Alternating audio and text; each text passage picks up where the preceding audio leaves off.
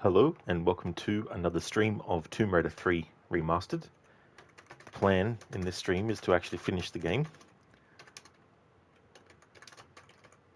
Hey there, Sona. How's it going? Welcome to you, and it definitely must have been the wind. The wind is everywhere, and it's also nowhere. And then it can be everywhere again, and then nowhere again. Hey there, Lucas. How's it going?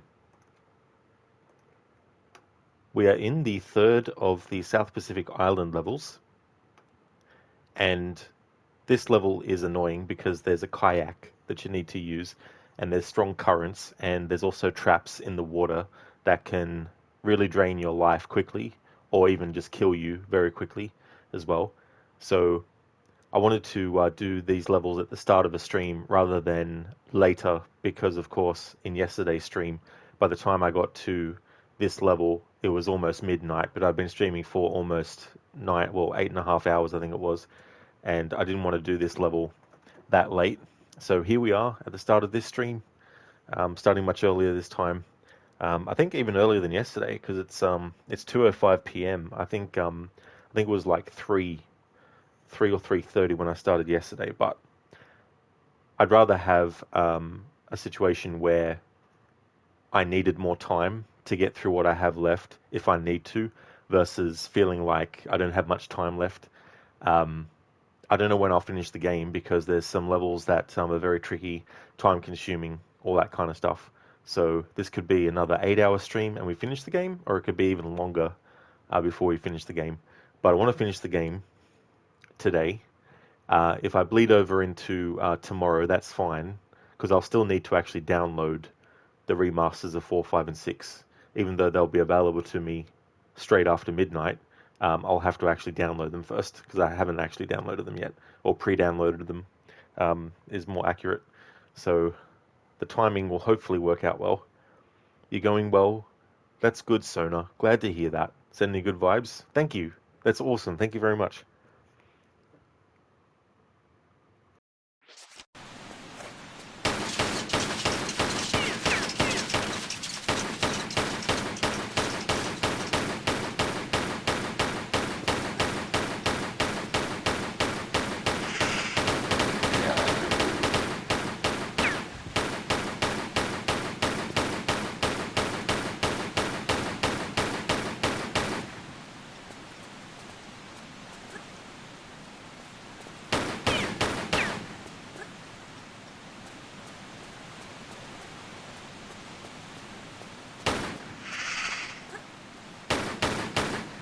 The bastard of the thing. I hate these lizard enemies.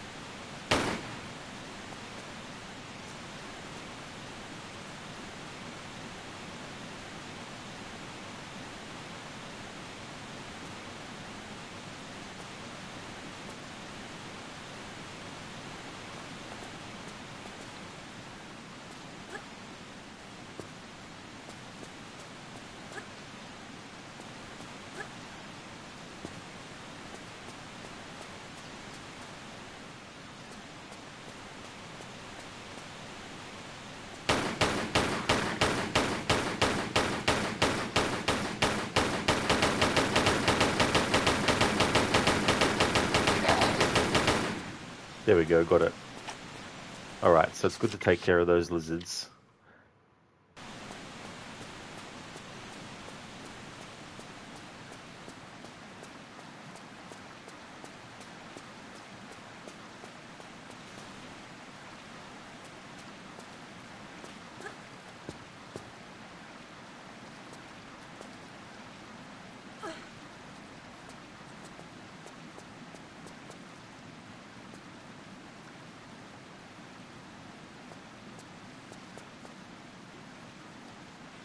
There was some cool things that were announced at the PlayStation State of Play that I personally have an interest in.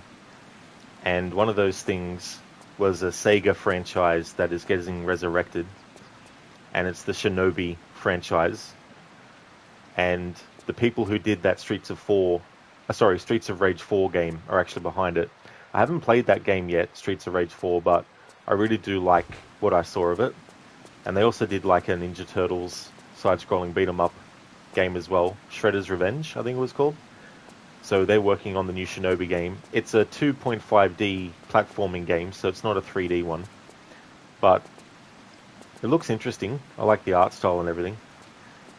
Then there was the next Dark Pictures game, Directive 8020, which actually has a release date of October, which is going to work out really well for me, because in October, when I do my horror streams, I want to be able to do a stream of Directive 8020.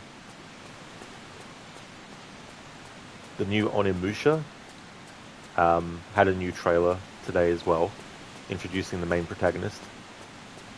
I'm not too fond of the voice that they've gone with for the English dub. It's like, I don't know. It's not that the accent itself is terrible. It's just that a sort of like British accent doesn't really match the character, the way that they've done it. And then you've got the remaster of Onimusha 2, which is coming out in May this year, so that works out well. So I'll be able to do another playthrough of Onimusha 1 remastered, and then jump into 2 remastered when it comes out. So I was very happy about those games. They're kind of the ones that I'm looking forward to. And in that Dark Pictures game, Directive 8020, I saw a lot of familiar character model faces, which is always a treat. I love seeing the same face models being used for various different characters throughout the whole franchise. We've got a mixture of face models for characters like Julia from Man of Medan, Olsen from Man of Medan as well. And you got like the regulars. Thank you, DJ James, for the follow. Thank you very much. Hey there, Anamone. Good morning to you as well. Hope things are going well. Hey, Lynch Mob. How's things?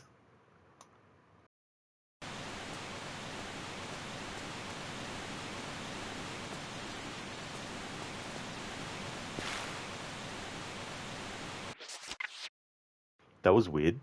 I'm like, why did Lara land on something solid?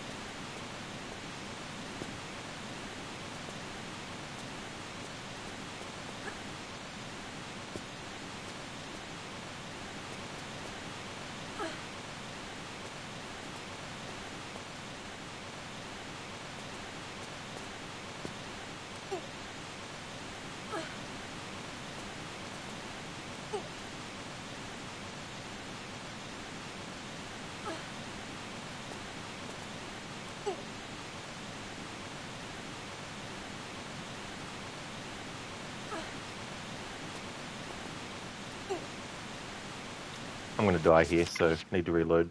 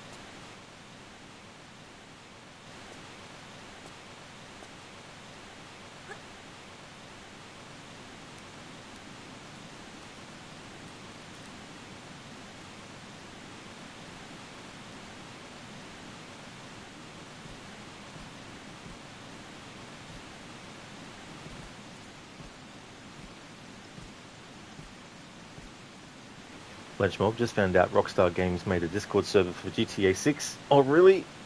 Damn, that's going to be a lot of pandemonium in the release before it gets released. Like, damn. I can imagine what kinds of things are going to be posted in there. It's going to be a free-for-all. Anemone, well, it's the same here, and this time it is bad. Sorry to hear about that, Anemone. I really hope you can get the help that you need and, help you with the situation.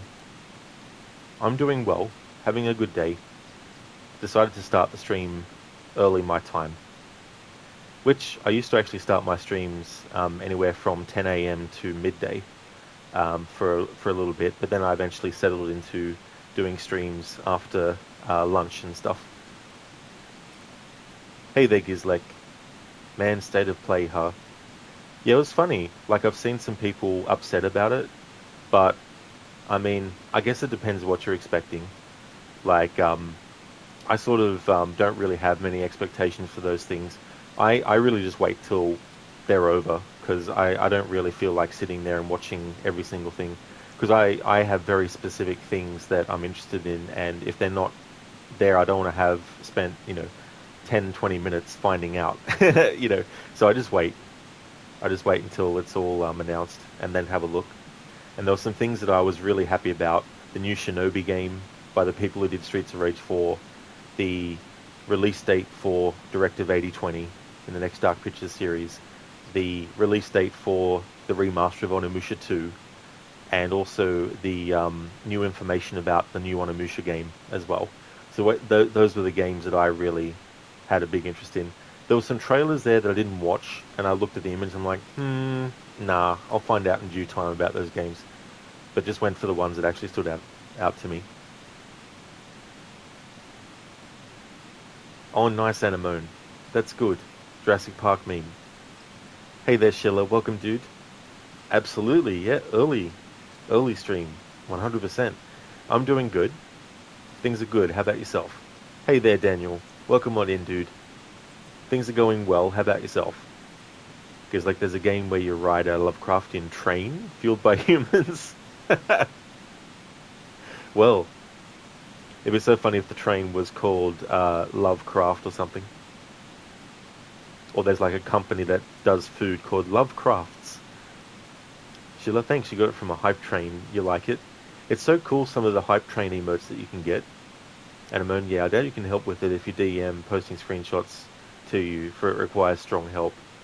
Yeah, and Amon, that's the thing. Like, being someone who just streams games online, you know, like I don't mind listening to people's problems and, being in the ear, but, it's a bit hard to do any help with people that actually need something literally helped, IRL, like someone there help, so that's definitely never going to be me. So, have to try and find, someone that can help you out where you are.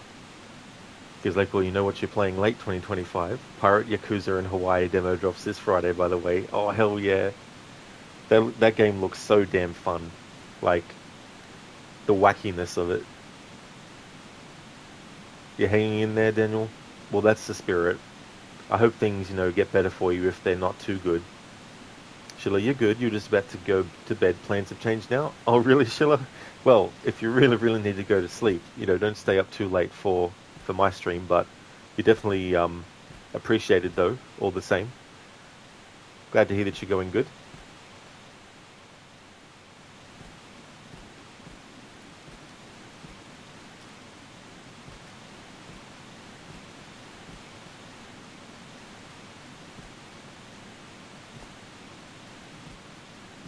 Okay, Lara's gonna get killed if I drop her even from that small height. So I'm gonna go back up this way. And Amon, yes, exactly. Yeah, and it's hard too, because not everyone can find the help that they need.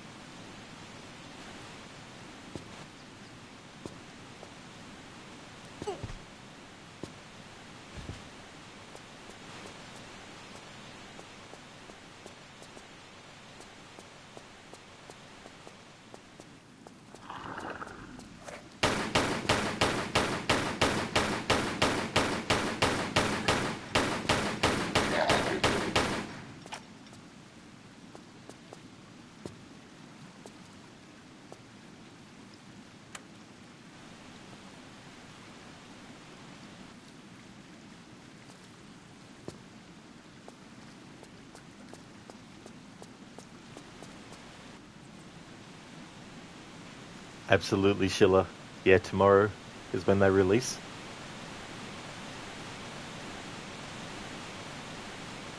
Very much looking forward to that.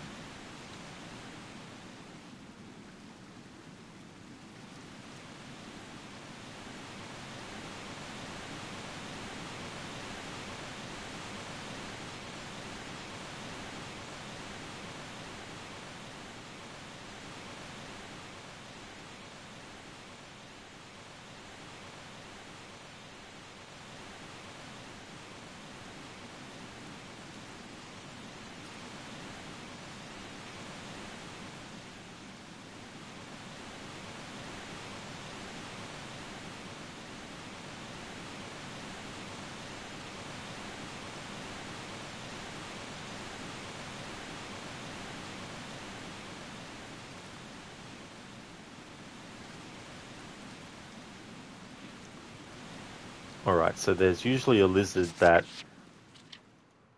will come out at you from this crawl space back this way. But because I don't need to get what's all the way through that path, I'm going to avoid that for sure.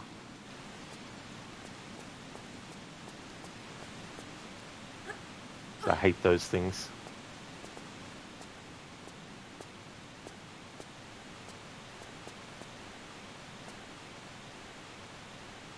Take a little damage from that, but that's okay. Lenchmob, you just joined the server soon as you found out. You're excited because fans are excited about the next trailer. That'll reveal a release date and pre-orders very soon. You're really trying to get a physical copy of the game because you haven't done that since GTA San Andreas for PS2. So you really want to feel that nostalgia when you open GTA 6 for PS5. That's definitely cool. I don't buy physical media anymore, but there is just something special about looking at the cover art on a box that you have in your hands, being able to open up the case and see the disc inside and all that kind of stuff.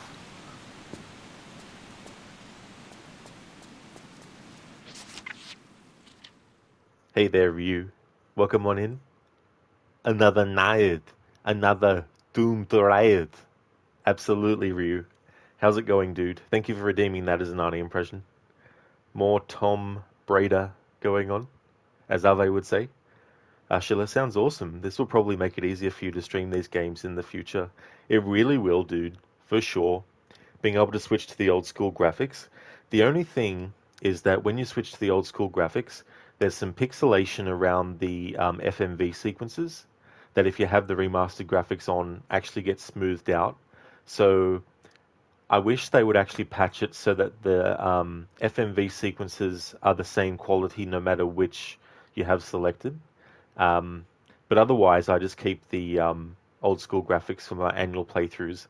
And being able to do that with 6 of the games in the series is going to be great too.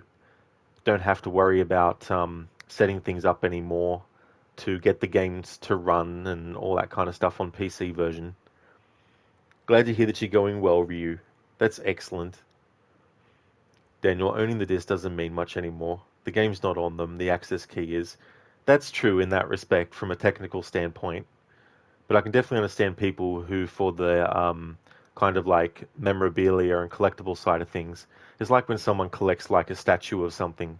Um, it's cool when they actually still do a physical copy of something. Like, it's crazy too, like the Angry Video Game Nerd, he's got another game coming out, but this time it's actually going to get an NES cartridge, like a physical thing as well. So I think that's kind of cool. So people who still have an NES will be able to play that game on it. I've still got, like, I had 2 NESs, so there was the original grey box that my parents got when I was 5, that we had for quite a few years. We had to get a new one though at some point, but I can't remember now if that new one, that is the square old grey box one, is still working. Because the last time I tried it, which was years ago now, it had that issue where you would put the game in and you'd press the power, like, you'd press the power button and all that kind of stuff, but you'd have the black bars at the top of the bottom and just the grey screen.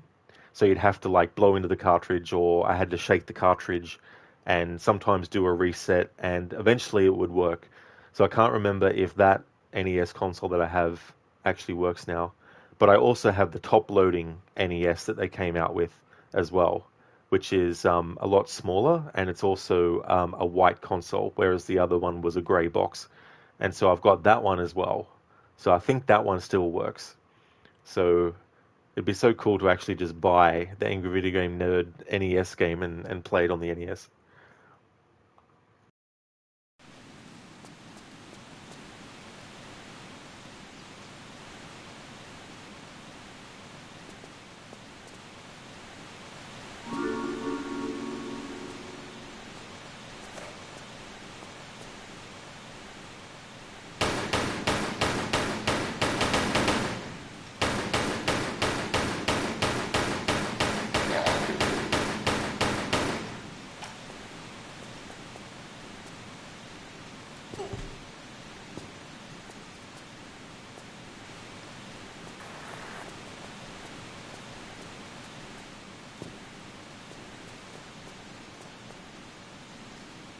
Daniel, funny enough, blowing the cartridge didn't do anything except slightly corrode the connections. It was taking it out and putting it back in that made it work. It's like, shh, we don't want that kind of information getting out. I remember too another trick. There used to be some special spray that I remember my parents got one time and took a butter knife and then put a tissue wrapped around the butter knife and then used that to clean below and above the connector inside.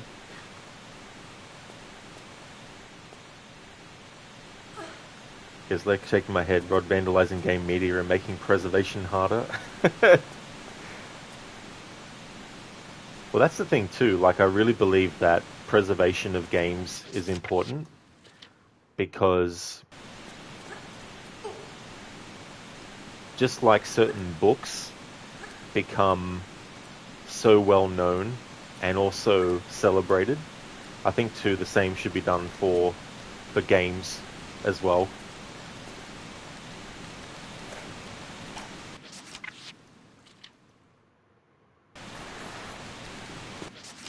Toasty! Toasty! Toasty! Ah, Malaka! I'm on fucking fire!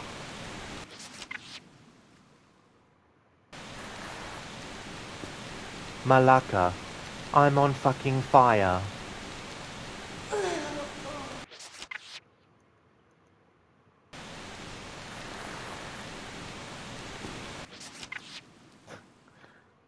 Alright, come on. Just a split-second timing.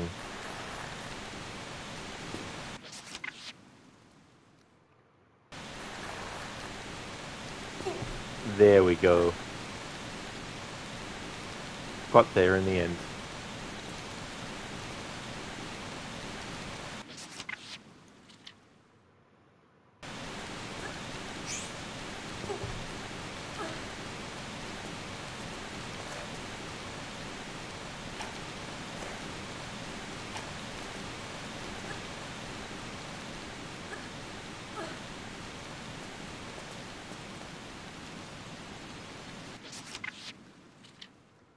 Daniel, for real, we believe blowing on them worked. That is so true. And that's the thing, right? Like, taking the cartridge out, shaking it, and then blowing it, then putting it in, and then it works. You forget the shaking part and just think about the fact that you blew into it to make it actually work. But it's not that that's making it work, it's the shaking of it as well. Because like Digimon World interest on GOG is right behind Halo and creeping up on Max Payne 2. You think it's funny because there's only a Korean PC port version in the world. Really? That's interesting. Especially if it's only just in one part of the world too.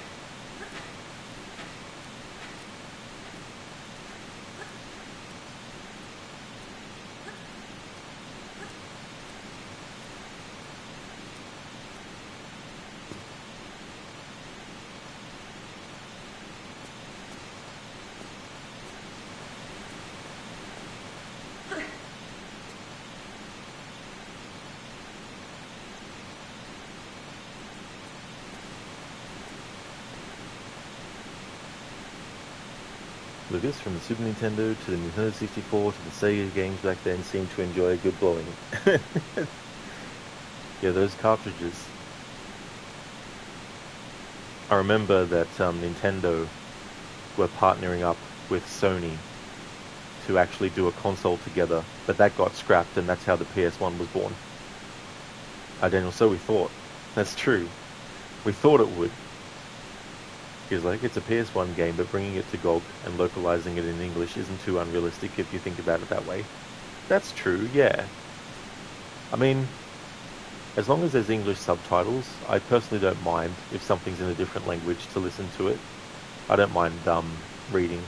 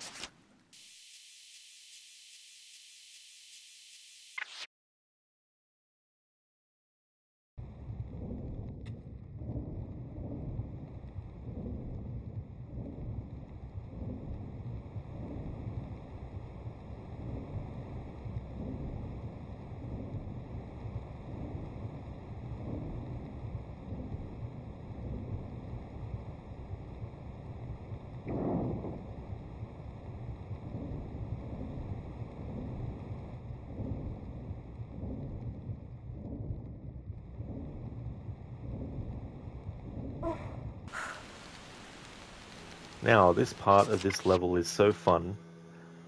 The way this kayak works is not simply press this button to accelerate and then just stop when you need to. And then once you've stopped, just casually turn around and spin around the direction you need and then go forward.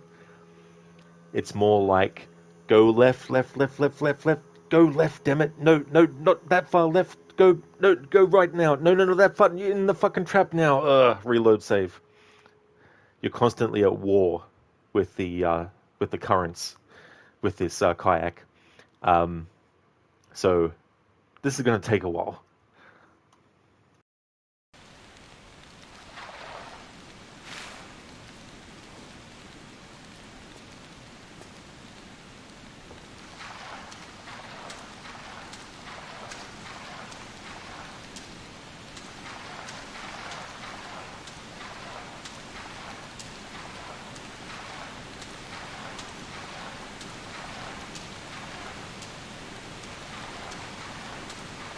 The other thing is too, you can lose health from falling from a too high point while in the kayak as well.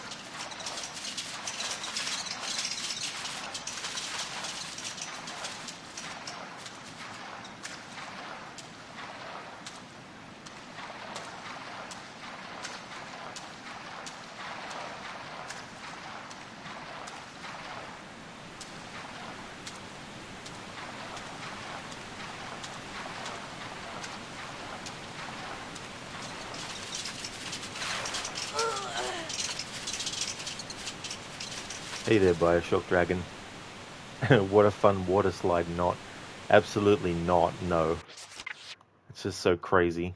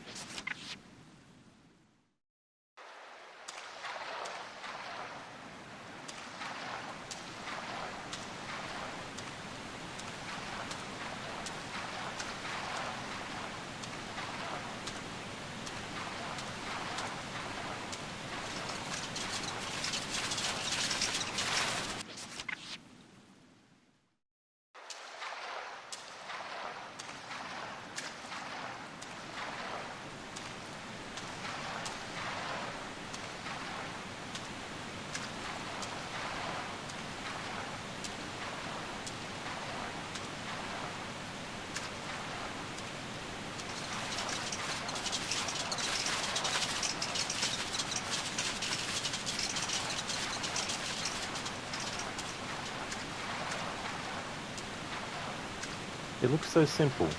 You just want to have Lara veer to the left, but the game's like, no, we're going to keep pushing you back the way you're pushing against the way you're actually trying to go.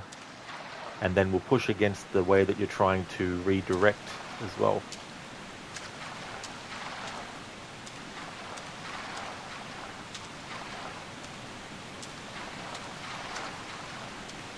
And then you can get to a spot where you do go the direction you want, but then Lara's going down backwards, which doesn't help you because then you can't see what's necessarily coming at you. And then I definitely wouldn't have had patience for this after a 8.5 hour stream after midnight my time. That's for sure. So I'm glad I waited until starting today's stream.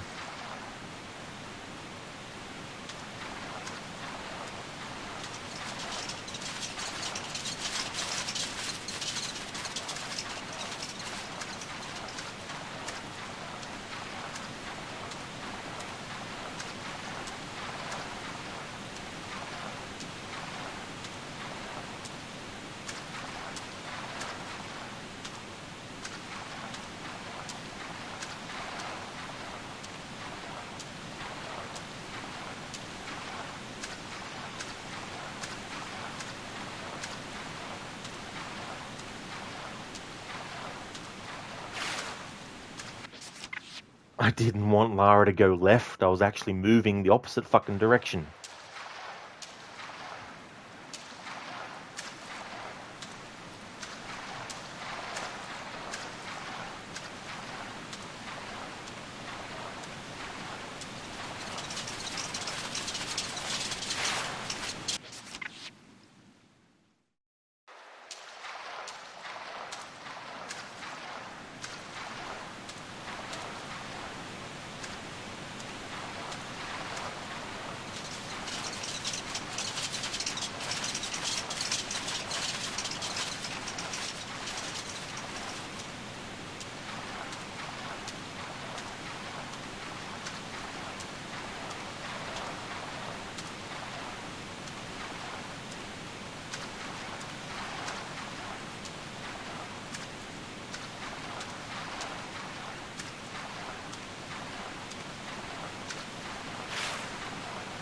Whatever game, let's do all the things that you want to do.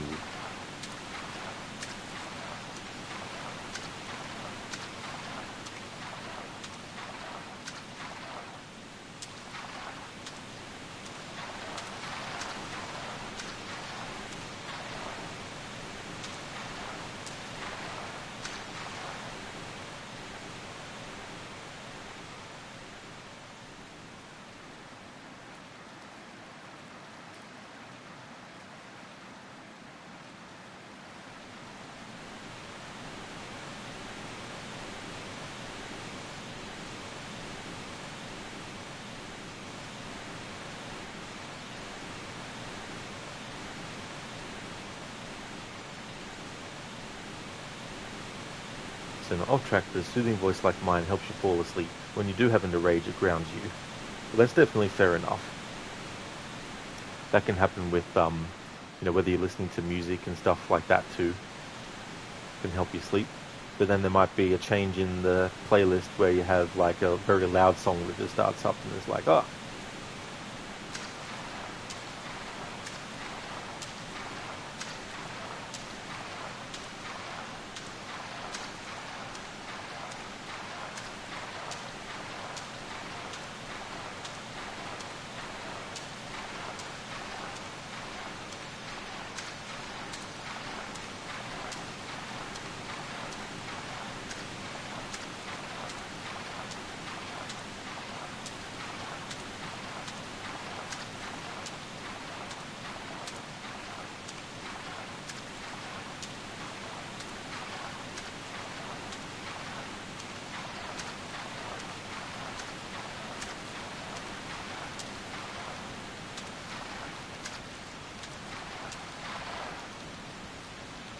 Now, unfortunately, you can't shoot from inside the kayak, so we have to actually get out of it.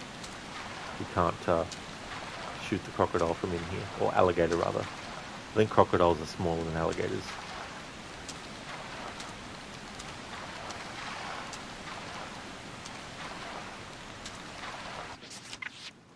Lost a bit of health to get here, but oh well.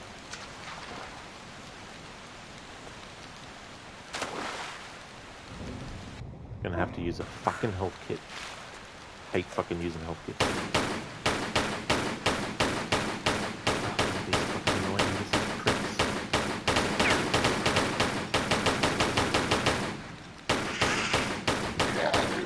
There we go. And of course we got poison.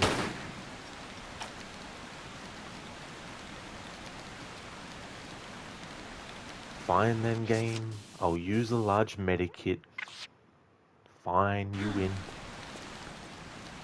Actually, in seriousness, 12 large medipacks isn't actually that much. I need more. I've got more small ones, but I don't want to use 2 small ones to fill up what a full one could actually fill up. So I'll just have to take that on the chin.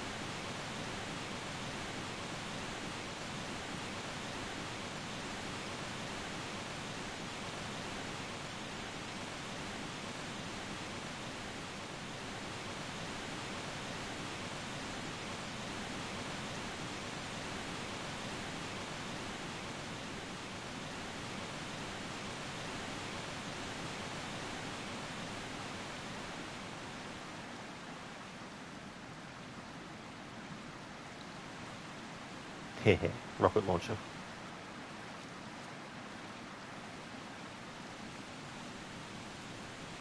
Alright, here we go. So, where we are currently, need to go through here, and then there's some vines on the roof that Lara can actually grab.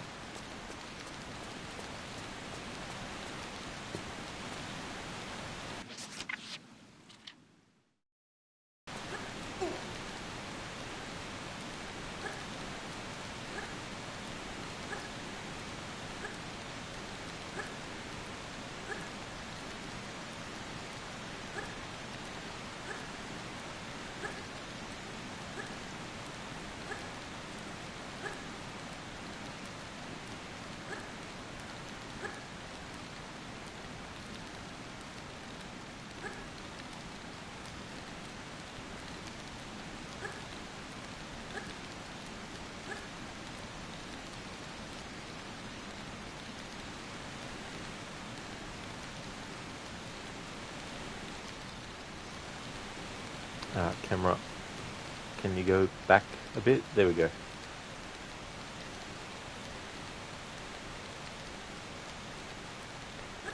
It would help if I could actually see when the fire's coming out. I had the positioning correct. Got to keep in mind too that I need to keep holding down the grab button, otherwise Lara's going to fall. So not only do I have to hold that button down, but if I want to move the camera, I have to use my left thumb on the right control stick to turn the camera where I need it to go.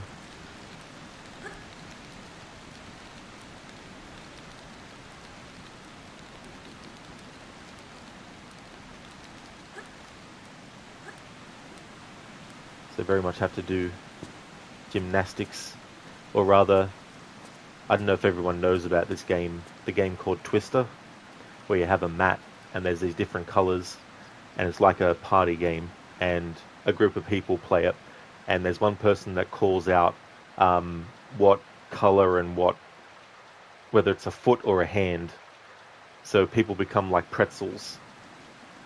So it's a bit like that, except on a controller with thumbs, trying to work it out like that.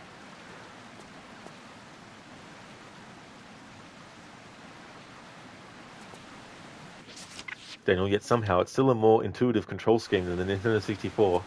Well, that was very weird to get used to. Like, if anyone doesn't know what the control was like, regular controllers have the two prongs on either side, where you put your left and your right hands.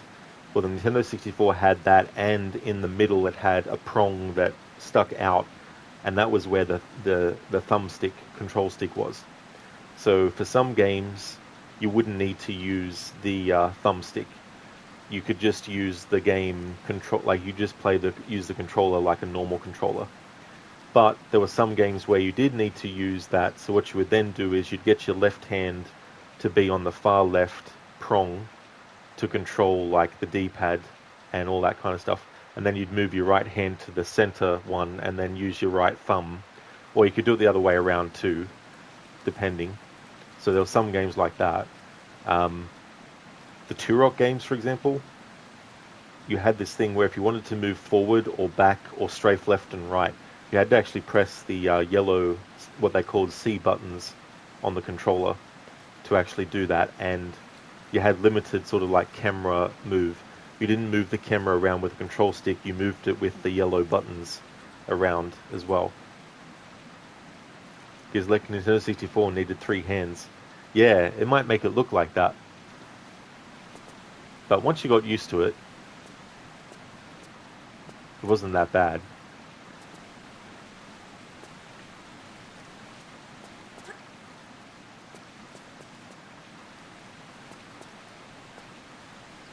Uh-huh.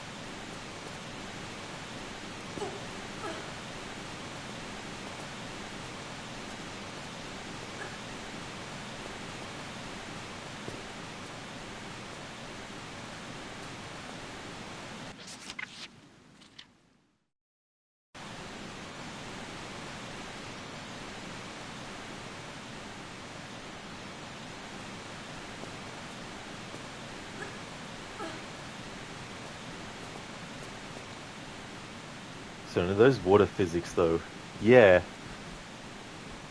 Seeing the evolution of water physics in video games, seeing the improvements that were made over time.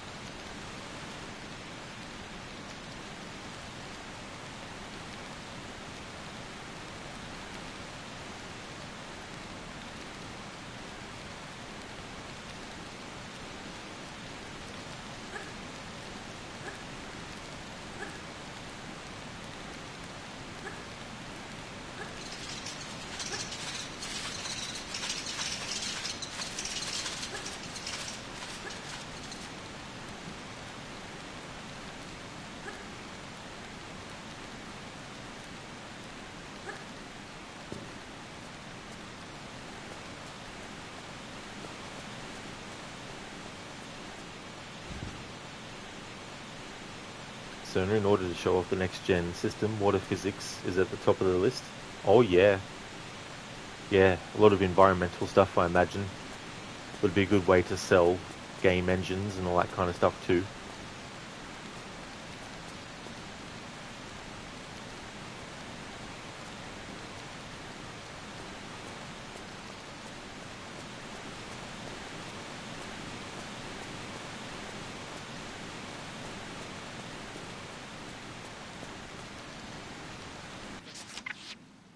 So no rain, for instance, is rarely shown. Yeah, that can be tricky too, I imagine, because I've seen games, especially in the early days, where they tried to have rain, like the first Splinter Cell game on PC and the Xbox version. The CIA level has you start outside and it's raining, but it pretty much just looks like straight pieces of string just constantly coming down from the sky.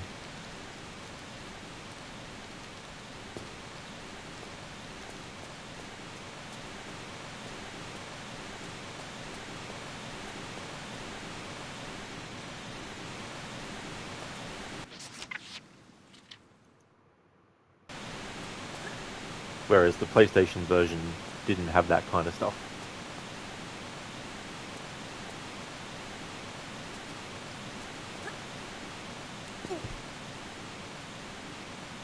So no, exactly, yeah.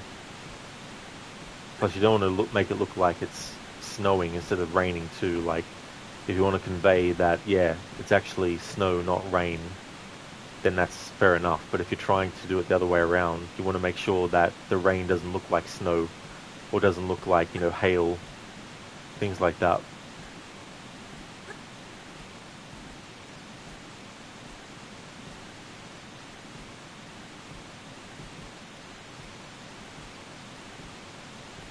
One of the things that I've always thought about game design is that I don't have the kind of mind that you would need in order to be able to actually plot out the layout of a level. I mean, when I was a kid, like, one of the things I wanted to do was make games when I got older. And even at a young age, like probably about 7, I had this like whiteboard thing, or even like a chalkboard actually, and I'd come up with sort of like game ideas and stuff. Coming up with like levels, like level 1 is the streets, level 2 is like inside the building, level 3 is like an airport, things like that. But as I got older, I realized the kind of things that you actually need to be able to do. I mean, sure, there's always a very different, like art style you can use, a very different approach and all that kind of stuff. But as I got older, I realized that the kinds of things that are necessary, I don't really have the required patience, but also the ability to not only learn the information, but retain it and all that kind of stuff, so...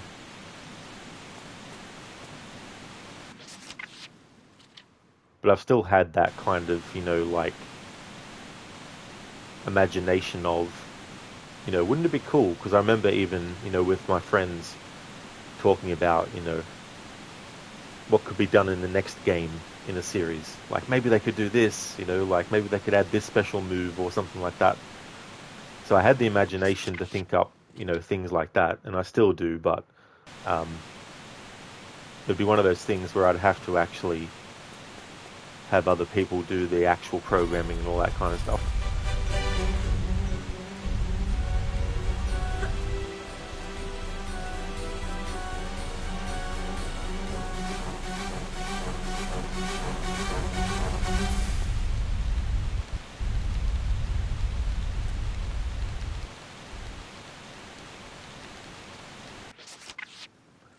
So no, the way developers got around that was saying it's snow.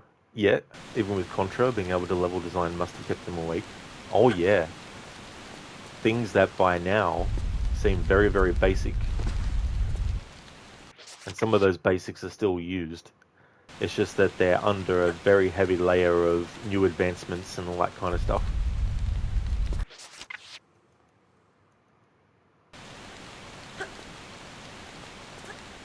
It's like, oh, you have a character who can run and jump? Well, the basics of running and jumping have been around for a very long time in games. But visually, though, you can make things a lot more quote-unquote realistic for those types of games. But the principles are the same.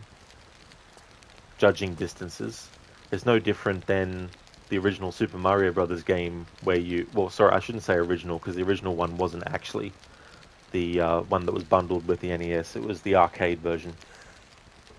But the first Super Mario Brothers game,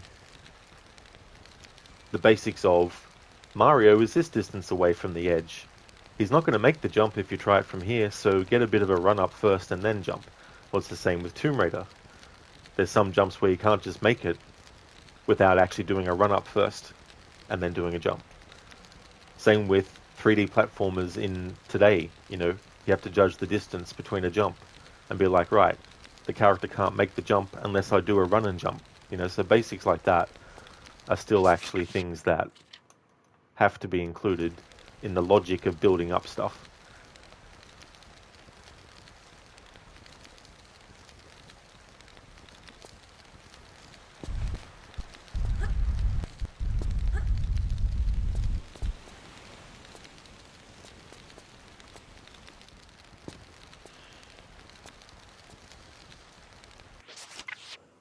So a Duck Hunt was added with the NES along with New Super Mario Bros. 3.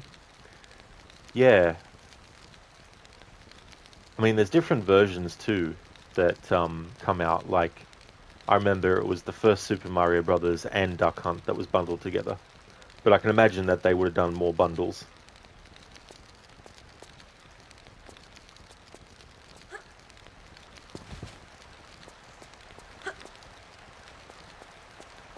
So, no, sorry, New Super Mario Brothers. Oh, I got you, New Super Mario Brothers.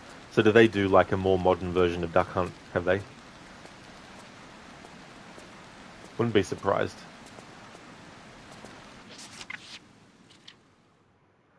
A franchise that hasn't been around for a while is Pitfall. There was kind of like a PS1 game. It actually had Bruce Campbell voicing the main character. But I think that was the last time we had a Pitfall game. I mean, aside from probably re-releases of the original version of Pitfall for the Atari, I think it was, or whatever it was. All that kind of stuff.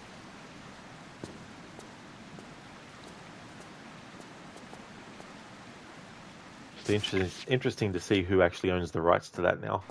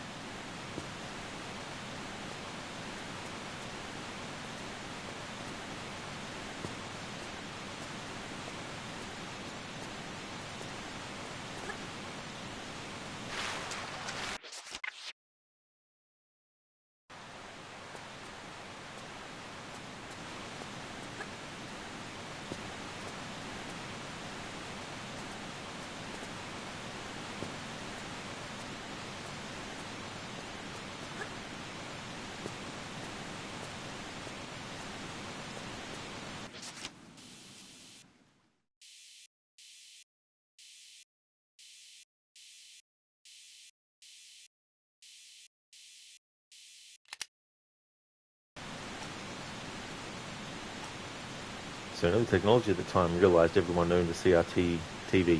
Nowadays that tech would be obsolete since an LCD TV is the norm. You don't miss those heavy-ass TVs. They definitely could be heavy. I remember I actually had a big television that was a brand called GoldenEye. One of the reasons why I wanted to get it was partly because of the name of it, GoldenEye, being a fan of GoldenEye, the game and the movie. But yeah, those big ass TVs that were very heavy. And then, like I remember as a kid growing up, my grandparents had one of the big TVs that it was actually inside a cabinet, like it was built into a cabinet when you bought it. And that was a really big, heavy sort of thing too.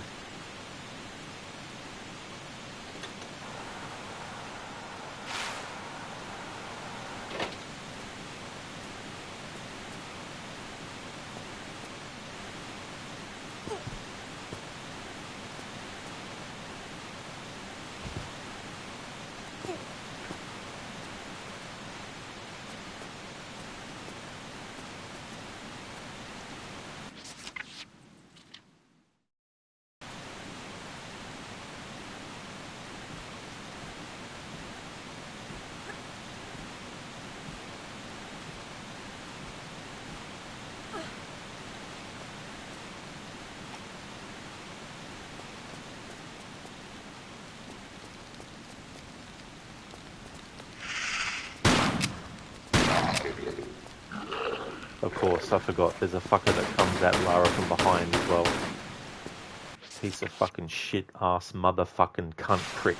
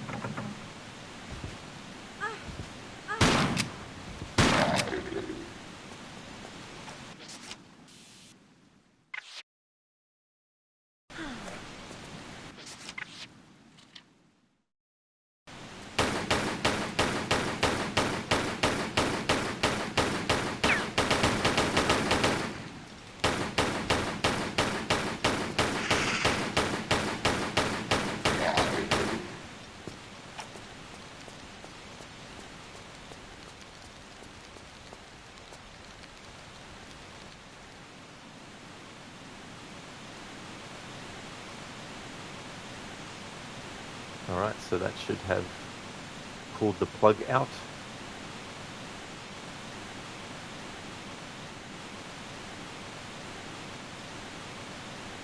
Sony, you grew up with that exact same TV? Or did you too? Yeah.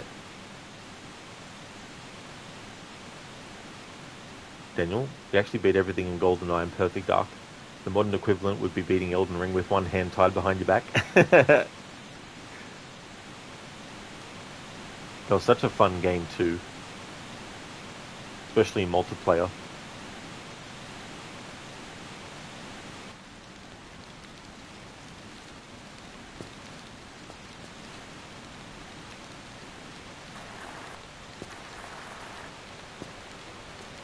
And here we are. We're back to the kayak. He's like he's talking Australian. Absolutely. We like to take a combination of curse words and put them into a unique blend. Daniel, yes, and you've used inverted ever since, though you also played lots of X-Wing and TIE Fighter, so inverted flight controls are very normal. That's understandable too as well. I definitely prefer to have it so that when you move the control stick up, the camera goes up. Hey there, Code. Righty Lara and the Cthulhu. There we go, there's a crossover. How's it going, Code?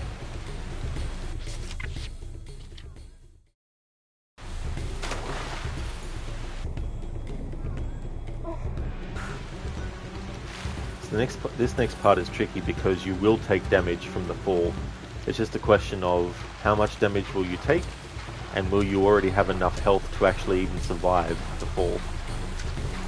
So there's things that you can do to make the fall not as devastating, but let's just go this way. I've got a full health, so that'll work out well.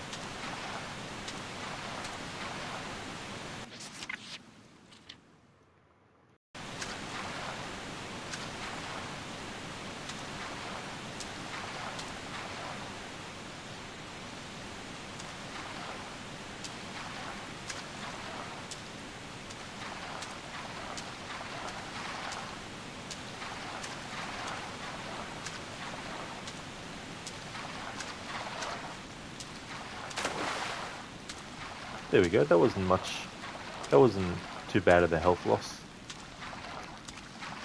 We're very close to the end of this level now too, so it's good to not have to worry too much about health, because I wouldn't want to have to use a health kit before finishing the level.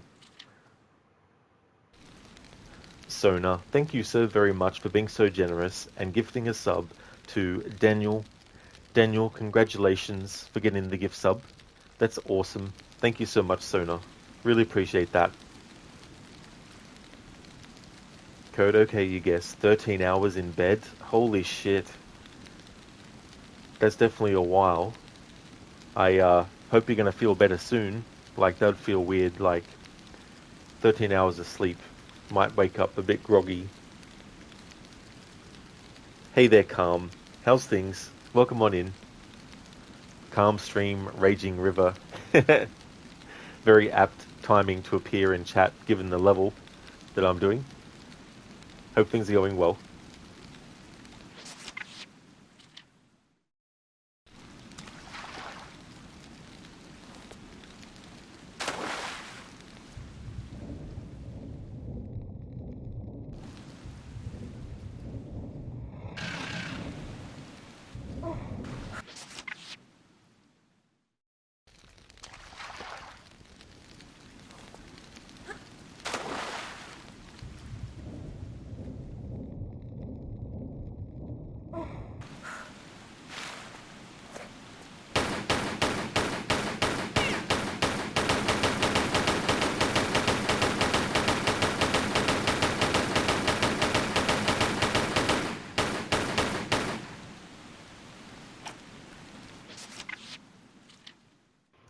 Daniel, you have a memory that would rival an elephant.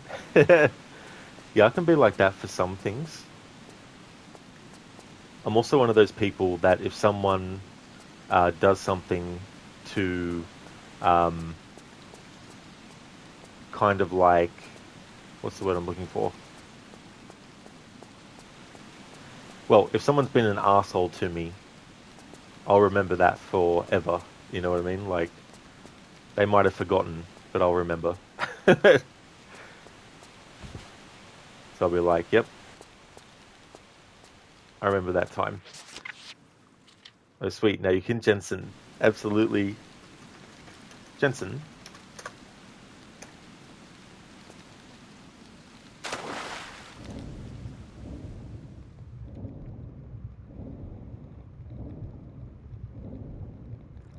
You're the same as well, Sona? Yeah.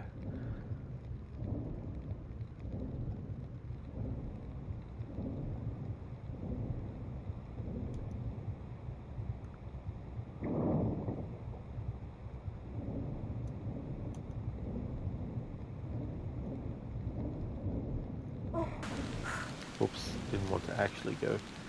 Ah, Jesus Christ.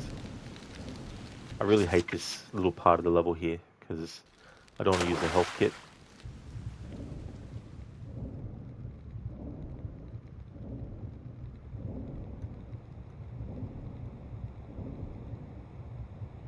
Daniel, yep, same. And you'll usually get your revenge.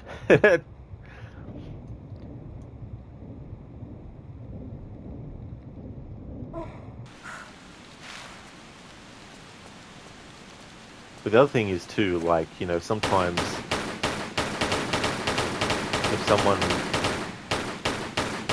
thinks they've pulled the wool over your eyes, but they actually haven't,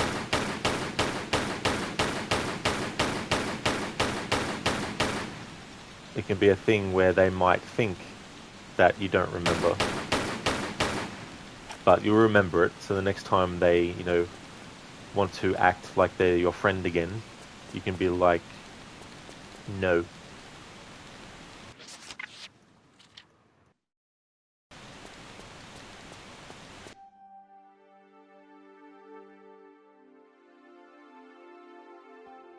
So you remember voices and faces. Do you wrong and you'll treat you the same. Yeah, it's funny, like with voices and faces, like there'll be certain people's voices that I'll definitely remember, but I might not remember their name. Um, if there's a name that I associate with something that's a strong memory or strong to remember, then I'll remember their name. You know, like if someone's name is Sam, I'll remember their name as Sam. Because Sam to me is a name that is memorable to remember. Things like that.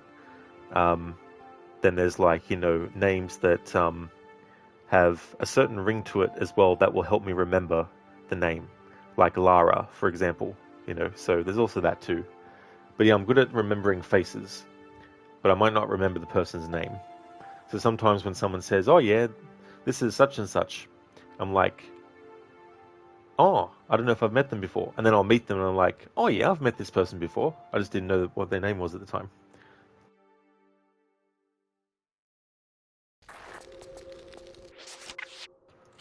Alright, so at the start of this level, straight away you have these enemies that are starting to shoot at you with their poison darts.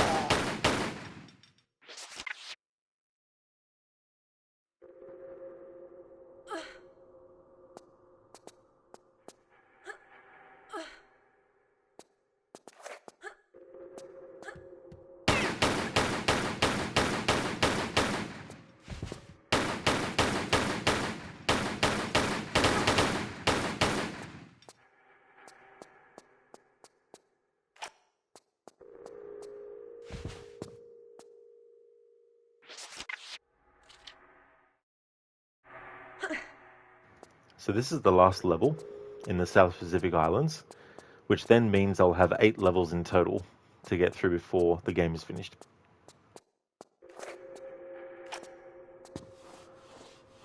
The next area that we'll go through will be London, and then the final 4 levels in Antarctica.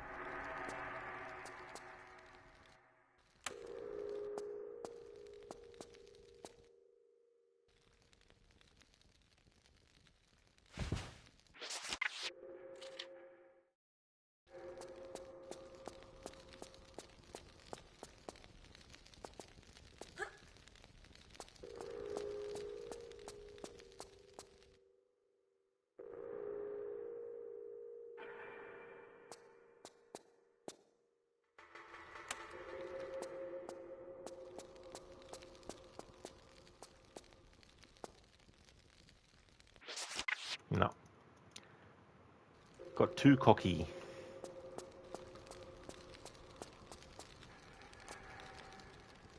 Thought, oh yeah, I should be able to time it and get the positioning right. Game was like, you think so, huh? Want to put it to the test?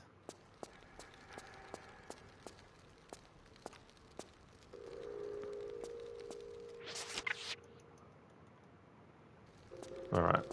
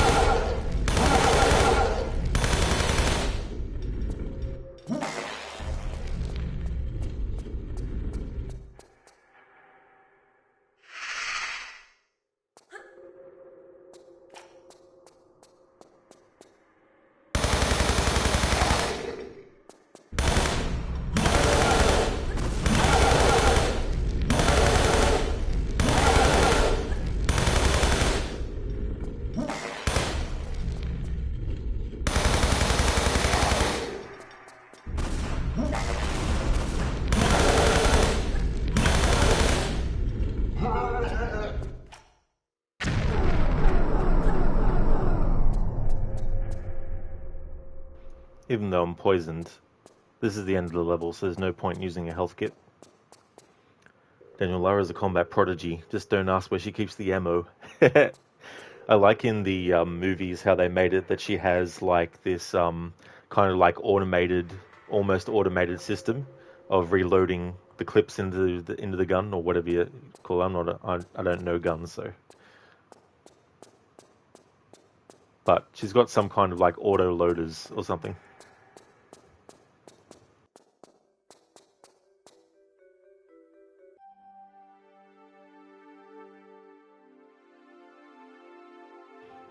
Hence the live fire.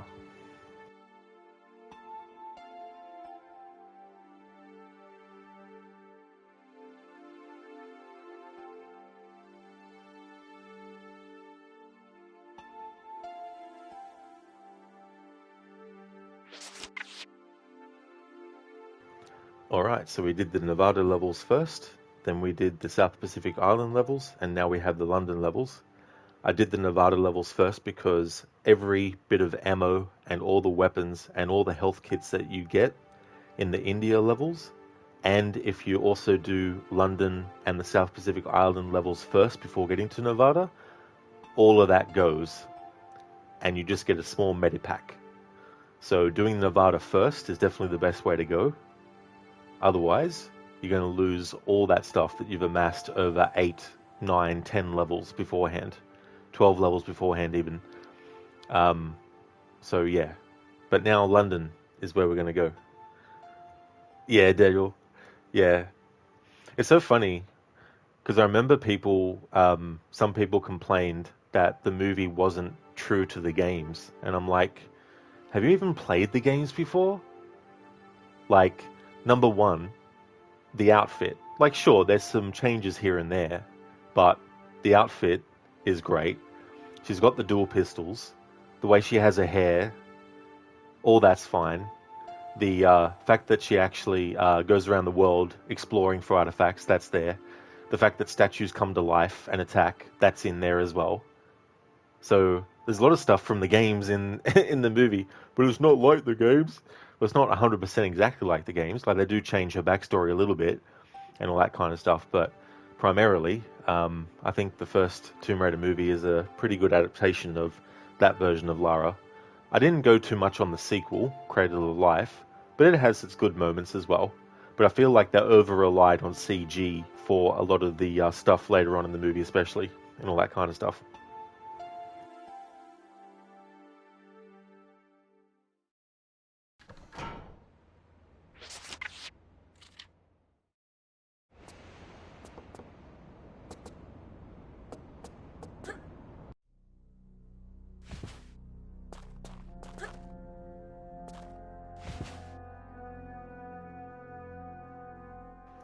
Plus, she also does like flips and stuff too in that movie when she's firing the dual pistols.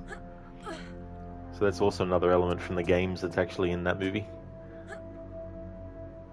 I mean, sure, she never had a giant robot in the games that helped her train.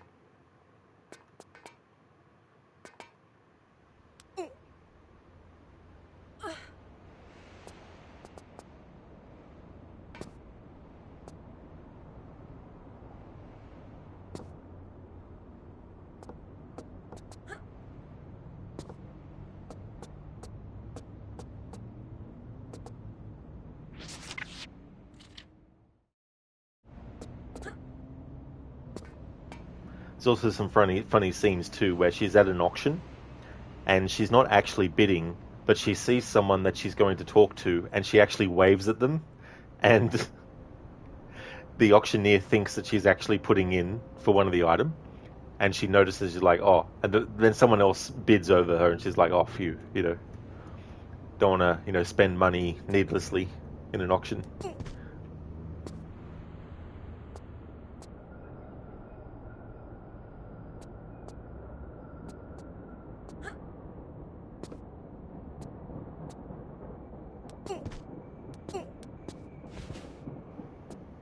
But at the end of the day, though, like, it doesn't matter if something has elements from the original source material, it doesn't mean that people aren't going to not like it in general, and that's fine too, as well. It's like when you explain your reason for liking or not liking something. You may have a good reasoning and the logic is sound, but that doesn't mean that the person that's hearing you talk about it is still going to change their mind. And that's fine. I believe if people are going to change their mind, it's better that they do it naturally on their own, if that's going to happen. So there's a lot of stuff where it's like, having it be faithful is one thing, but you can still be faithful to an adaptation, but it can still be a terrible adaptation as well. Especially when you're adding something different in also. So no, from the first film, it does show her refilling her ammo through her backpack. Yeah, yeah, which I thought was quite clever that they did that.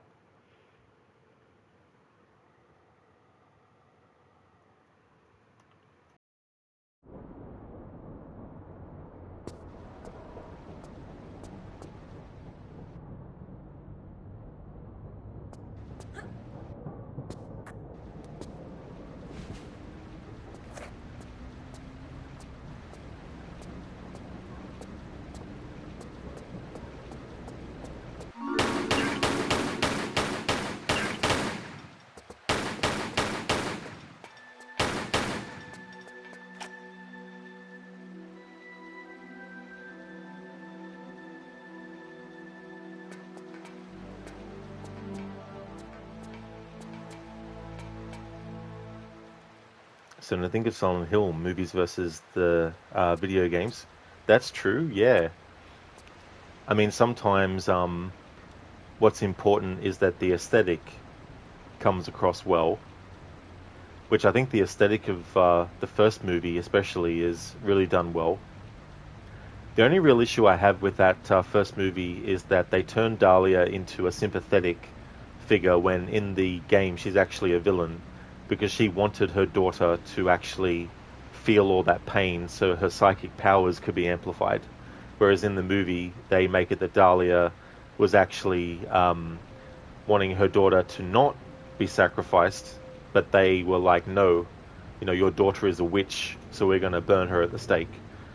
But I didn't mind the switch of having the main protagonist be turned from a male in the game to a female. And I didn't mind the change where the other half is still alive, because in the game, Harry's wife unfortunately died a few years before the start of the story. Whereas in the movie version, Rose's husband is actually alive. Daniel, we all know the fans hated the new Tomb Raiders because of boobs. Well, do you know what the funny thing is? They actually had to give Angelina Jolie a padded bra to make her boobs look bigger than they actually were. So even right there in those movies, and me pointing that out, I'm not critical of it in the sense of her natural size would have been fine too.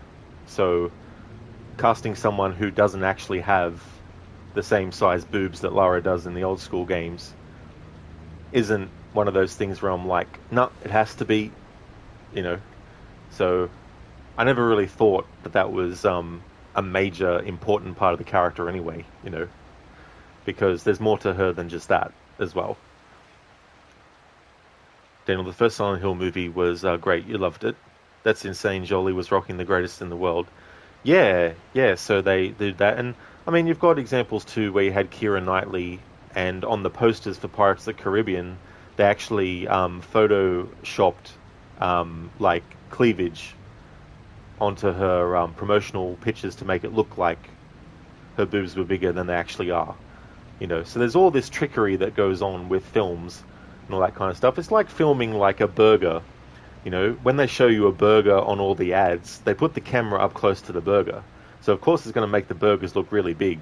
But when you actually get the burger in real life, it's not a big burger. You know, so there's like a perception that is being done and a deception of perception as well that is actually happening. You know, so the further away from a object you are, the smaller it will look, and the closer you are, the bigger it will look. You know, and so they use that in marketing.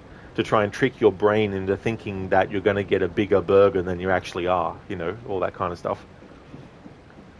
So exactly, Dahlia was seen as a mother. And see, the thing about that is like, if they came up with a new character that was also part of the cult, and she didn't want um, Alessa to be burned alive, and she was trying to fight against it, I think that would have been good too, as well. Um, but yeah, Dahlia, I feel like it works better if she's actually the antagonist as well, because it goes with the whole deception angle. Treating Harry, for example, like he's an idiot, so pulling the wool over his eyes and all that kind of stuff. So manipulation and all that kind of stuff. So I feel like to stay true to Dahlia as she was in the game, it would have been better in the movie to find another character to make her the one that didn't want her, the daughter, to be burnt alive. That would have been better, I think. Hey there, Zereth. Kicks down the fourth wall. You did a 6 hour and 50-minute nap. Well, that's good, Zereth. So what amount of hours do you usually get? Hey, Keone. Welcome on in. What's up? Well, we're talking boob sizes because we were talking about the Tomb Raider movies and the casting and who they've put in them and all that kind of stuff. And we're saying that even in the first movie, they had Angelina Jolie wear a padded bra to make them look bigger than they were. And people complain about Alicia Vikander in the newer movie having small sized boobs in comparison to what Lara has in the games. And it's like, well, it's not the first time they've cast someone. It's just that this time around they didn't give her a padded bra, and that it was more important. The other aspects of the character are more important, really, at the end of the day. There are usually 3 hours to 4. Well, that's great, dude, that you're able to get a lot longer than that as well. Hey there, Stan. Welcome on in. In the movie, Angelina Jolie didn't have triangle breasts, so the movie wasn't realistic at all. I know, right, Stan? Like, that should have been how it was. Welcome, Stan.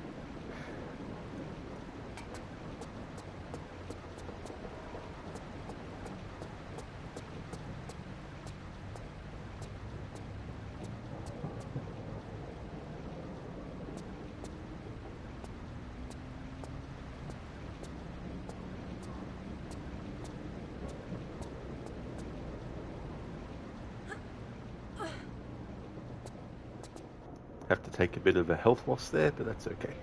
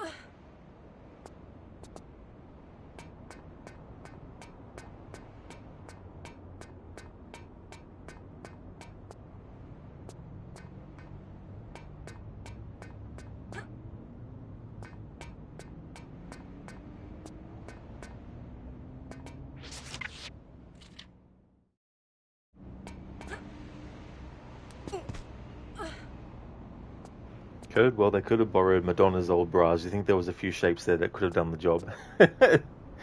Yeah, I remember that. Because, when I was really young, her songs like a Prayer and all that were brand new. So they had those, music videos and stuff.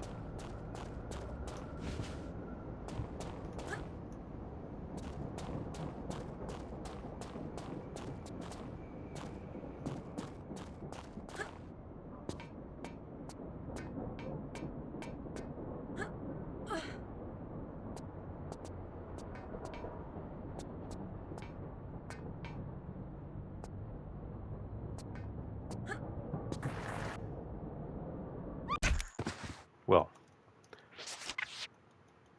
that's that, I guess.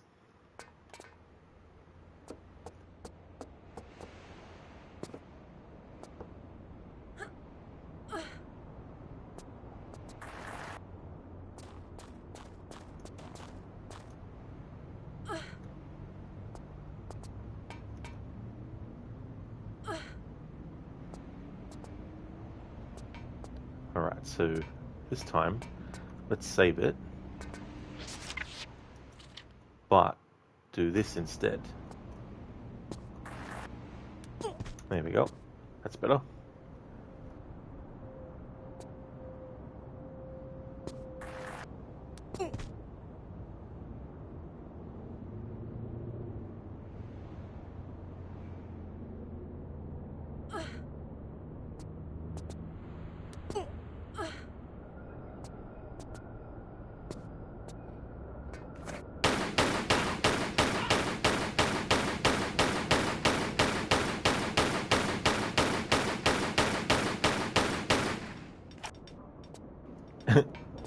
Stop.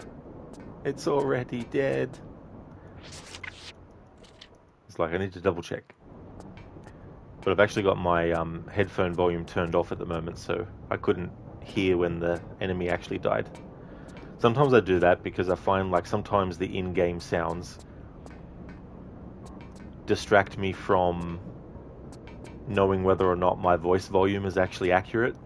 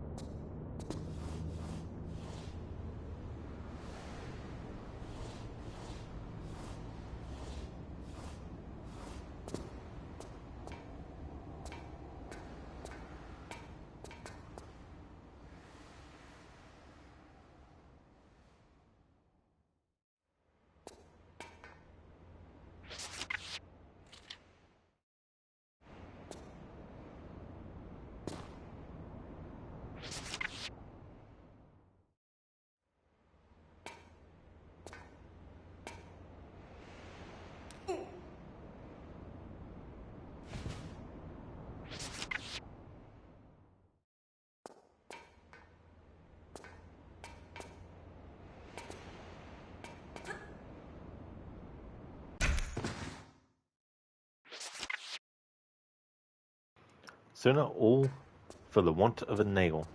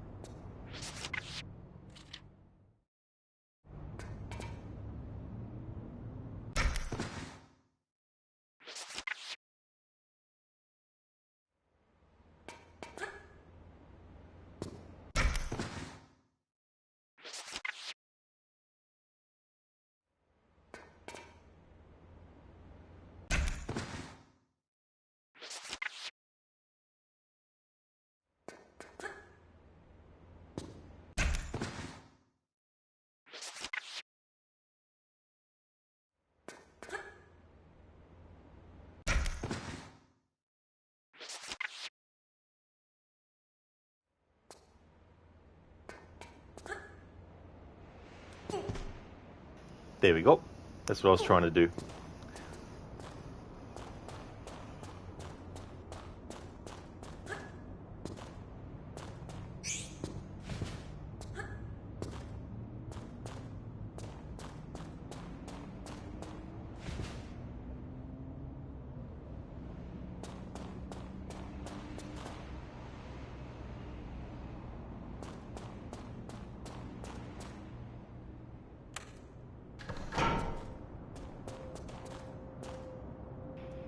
The reason why it wasn't working the first few attempts is because of where I had Lara positioned just before she jumped.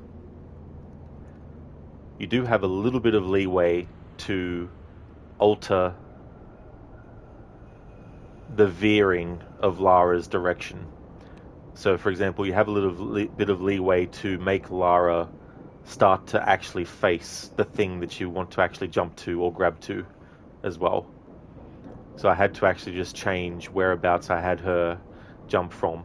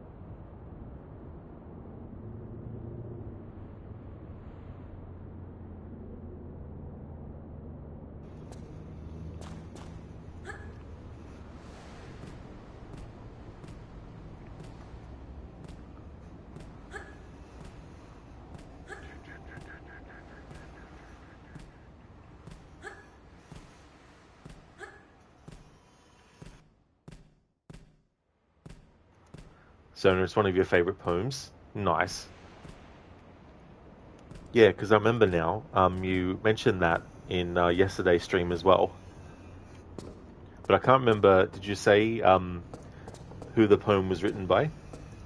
Because I can't remember if you did or not.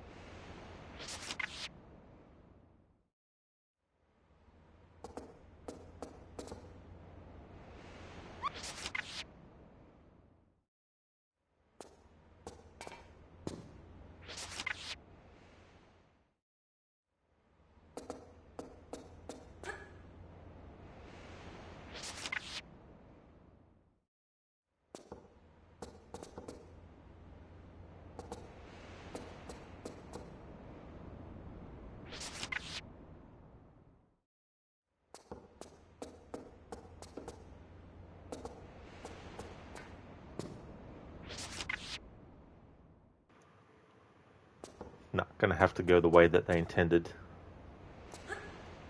Which is this way. Just testing to see if there was a way I could make Lara bypass and clip through the roof part by holding down the grab button to make her do that grabbing animation. And if I could then make her actually face the ledge, but nope.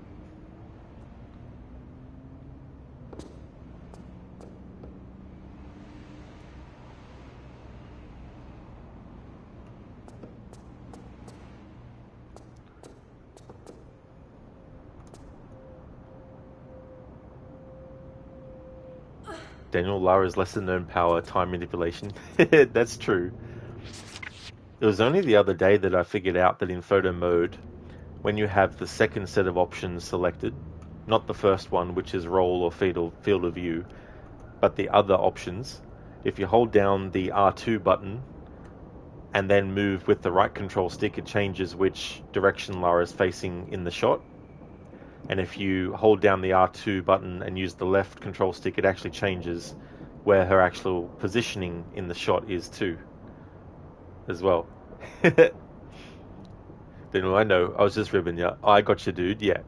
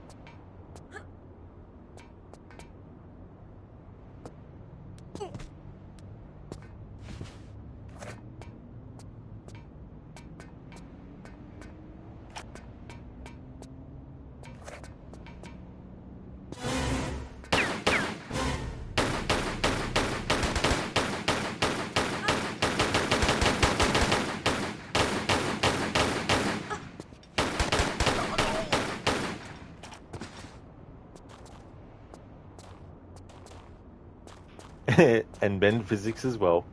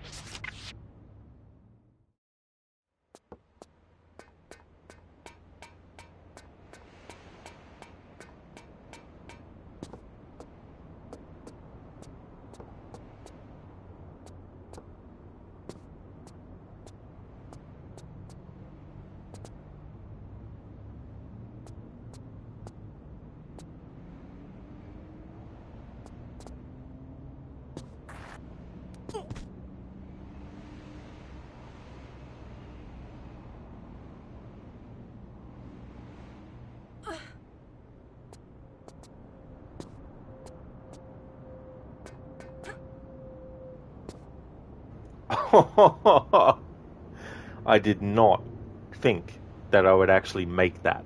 Like, holy shit. First of all, I didn't even realize that I would even clip through that. Then there was the fact that that wasn't actually what I wanted to do, but I accidentally made that happen. I definitely need to clip that moment. Be right back.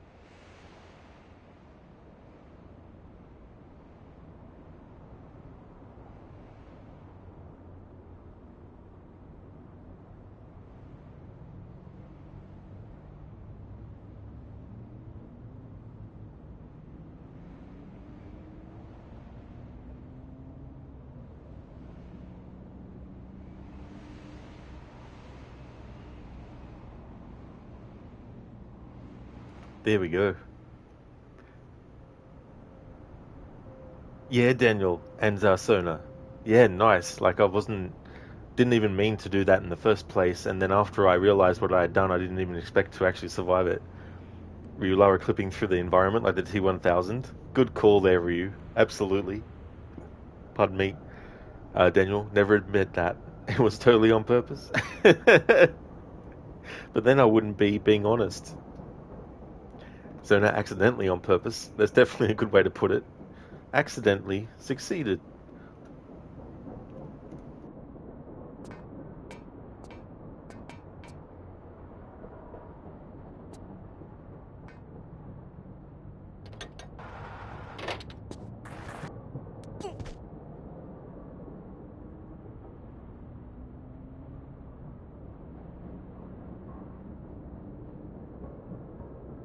But it was for nothing anyway because I've gone the wrong way. But still.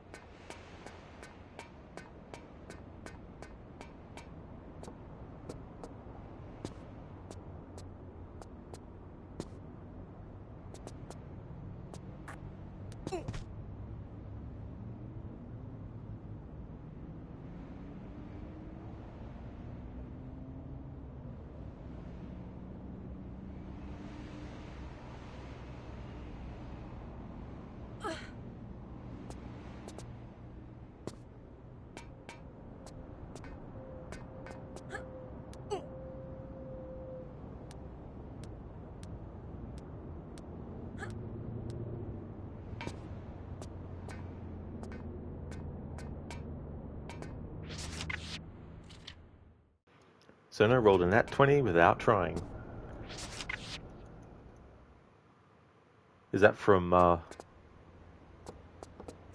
D&D?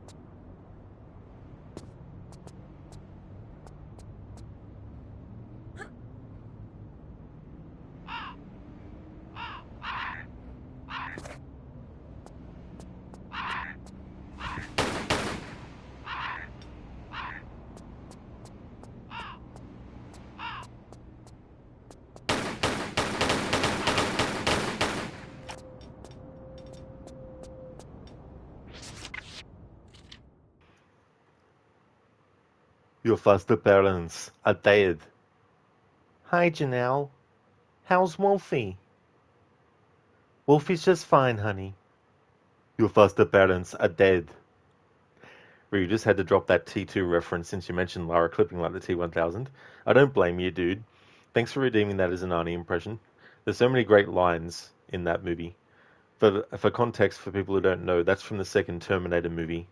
And John Connor is ringing up his foster parents, and the T800 uses. No, he doesn't. Yeah. The T800 uses John Connor's voice to ask how the dog is, and on purpose says the wrong dog name. And then the T1000, who is pretending to be his foster mother, in her voice, and you see that it's actually her likeness as well, says that Wolfie is just fine, but Wolfie isn't the name of the dog. So the T800 knows that it's the T1000 pretending to be John Connor's foster mother. So that's when he says, "Your foster parents are dead."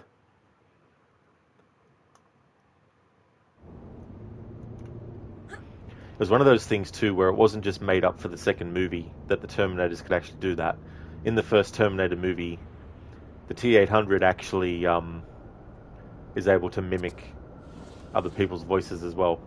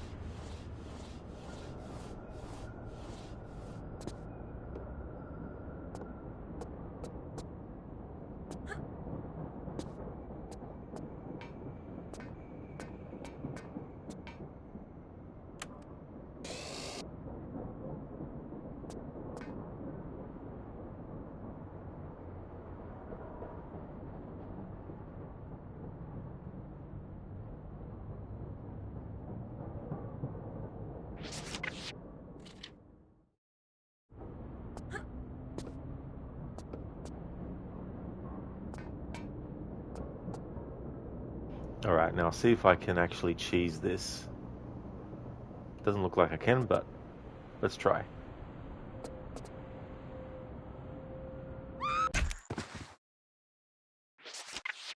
Durr. Oops, that's going into Golem voice. I was gonna do Yoda's do or do not, there is no try. Do or do not. There is no try. Which is terrible. But that's the best I can do.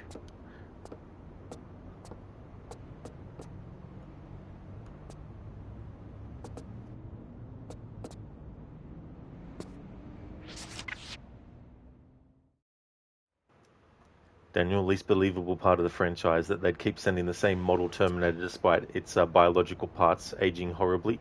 Yeah, I've got a theory about that where the events of Terminator 1, what we see as the viewer isn't actually the first version of what happens. The first version of what happens in my theory is that the guy who stood up Sarah Connor for the date, if he hadn't done that, then maybe she would have met someone else, right? And that someone else would have actually become John Connor's father. And then in the future, when Kyle Reese is born, because he gets born into a future where the Terminators actually exist, when he gets sent back to 1984, on the same night where Sarah Connor's date stood her up, he's the one instead that she meets. And so that changes, who John Connor's father is. So I think it works on that. But that's just my theory. But Dark Fate makes it, I think it's Dark Fate, is it? Or Genesis? One of the two. It makes it that there's multiple time loops or something. No, sorry. No. Dark Fate makes it that multiple different... No, was it Genesis? It was Genesis, yeah. Genesis made it that multiple different Terminators were sent to multiple different timelines to try and make sure that the Resistance didn't happen and John Connor wasn't born or Sarah Connor died, Because it's like, why why not just find out who Sarah Connor's mother and father actually were and just kill them or something? Who sounds less like Yoda and more like Raiden. Then you've got the Raiden from Mortal Kombat 4, who sort of talks like this. There was a fight. Shinnok came back. Quan Chi cunt entered the fray.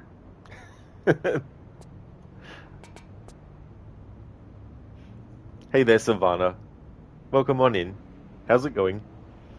Well, you meant the Christopher Lambert Raiden, of course. Ah, the Christopher Lambert one. Ha ha ha. Sorry. The fate of billions will depend upon you. When I was younger, I could actually do a better impression of that.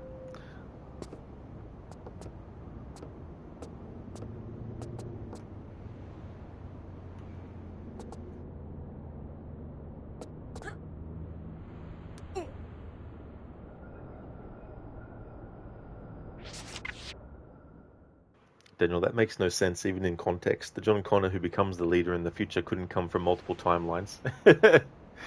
Yeah, that's true.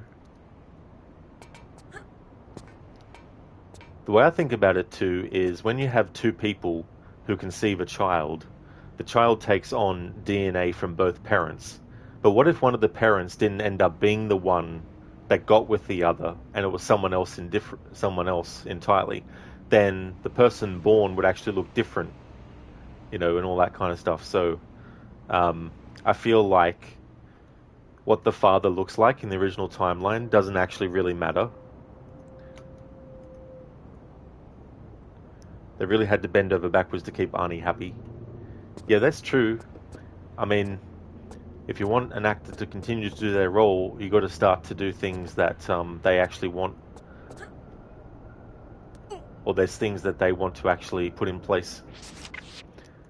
The time it would take to test this jump out to see if I could eventually get it after 5 hours is not what I want to do, so let's just move on. And we'll go the way that we're supposed to.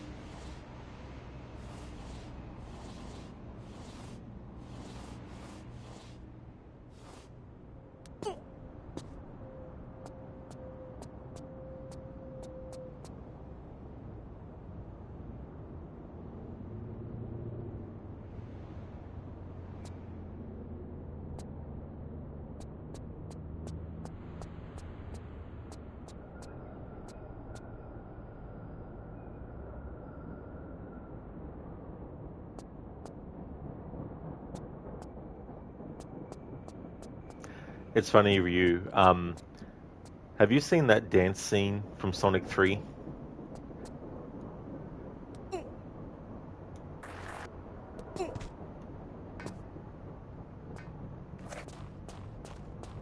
Oh, you haven't? Oh, I won't talk about it then. Sorry, even mentioning that in and of itself might have been a spoiler.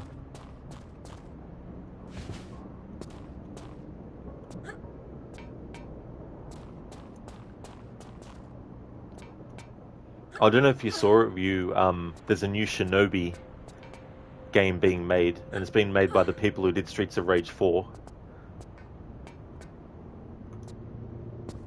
It's called Shinobi Art of Vengeance.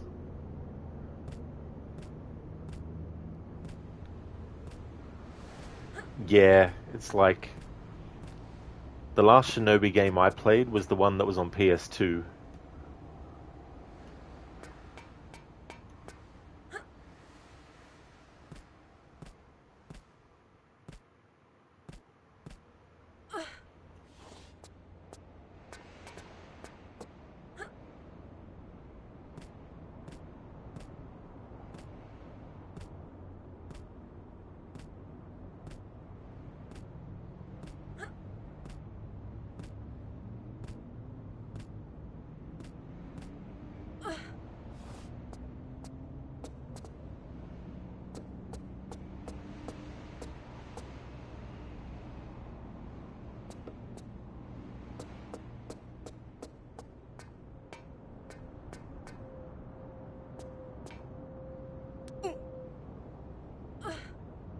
You people waiting for the Wolverine game like a skeleton on the bench. Yeah, I saw some footage of gameplay, I think, as Jean Grey as well. So it looks like you'll be playing as her too in the game.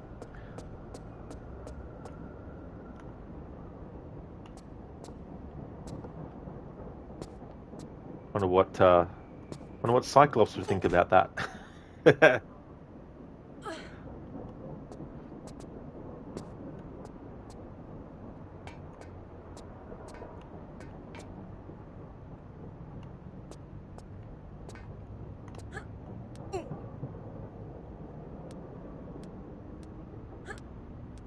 Ryu, so what? You like Jean with Logan anyways.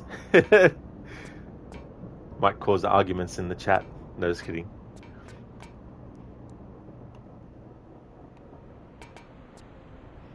In serious though, debating stuff is fine if people want to, but just keep it civil.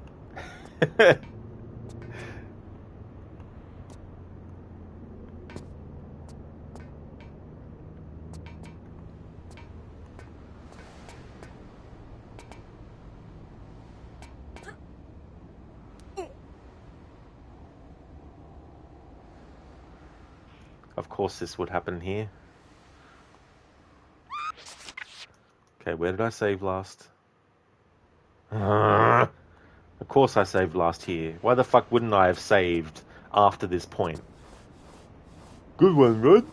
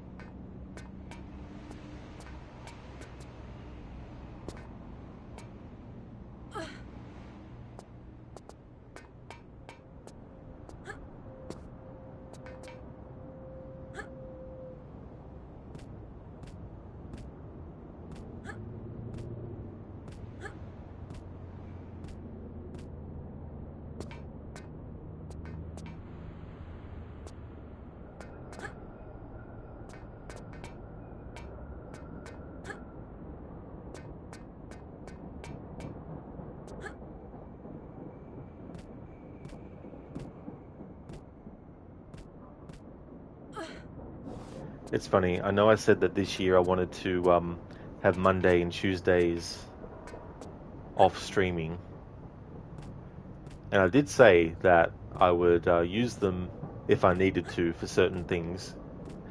And I did also say that I will also use those days if I want to stream something. So I'm actually thinking that after this weekend is finished, I want to do a playthrough of something that's not a Tomb Raider remastered game or Rise of the Tomb Raider, because I'm getting the itch to actually play a different game as well amongst the ones that I'm currently doing on the channel.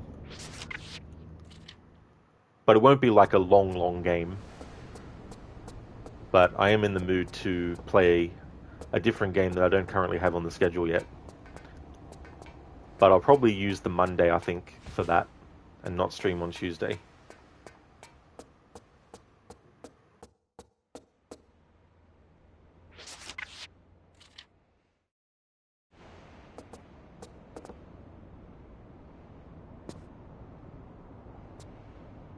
Whoa, I'm surprised I actually survived that jump.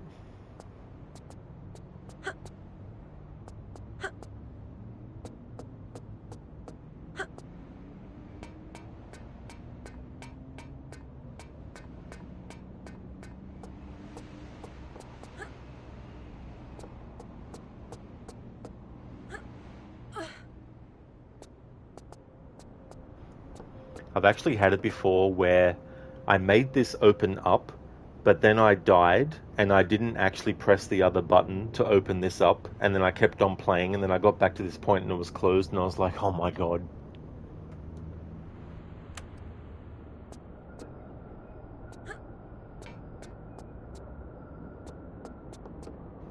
Daniel, you lost all respect for Marvel when they started kicking the mutants at every opportunity just because their parent company didn't have the movie rights.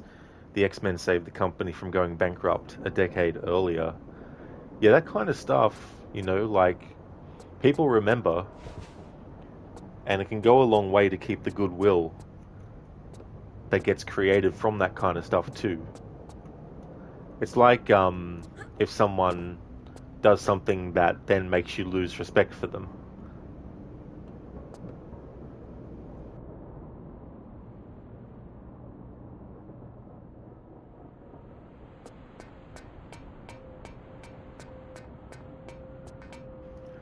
Savannah, you find the X-Men films easier to watch than all the other Marvel films and contents? Oh, cool. It's so funny with the movies, because I remember when that first one came out, and it had been a long time since I actually did anything or consumed anything related to X-Men. So when that movie came out, it was so cool to see each character appear on the screen and be like, oh yeah, that's such and such, I remember them now. Or rather, it probably made me reminisce about the animated X-Men series that I watched. Yeah, I can't believe now that it was 25 years ago when the first X-Men movie came out.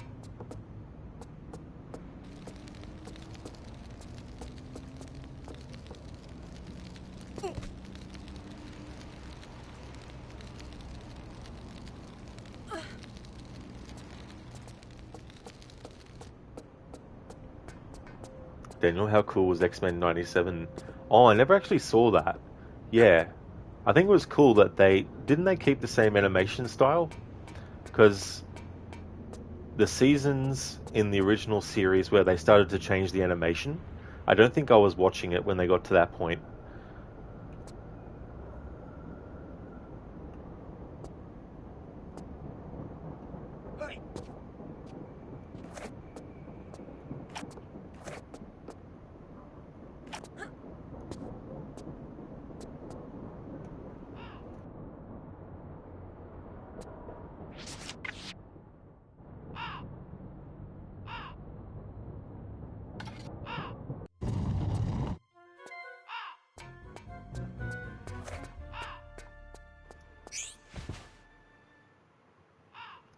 Daniel, yeah, you totally recommend it. Great nostalgia trip.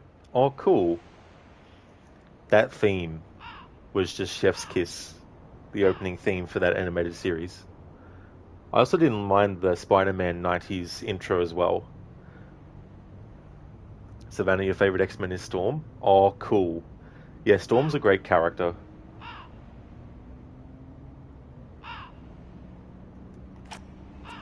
I wouldn't say there's really any characters in X-Men that I don't like. I like them all. But my favorite, even when I watched the 90s show, was Wolverine.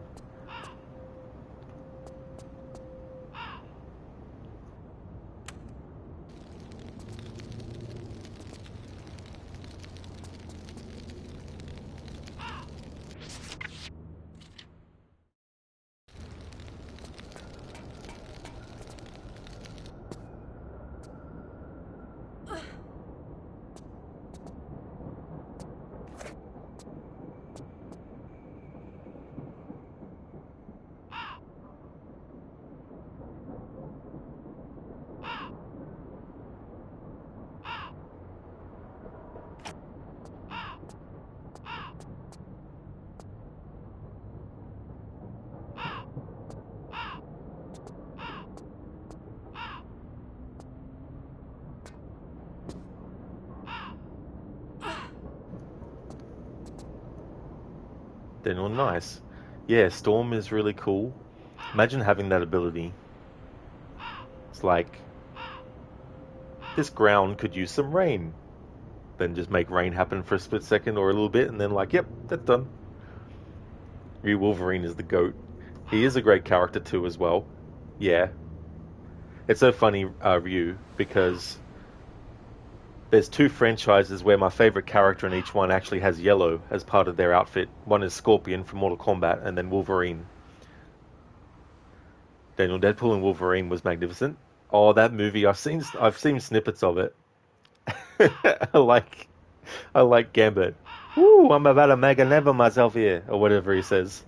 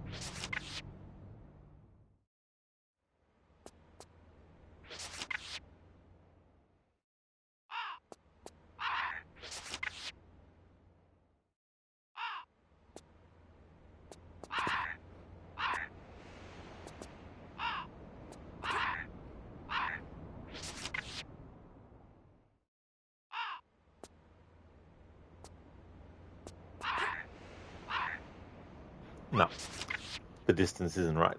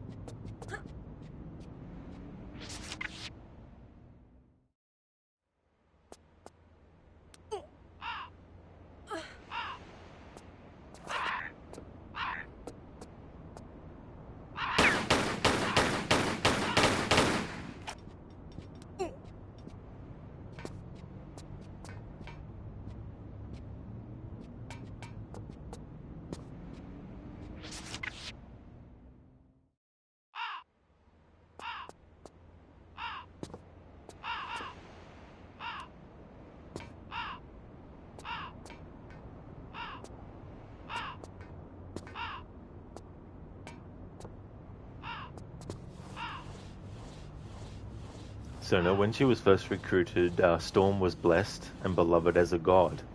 Oh yeah, that's right. I think there was some episodes in the 90s show that actually covered that too. You also love Wolverine's little rant to Deadpool in the car.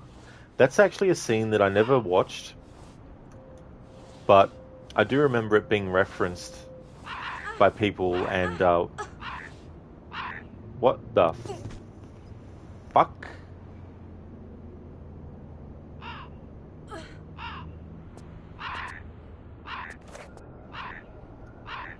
Okay.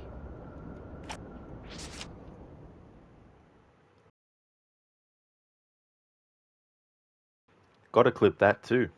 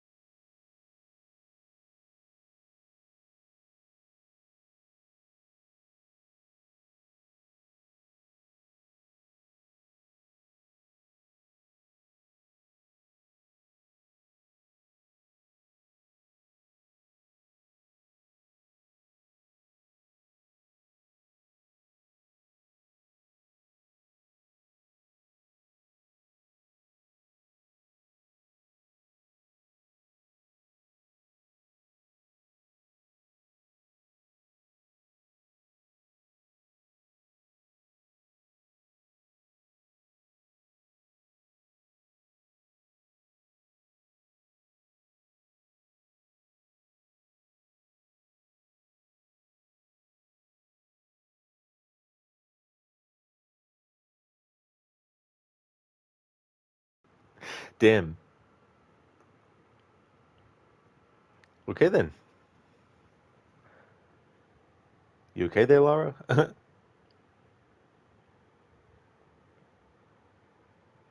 But yeah, Ryu, that scene with Wolverine and his rant to Deadpool. I didn't actually see the scene itself, but I do remember seeing people reference it and talk about how it was a really effective scene. Dan, yeah, you were skeptical, but they really nailed it somehow.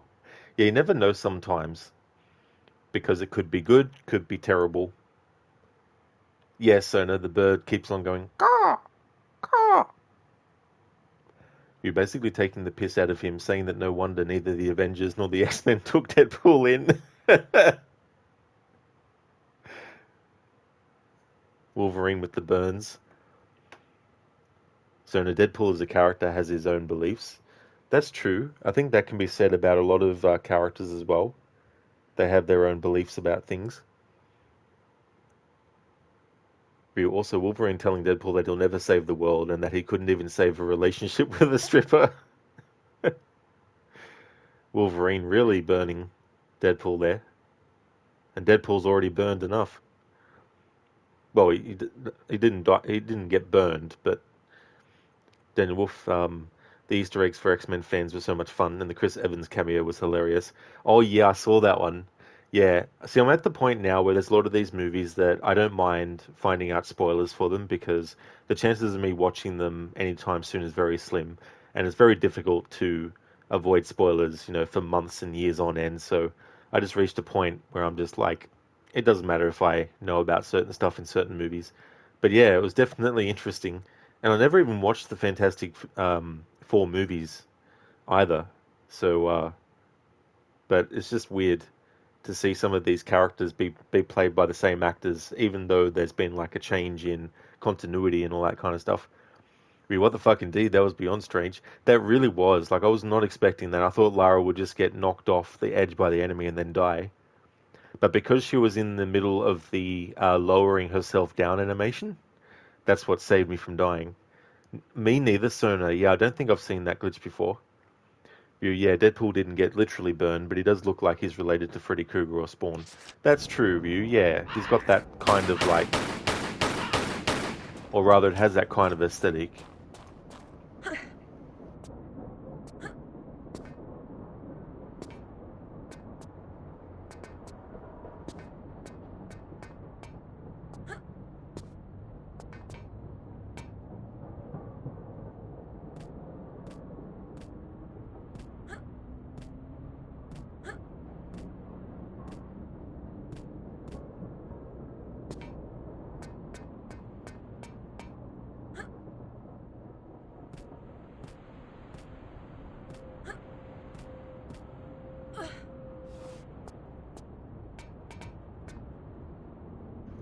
Deadpool literally came from that same era of comics as Spawn 2.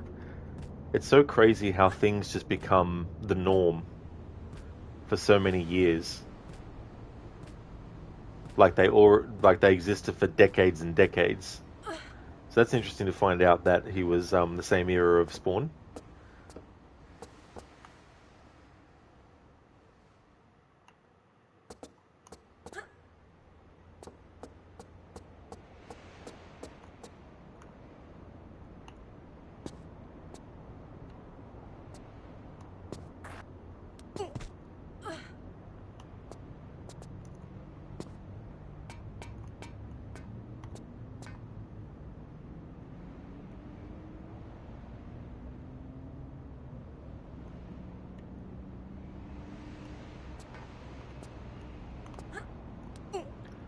Daniel, they had Evans do a profanity-laden insult barrage against the big bad for an after-credits scene that just breaks the Captain America image completely. I really like that kind of stuff. It's cool when actors can, as a different character, do some kind of like, all in good fun jabs at another character that they've played.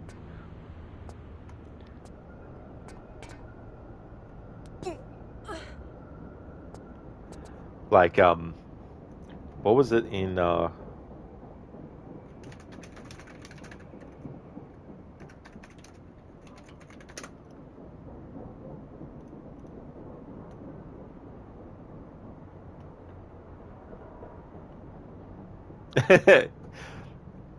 in the movie Tango and Cash, which has Sylvester Stallone, there's a quote where he says Rambo is a pussy.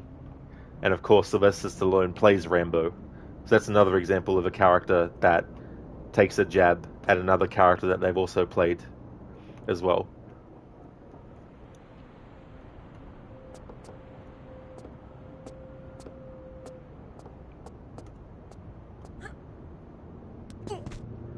It's also worth noting how Rob Liefeld, Todd McFarlane, Jim Lee, and other comic creators left DC and Marvel to create Image Comics around the early 90s. Yeah, like it's interesting what can come about from like a whole new creative endeavor, because obviously there's certain things that they needed to probably adhere to with Spider-Man and all that kind of stuff. So to actually come up with your own character, with your own company, and being able to tell your own stories without those restrictions, like I definitely understand why that would be appealing.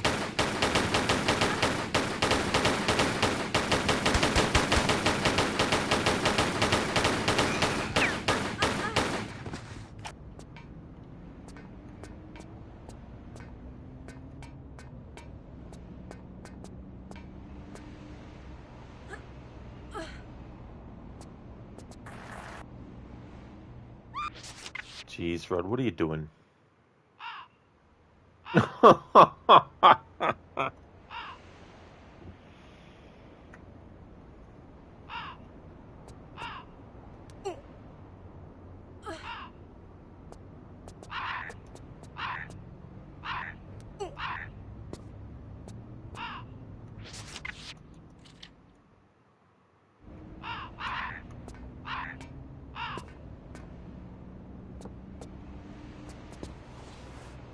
Yep, that was the reason they left DC and Marvel, because they weren't happy with the restrictions they had to work with. That's definitely understandable too as well.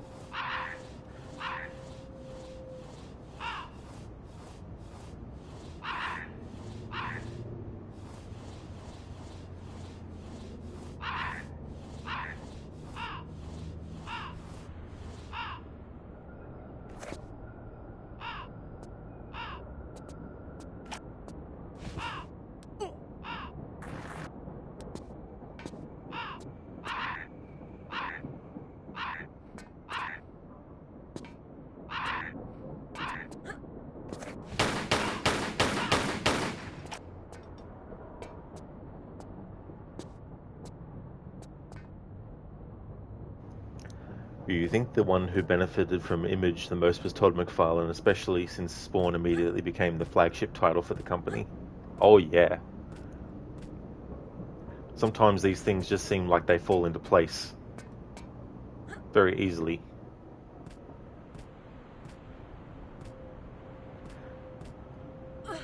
But I do like the idea of having a character and, redemption arcs in stories are probably one of my favorite kinds. Which is why games like Assassin's Creed 1 with Altair and Black Flag with Edward Kenway and these characters that are getting their redemption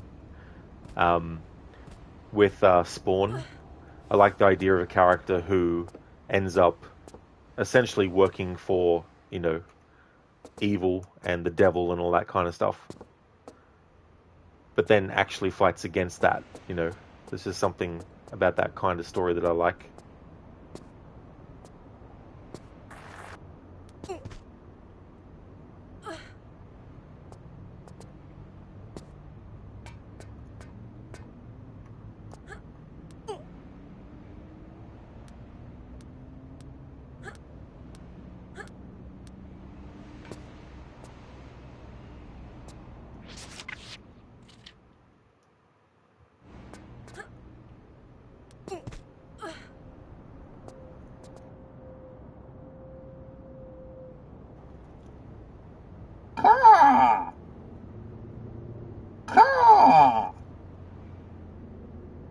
Bang. Fuck. I'm dead. Thank you, Ryu, for redeeming that as a Bane impression.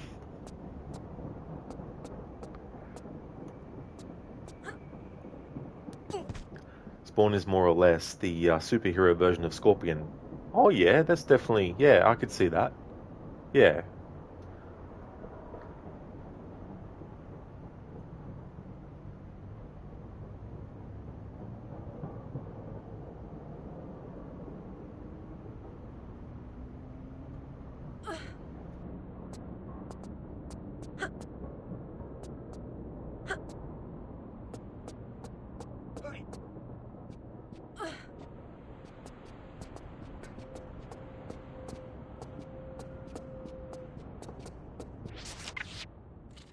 Code Bane, the top customer for various gas masks and various chiropractic unwanted services.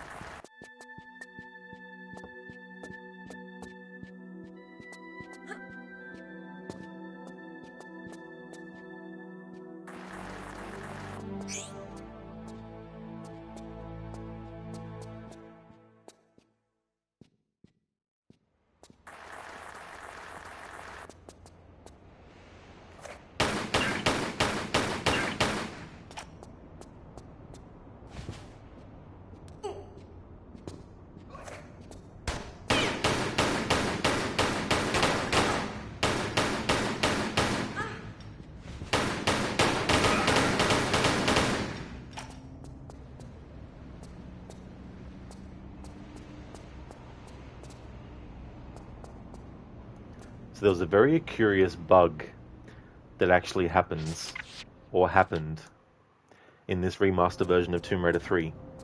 I'll see if it's still actually something that happens.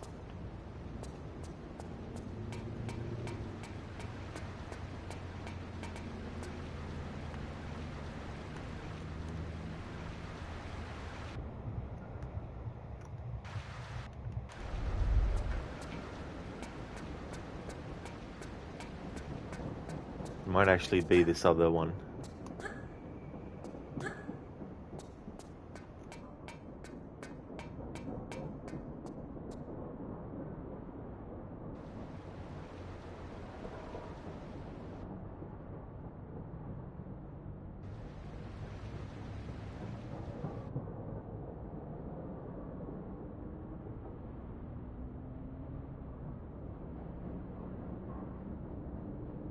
You know what? I think they actually fixed it.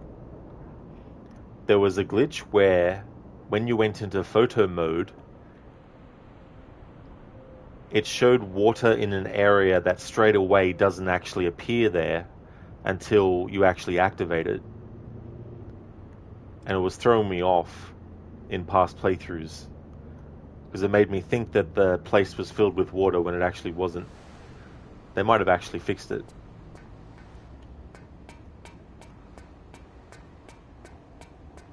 So now, you laugh like you do. That's the affinity you have towards me.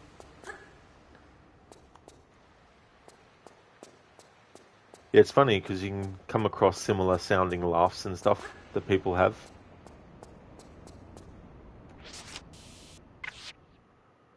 Oh no, I have to use one of my 33 small medipacks. That's just crazy. Like I can't believe I had to do that. I've only got 32 left.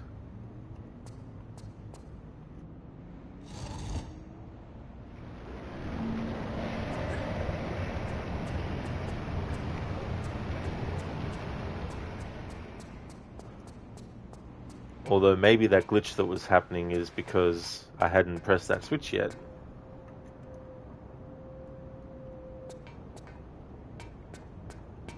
Just test it to see.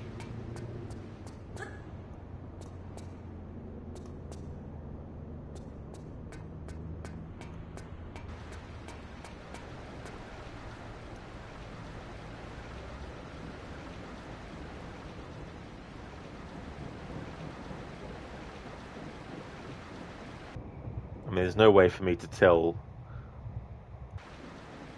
without actually going to that room, but not to worry.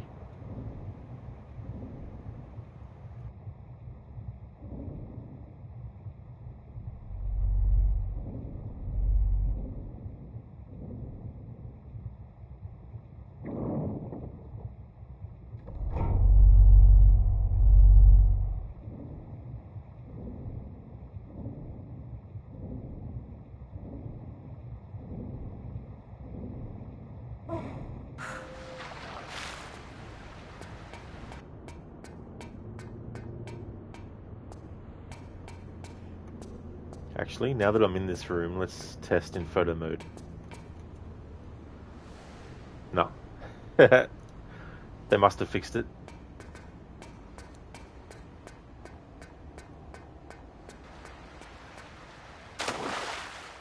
Speaking of Spawn, it has been taking ages for any real progress of the new movie. Oh yeah. I'll be elderly by the time that movie comes out.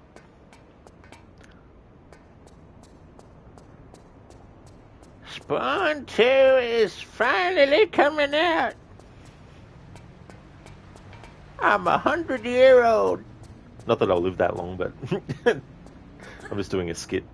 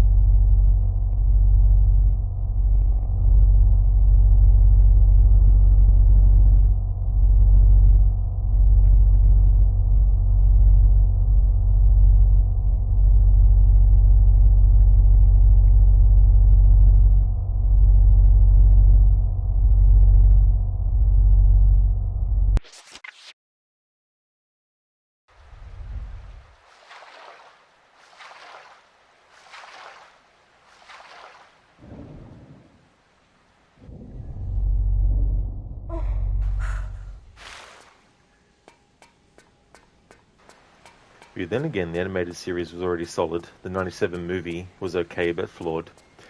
Yeah, I feel like the sequel is probably way too long now. Like, it should have been done a long time ago now.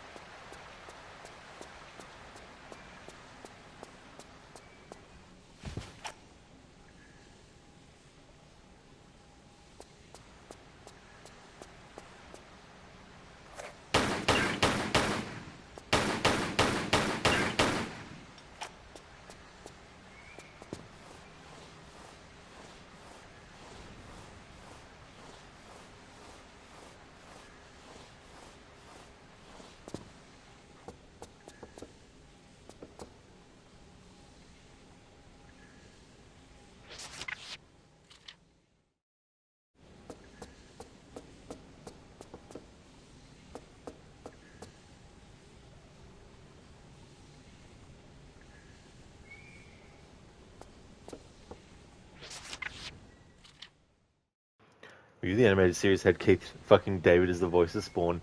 Absolutely. He's such a great actor. It's cool too that he's done video game work. He was Captain Anderson in the Mass Effect trilogy.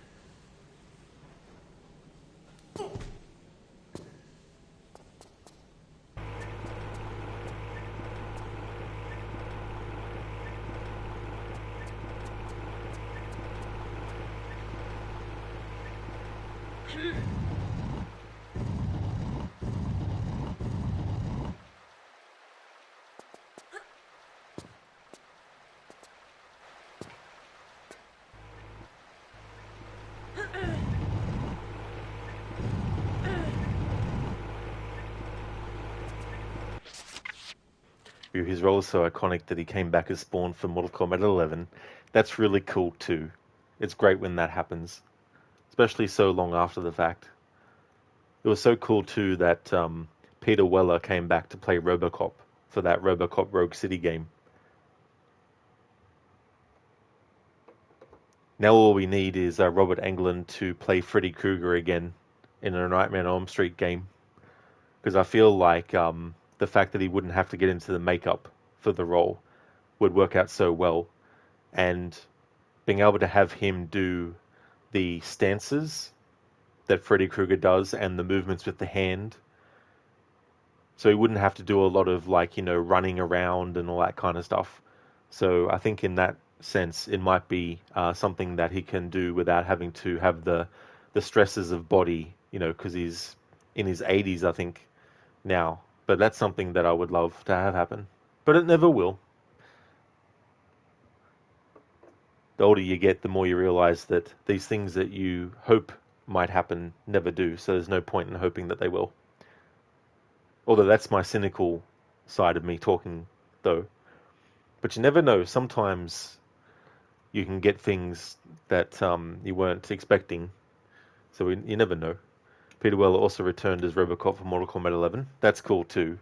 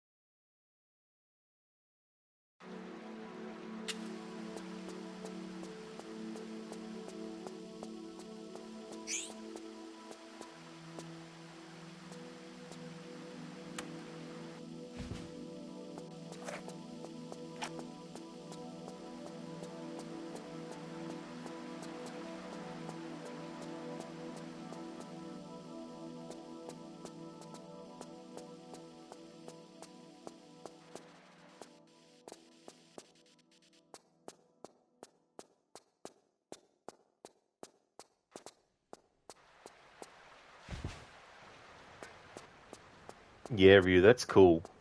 That Stallone actually reprised the role of Rambo for that Mortal Kombat game. It was interesting to see Van Damme in Hitman as well. Dan Lani's a very good case for not continually live actioning the same actors in the same roles forever. When they had to make John Connor a half Terminator villain just to make Arnie the good guy again, they lost you. Yeah, that's totally fair as well. Like, I think about the long in development Conan 3 for lack of. I don't think they ever had an actual title. Oh, yes, they did King Conan. So King Conan has been in development for a very long time. But I feel like Arnie, maybe 10 years ago, he probably still could have pulled off an old Conan. But I think now it's better off if they do a Conan game that's a sequel to the movies with him in it. That probably would be a better option. Because then they could still do the King Conan story when he's actually a lot older and still get Arnie to play the character in that way.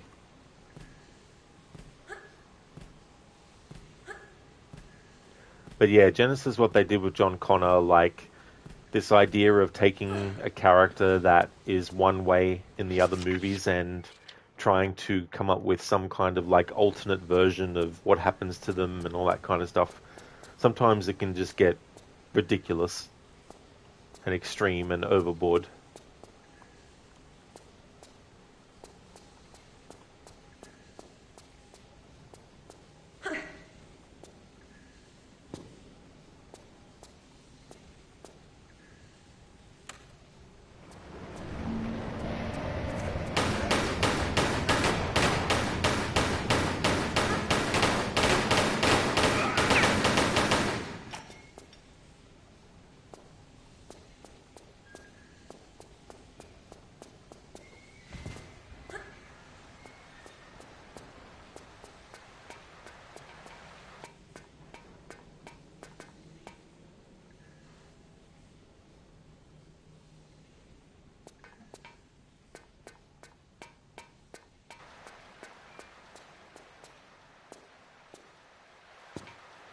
Daniel, good idea.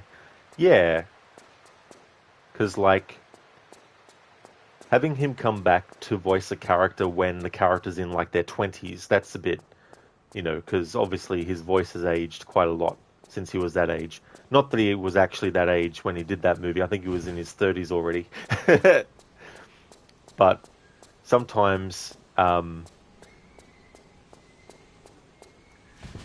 age of someone's voice comes through. But there's some examples where, like Sigourney Weaver in 2014, the dialogue that she recorded for Alien Isolation, that was actually new dialogue. She sounded as if she had just recorded that dialogue back in 1979. So her voice didn't really age much. To be noticeable, anyway. However, you had Sean Connery playing the role of James Bond, voicing him in the video game adaptation of his second James Bond movie. You could really tell the difference. So you had like a character who was 30 with the voice of like an 85-year-old.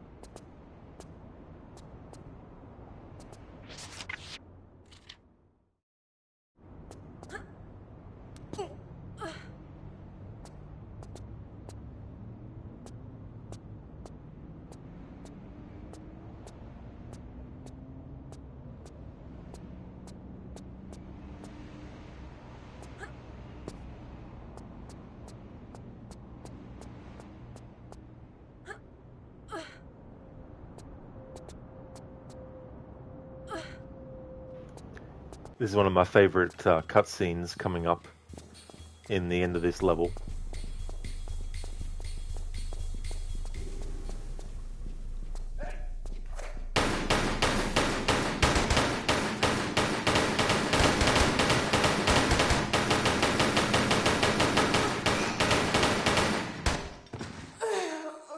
That son of a bitch. That was something that they added for this game too. Enemies will actually shoot at you before they die to get the last shot or two in.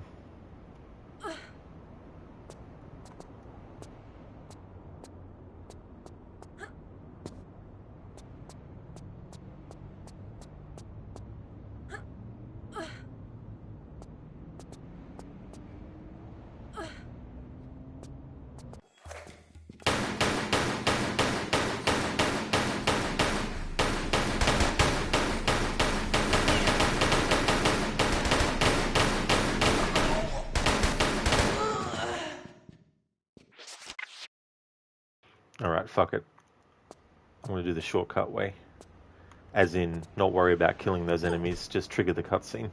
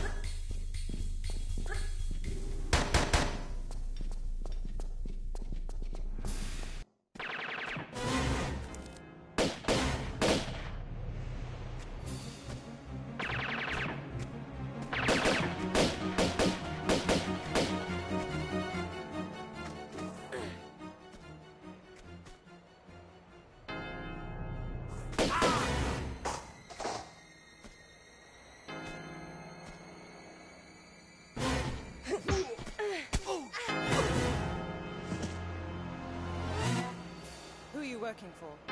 What? You heard me. I didn't, honest. What did you say? I said, who employs you? Ah! Miss Sophia Lee!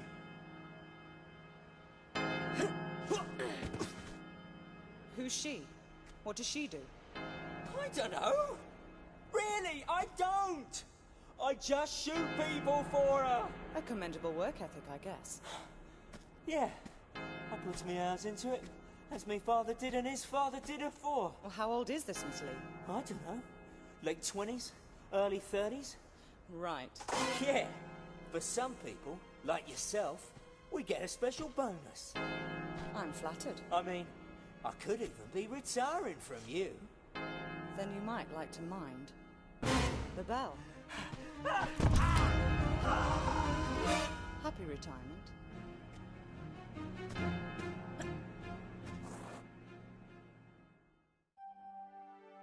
Happy retirement. Absolutely love that. It's one of my favorite cutscenes in this game. Along with the one towards the start with Tony, how he's like, die, as he jumps off. Yeah, Savannah is like, get off, Lara, you freak. Get off her. It's so funny with the bell. Can't hear. What? Then you might like to mind the bell. Happy retirement.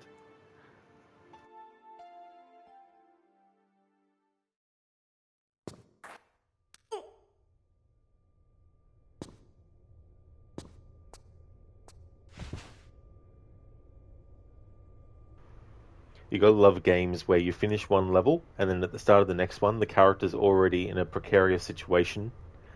In the original Prince of Persia, there's actually a level where at the start of it, your character is falling from the top of the screen, and if you don't actually hold the grab button, you'll just fly past the ledge and into the chasm and die. Daniel, she had it covered, and apparently has cybernetic ankles. Oh yeah, Lara's very flexible. A lot of extra joints and all that kind of stuff.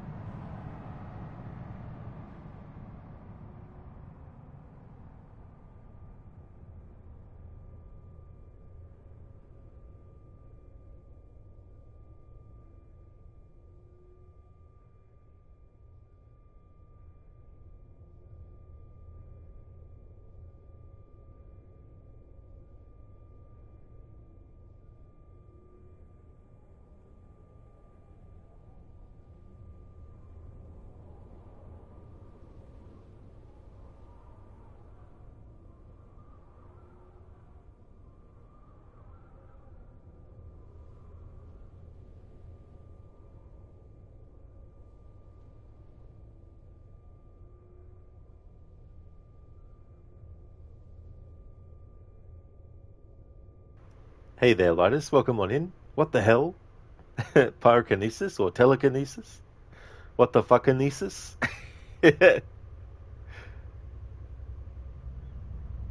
Lidus, damn it, Rod, use the camera to finish the stage. What blasphemy. If only that was how you did it. But there is a level skip for these earlier games. I'm doing well, thanks, Lidus. Things are going good. How about yourself?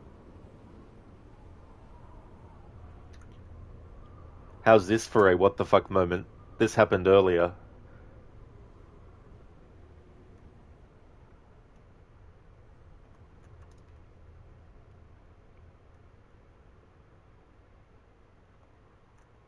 And also, check this out.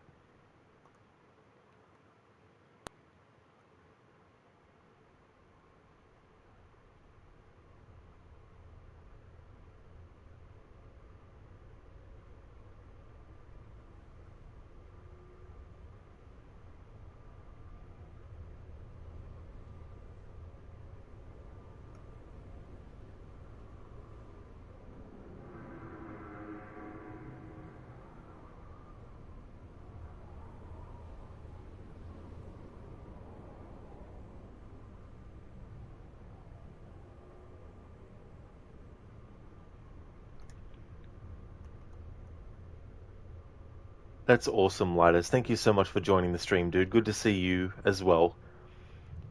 She is walking. Are you okay, Annie? A smooth criminal. Bom bom ba-da-dum bom ba-da-dum bom bom bom. Good call.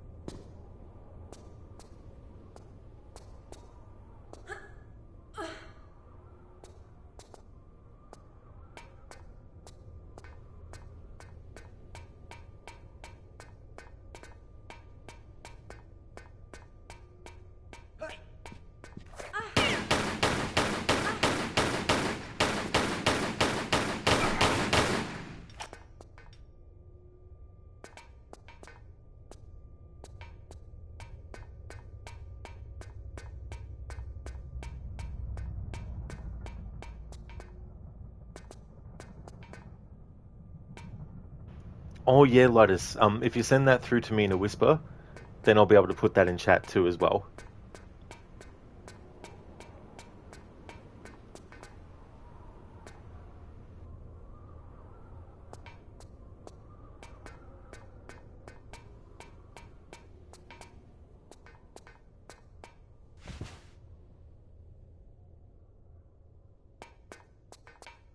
Cheers. Thanks for sending that through.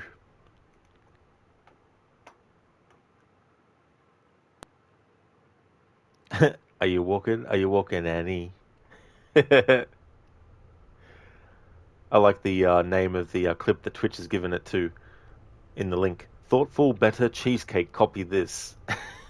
Call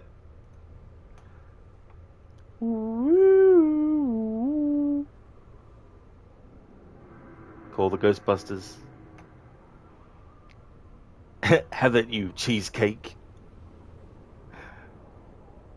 Thoughtful, better cheesecake. Thank you so much, Lidas, for clipping that moment. Thanks, dude. Appreciate it.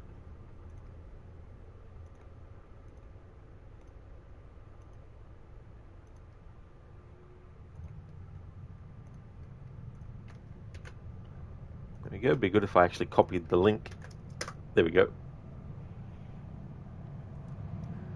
Daniel, Alien Ant Farm did it better. Oh yeah. That's actually a good rendition, that one.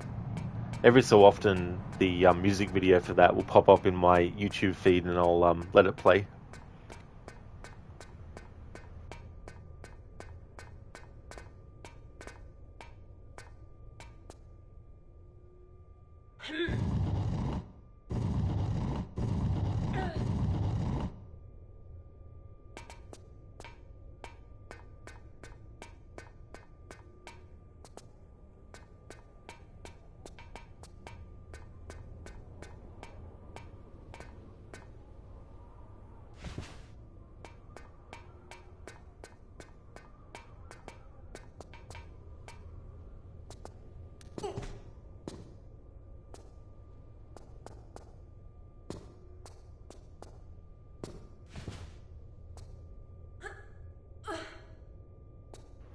Lidas, what did you think of the Shinobi, the Sega Shinobi games?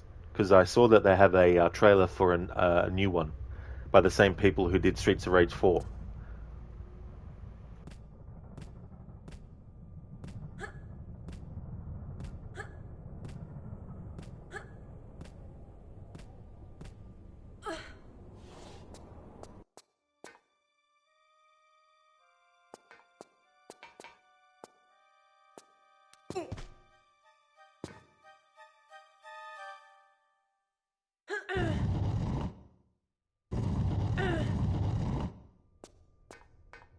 Lidas, you love that game.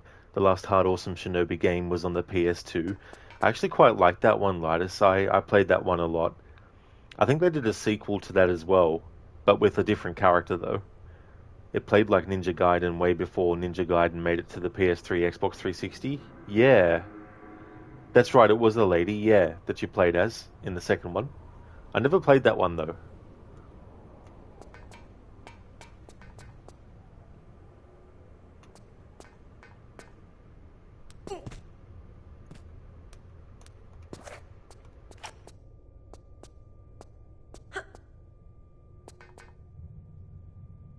I really liked the Shinobi game, Shinobi 3, I think it was, for the Sega Genesis. That had such a great soundtrack.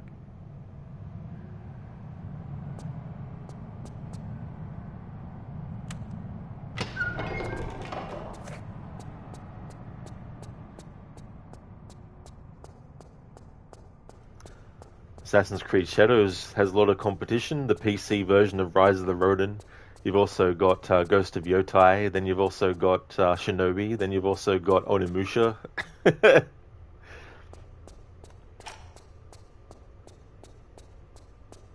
lot of ninja samurai kind of games coming out.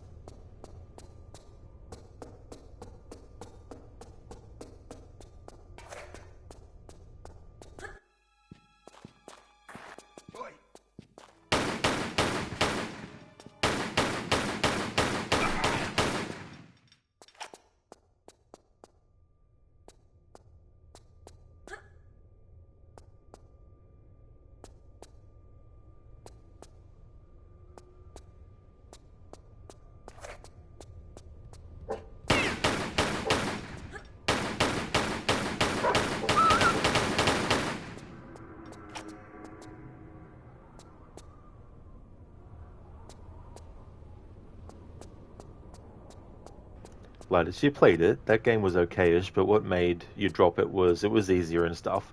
Oh, that's fair enough. Yeah, difficulty wasn't so it wasn't like the first one before it.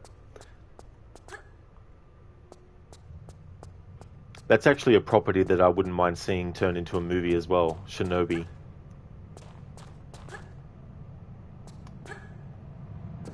There was a ninja game on the NES that I played when I was a kid, which was Wrath of the Black Manta. But I don't think I ever finished it. Even years later, I didn't actually play it on emulator to finish it.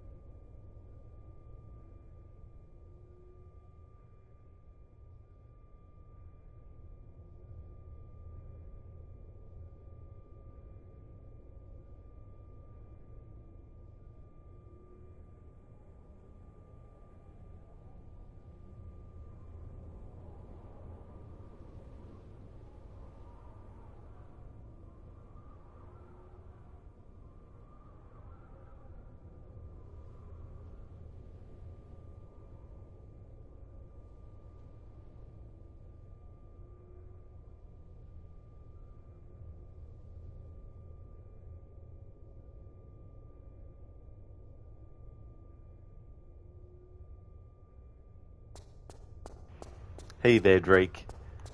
Mein Bruder Rod. Well, I don't really understand a lot of German, but I imagine that says my friend Rod. How's it going, Drake? How's things been?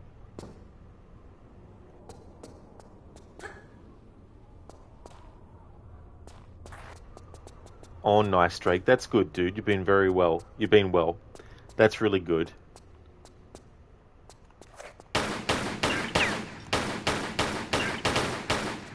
You're still hitting the gym and you were looking at Hitman games? Oh, very cool.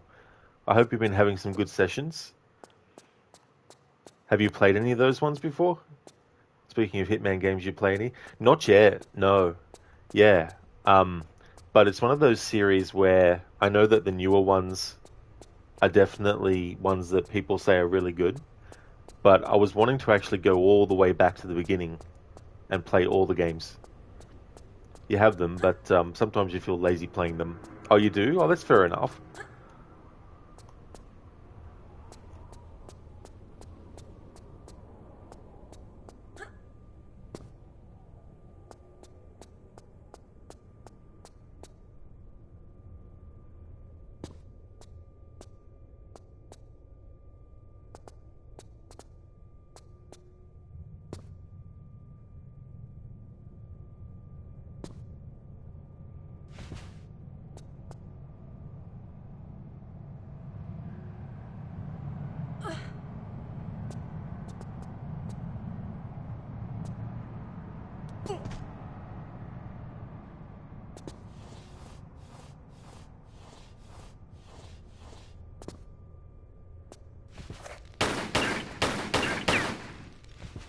A lot of Micah Bells here.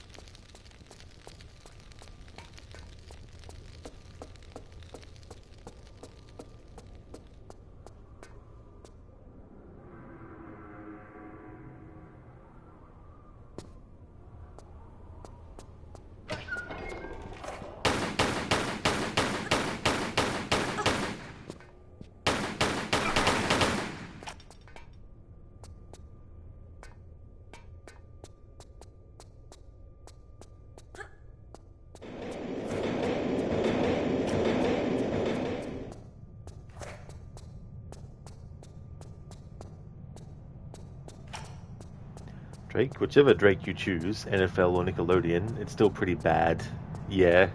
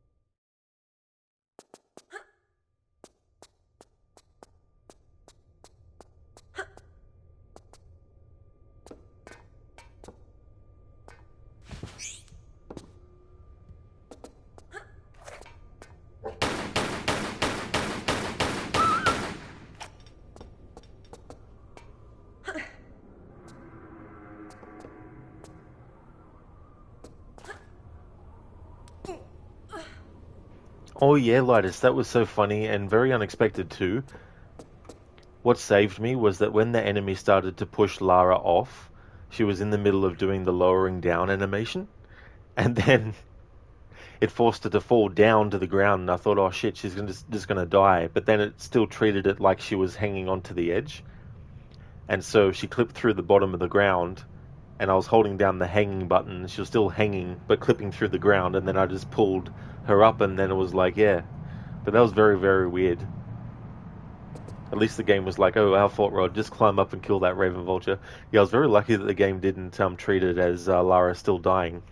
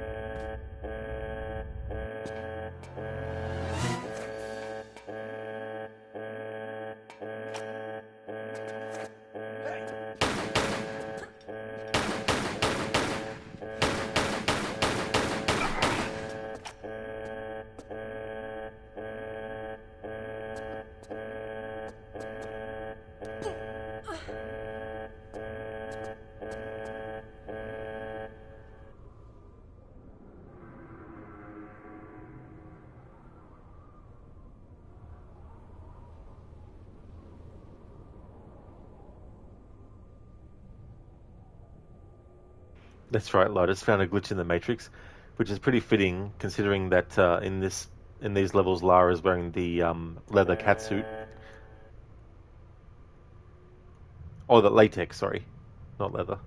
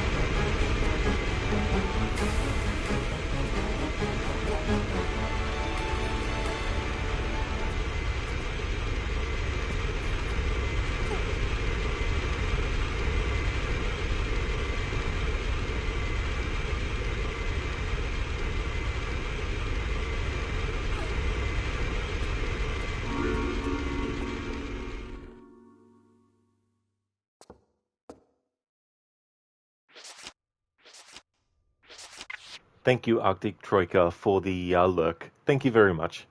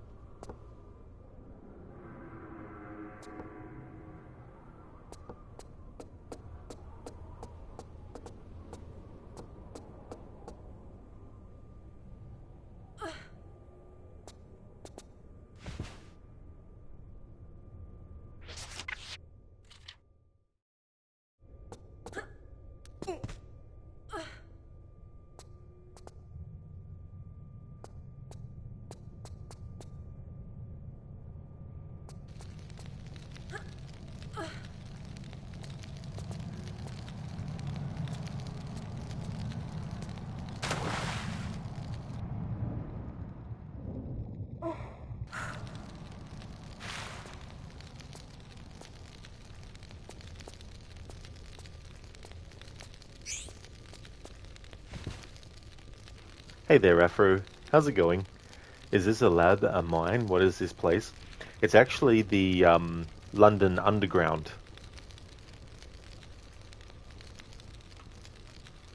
Aldwych Station, I think is the name of the level, which is based on a real place. Of course, there's liberties taken with what is actually there in this game.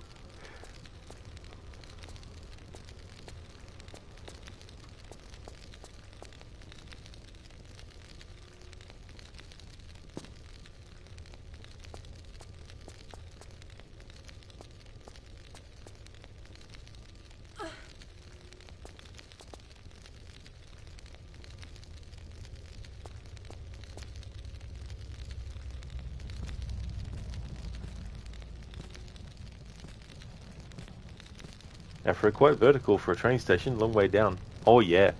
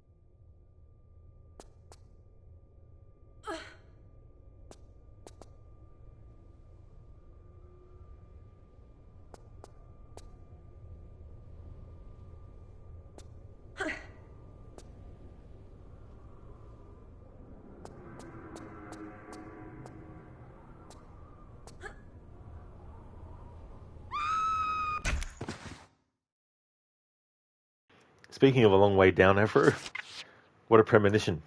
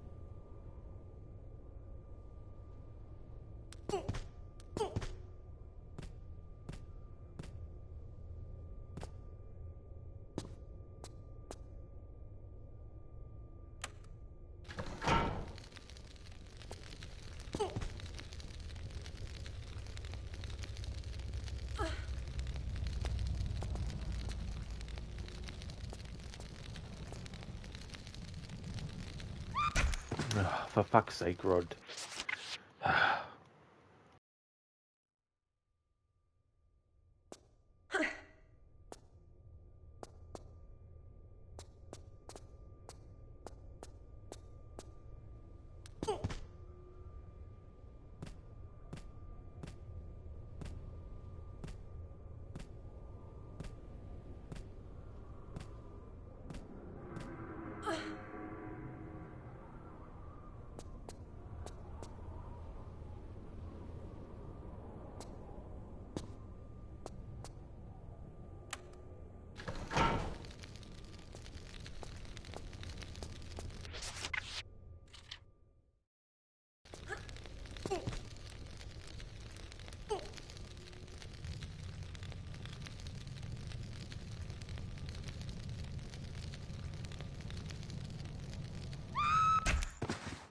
I thought maybe.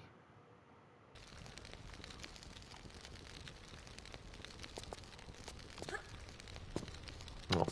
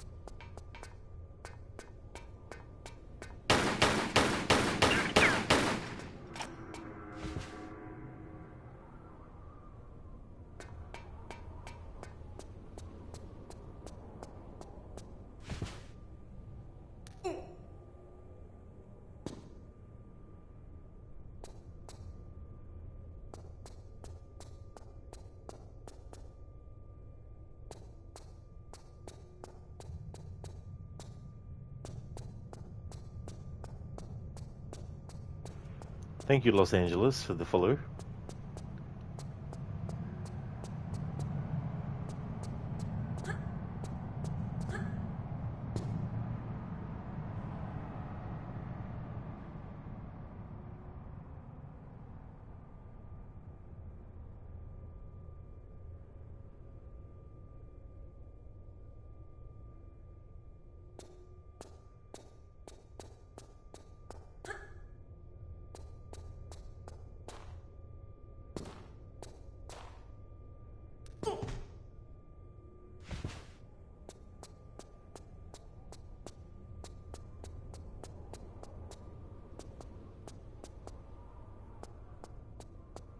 Daniel, we've got to make a move. I'll see you later, everyone. Have fun raiding tombs and murdering minions. Thank you, Daniel. I definitely will. Thank you for being here and chatting as well. Really appreciate that, dude. Hope you have a good rest of your day.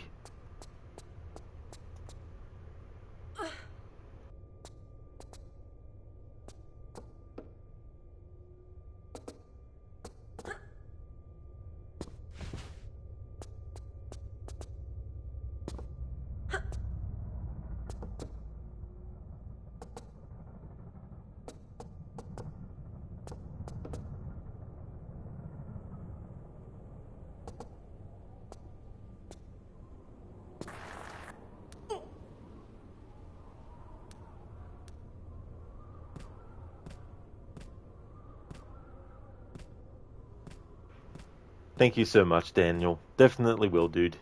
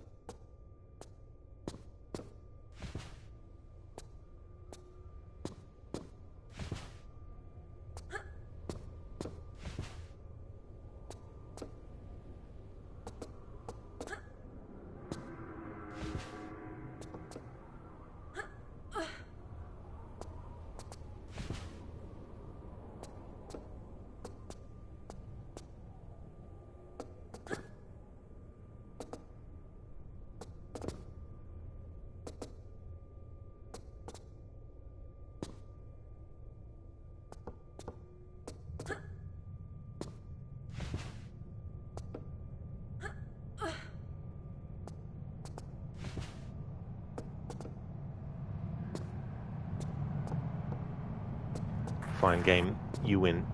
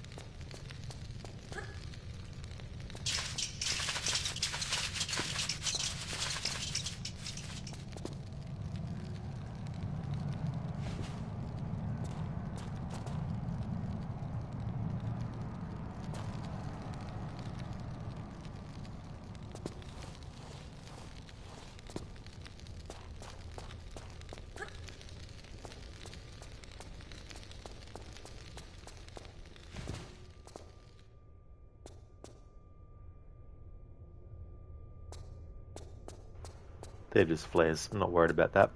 Because I have 150 flares. I'm not going to run out of them anytime soon.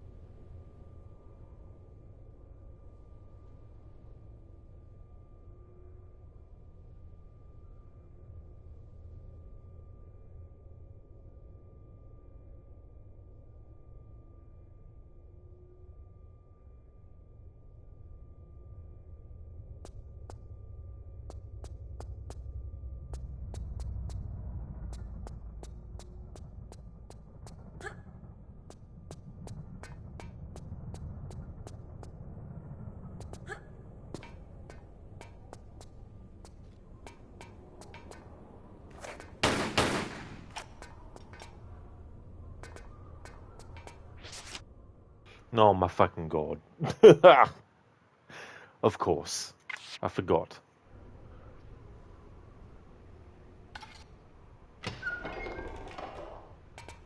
I forgot because my logic was the padlock is the thing that gets opened up. So standing in front of the padlock, you would think that that would also be where the field of whatever they've programmed to be the activator for automatically going into the menu to actually like the inventory and all that kind of stuff. But no, it's on the actual door itself. Which still makes sense as well. But I guess it'd be like if you had a padlock on your door and you put the key in the actual door itself, not in the padlock to open it.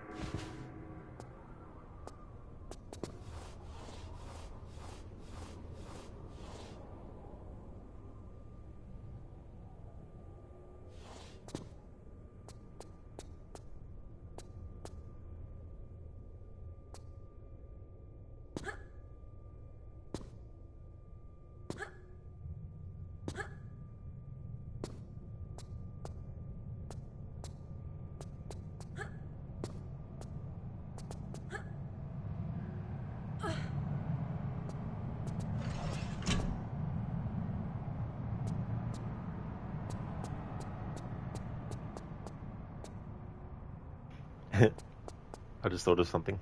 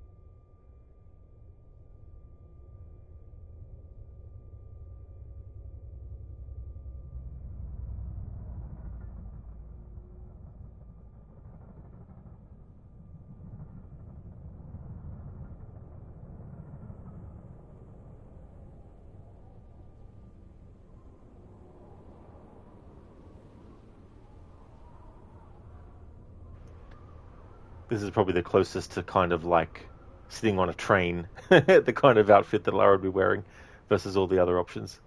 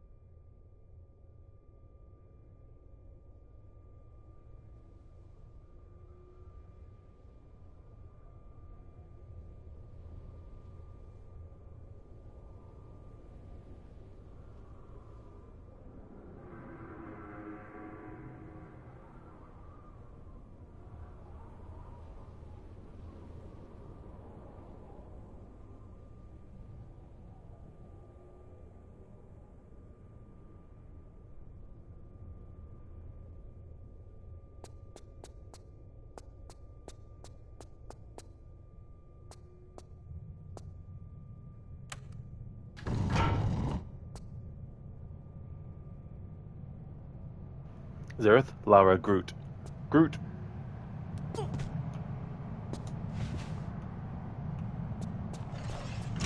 When the answer to everything is Groot, is there really ever an answer other than Groot?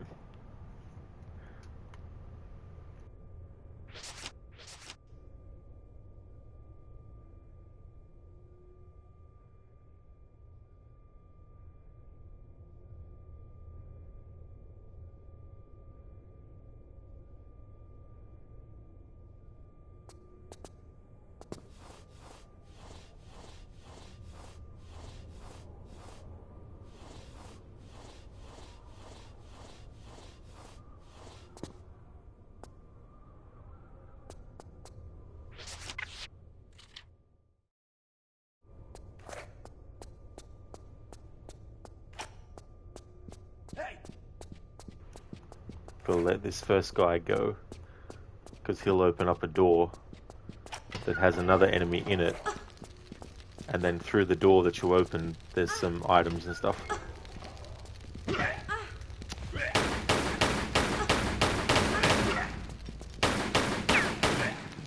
Thank you, camera.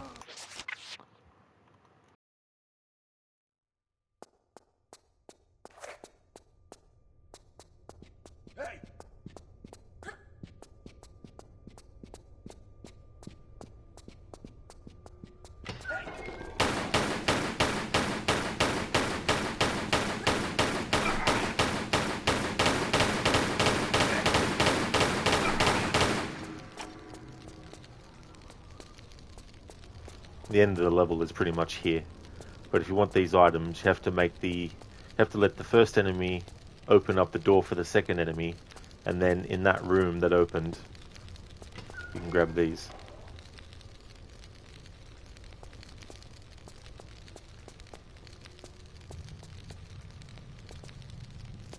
Yeah, Zereth, you are Groot, and so is your wife.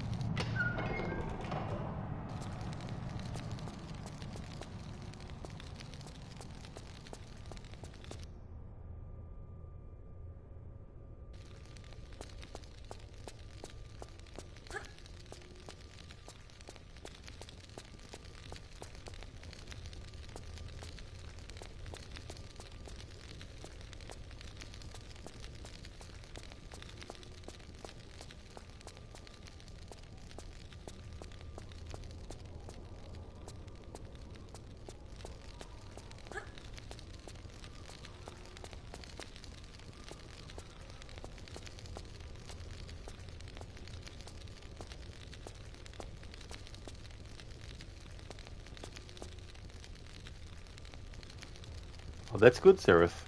That's good that you had another sleep. I hope it was a good one.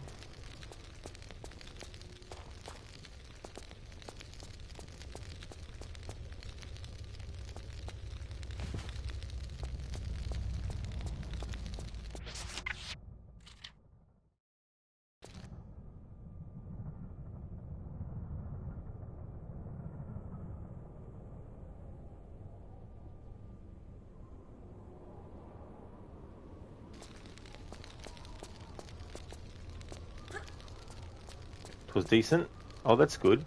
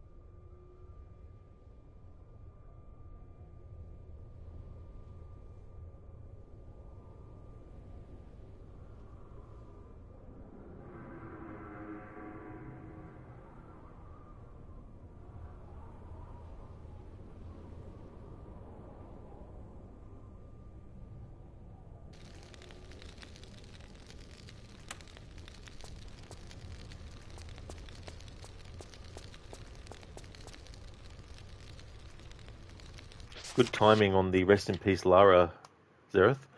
So, do you want Lara to get hit by a train? Would you like Lara to dive off of something and break her neck? Would you like Lara to drown?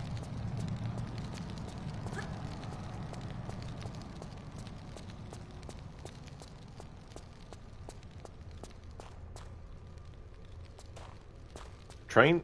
Alright, cool. Why did the chicken cross the road? To get to KFC. Nice one, Zereth. Thanks for using the Arnie and the Bane impression. Thank you.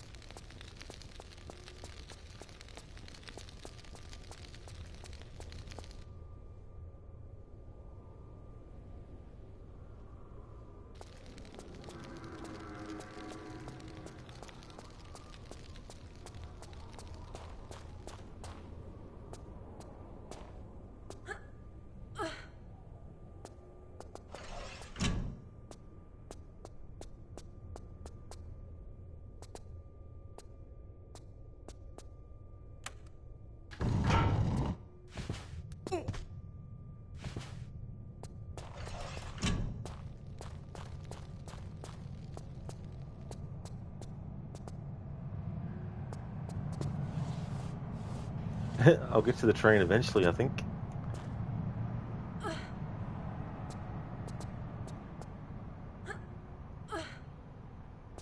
Here we go. Now I'm back to an area where I can actually access the tracks.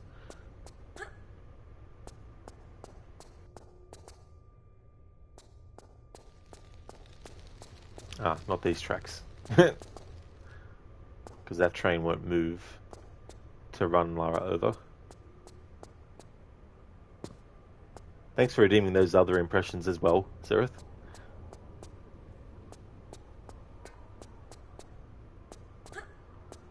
Alright, here we go. Now we're getting closer to one of the train tracks.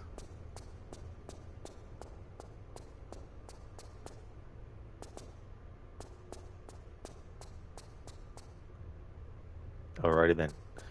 Let's get some light on the situation.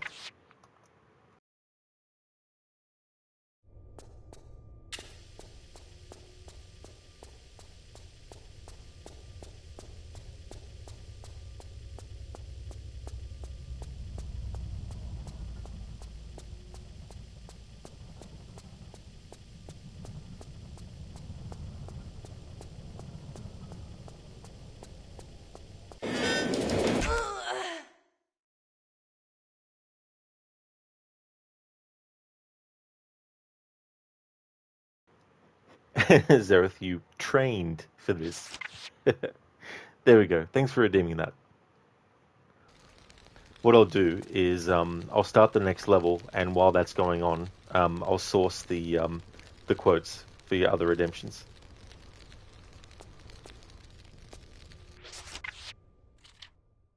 Yes, that could hurt. Like, ouch.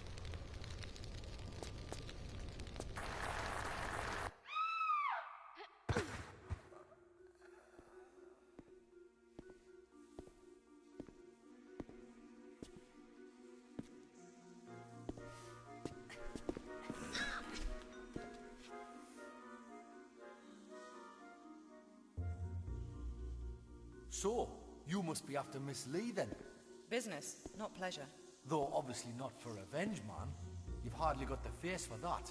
And you have? How moronic a question is that, eh? I don't even have a face, man. I came down here looking for work, and what do I get, eh? But Miss Lee's cosmetic company and her lab assistant job. No experience necessary. Good wage. Accommodation with it. Aye. Locked in a flotation tank for days on end in some fetid syrup. And when we come out, 'cause lots of us applied like, no face or flesh, man. And a bootin' doing the waste disposal shoot here. Presumed deed. Some kind of failed experiment then. Oh, ta, very much. But aye, and for added insult, when I tried to take my own life, I found it just didn't work. You mean Sophia's testing some sort of immortality power? Along with her own brand of facelift. Why, aye, man. Everlasting beauty. She's obviously not fully worked it out yet, but she takes the best results for herself. See, I don't care what your business with her is. You can't be any more shiftless than what she is. So I'm gonna go out of my way to help you. That is, after you've done something for us here, like. Very generous of you. What do you want? A bottle of that mummy preservation stuff from the Natural History Museum. Embalming fluid? Aye, for rotten flesh you can't whack it, man. The museum's pretty interesting, I'm told. You'll like it. So why don't you go yourself? One of them Egyptian lassies there is a bit pissed off, like, that she didn't get immortality the way she wanted it. And seeing as we've done better than her in that department, I didn't care to imagine what curse we could get given any worse than what we've got already, like. You'll be fine though, pet. You die easily. Thanks. You'd be fine though, pet. You'll die easily. Lara's like, thanks. Cheery bunch. You'd find more cheer in a graveyard.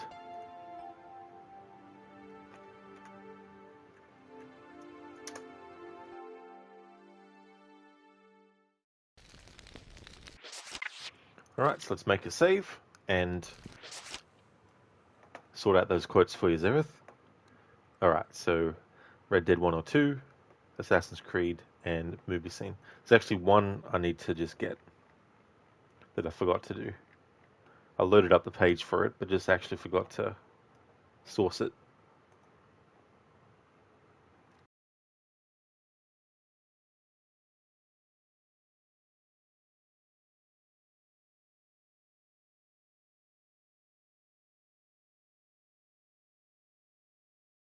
Okay, so I've got a Red Dead 2 quote. With all due respect, Dutch, is this Tahiti plan really going to work out? You tell me, Arthur. Is it? Have some goddamn faith. That's, of course, from Red Dead 2, between Arthur and Dutch. So, you have murdered me after all. But what good will that do you? The shroud isn't here. You sought a tool of healing in order to extend your own power. Not mine, ours. You are so short-sighted. You'd hoard power and never use it, when we would better the condition of humanity. I hope you never find the shroud. You have no idea what it truly can do. Tell me, then. No. And that's from Assassin's Creed Syndicate. That's when Evie Fry assassinates Lucy Thorne.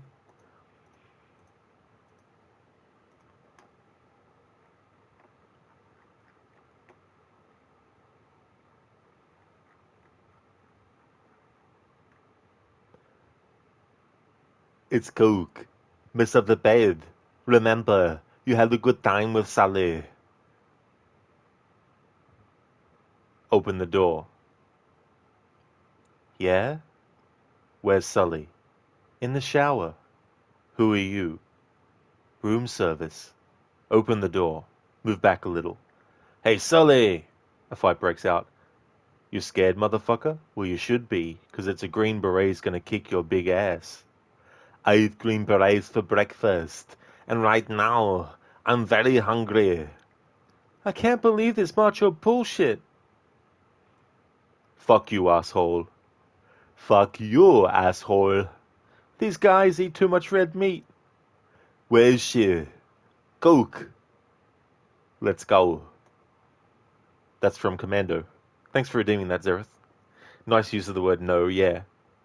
Except, in this variation, it is that emote. Thank you for redeeming those, Zereth. Before I jump into this level, I'm not going to take a break, but I'd like to get a new drink. So be right back.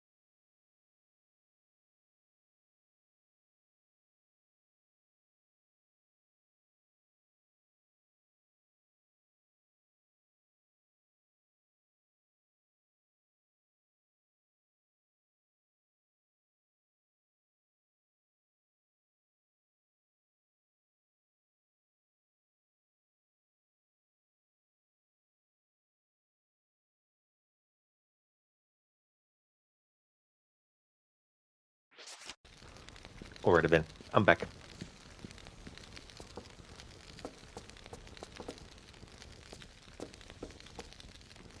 Zereth, need a Lara sipping tea emote. That actually would be quite funny. Thanks for that suggestion. I'll make note of that.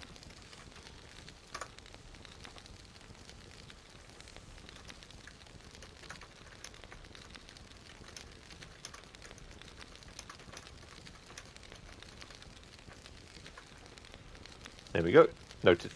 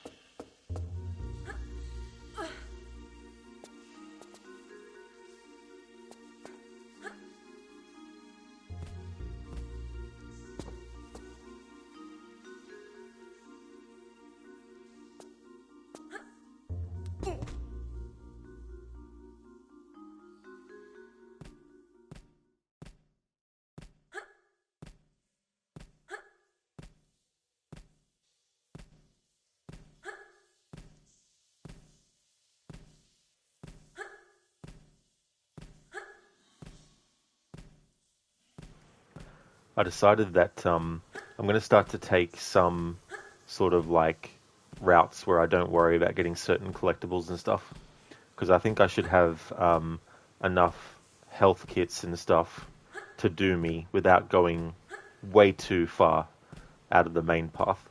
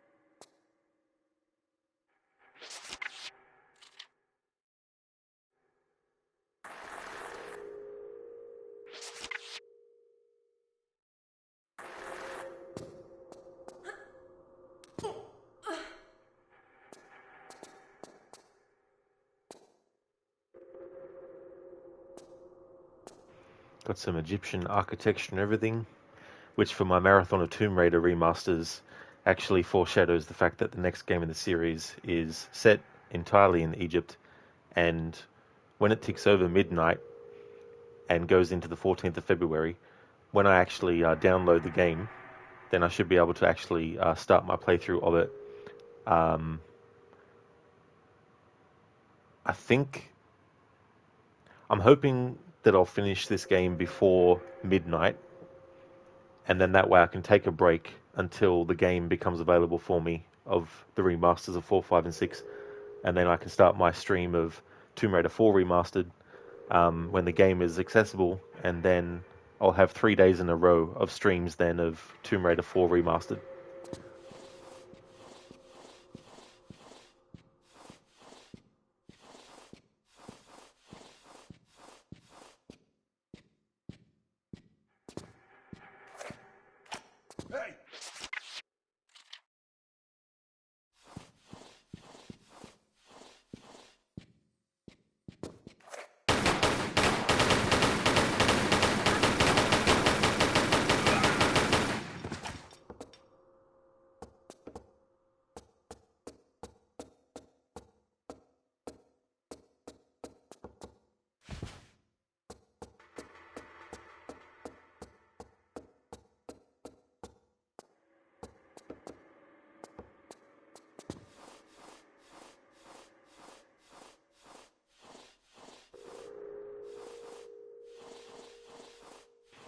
Current time for me is 7:30 p.m., so definitely a few more hours until midnight happens.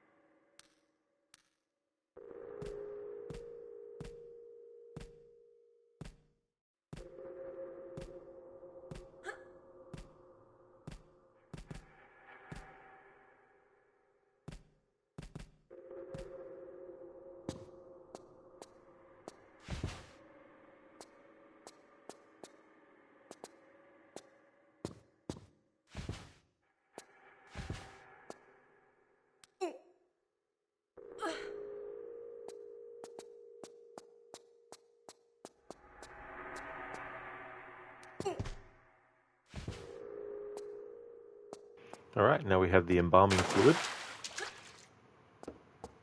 We can go back to the start here and then finish out the level.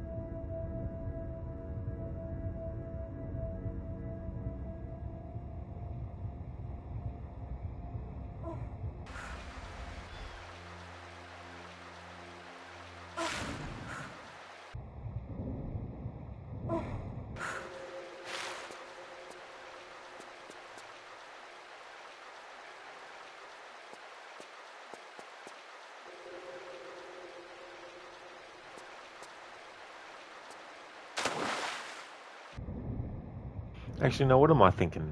There's still a fair bit of level left. Wishful thinking, because some of these levels are long and annoying.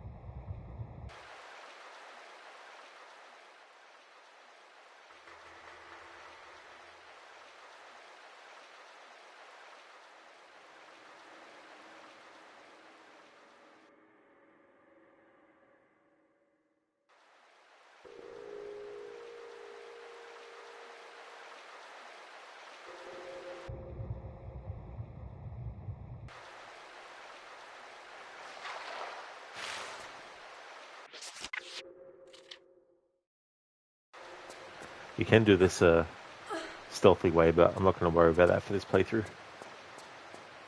Save some time.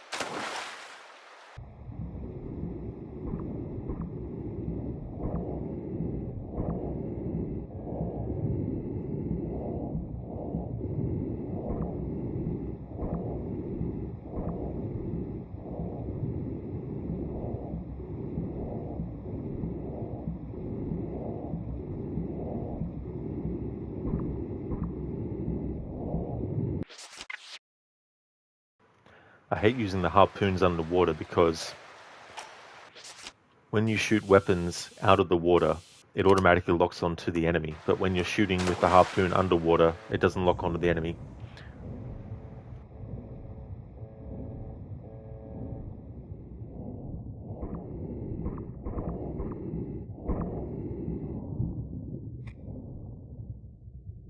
That was just a lucky shot. Normally I'm wasting like 5, 6, 7 shots before even killing the scuba diver guy.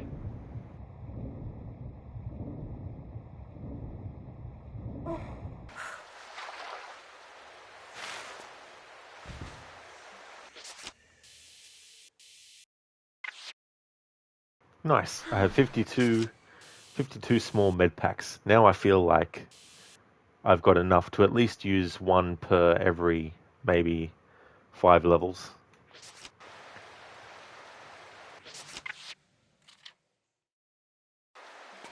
Hello, Enmita. How's your day going, dude?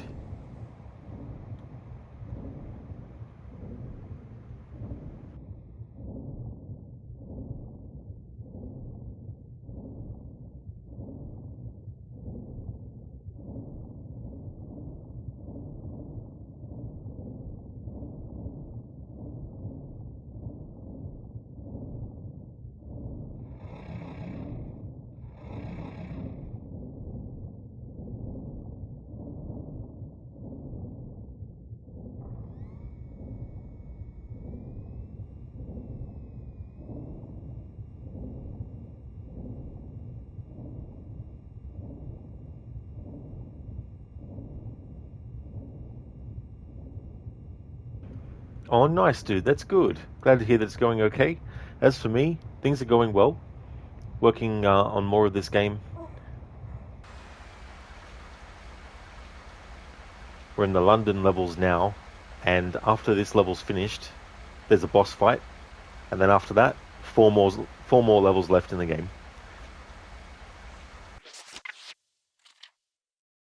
Cheers, dude.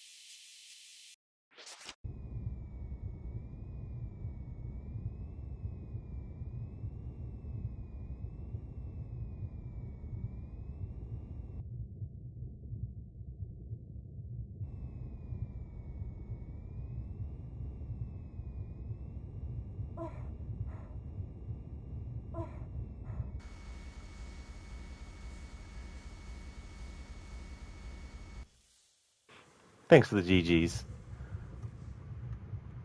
This part is tricky because there's multiple different switches you need to pull in different spots.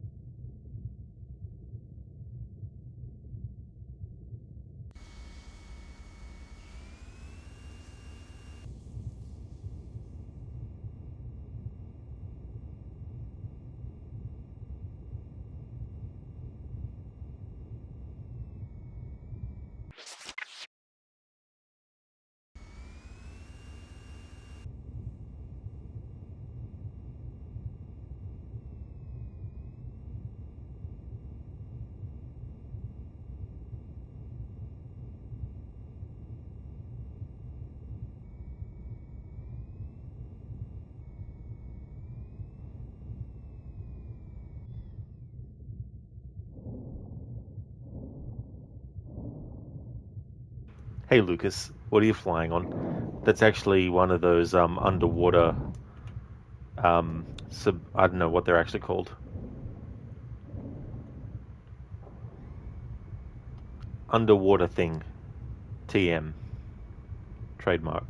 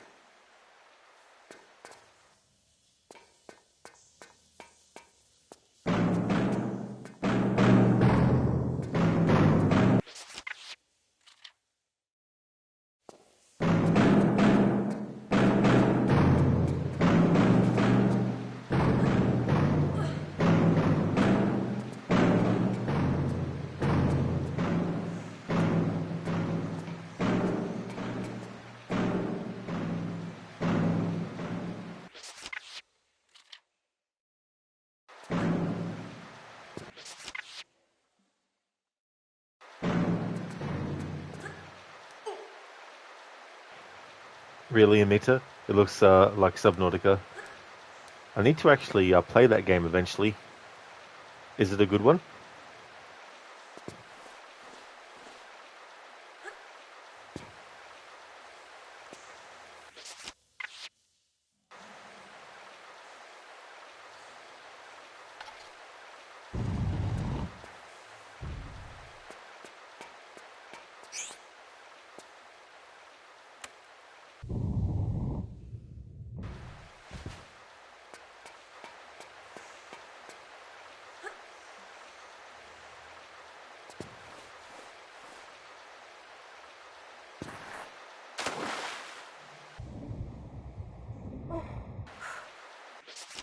In Mitra, it's a great game. You really liked it. It can be a bit scary sometimes, but not a lot. Oh, very nice, dude. That's cool. Yeah, that's been a game I haven't played for. I don't know why. Maybe it was just like pricing, and I just haven't waited for a sale or looked at it for a sale.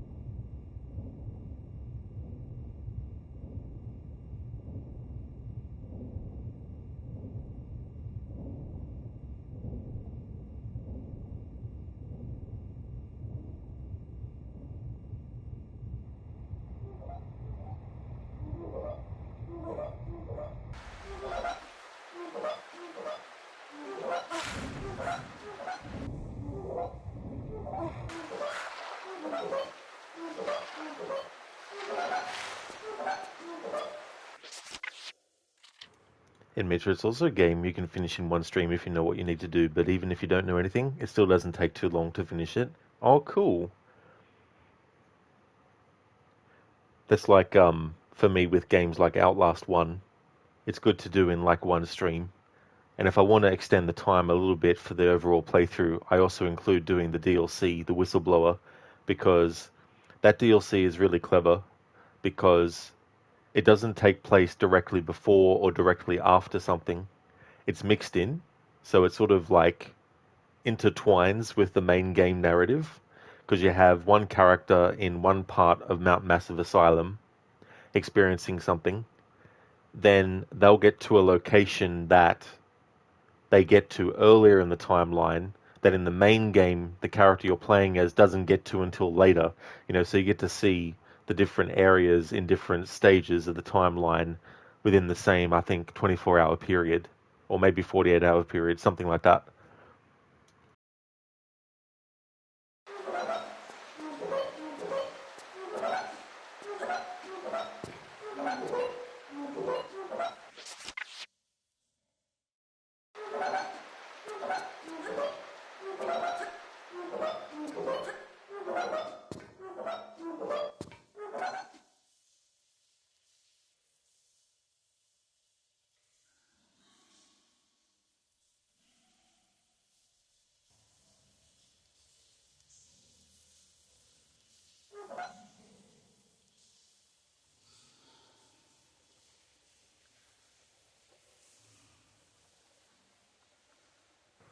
In Meta, you see, but you can also spend hundreds of hours in Subnautica if you just want to build and explore or just fool around. That's cool too. I like when games can be like that. Give you a bit of an option. Plus what you might be in the mood for. One playthrough, you might just want to do the story. Another playthrough, you might want to spend a lot of time doing other stuff as well.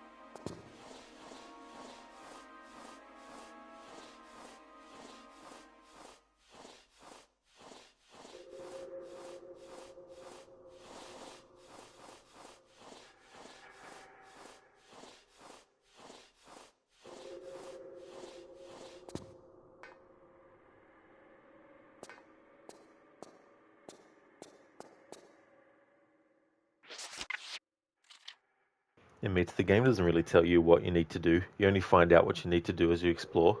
Oh yeah, sometimes that can be annoying, but there's also times in games where I don't really mind it too much as well. It kind of depends, really.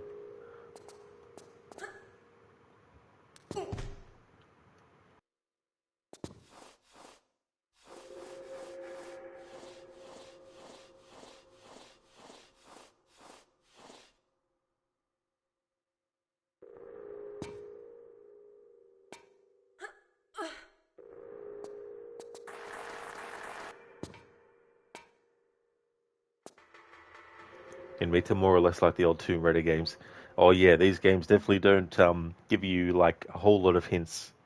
Sometimes they're very tricky too because you'll pull a lever and it won't actually show you what it opened up or where it was.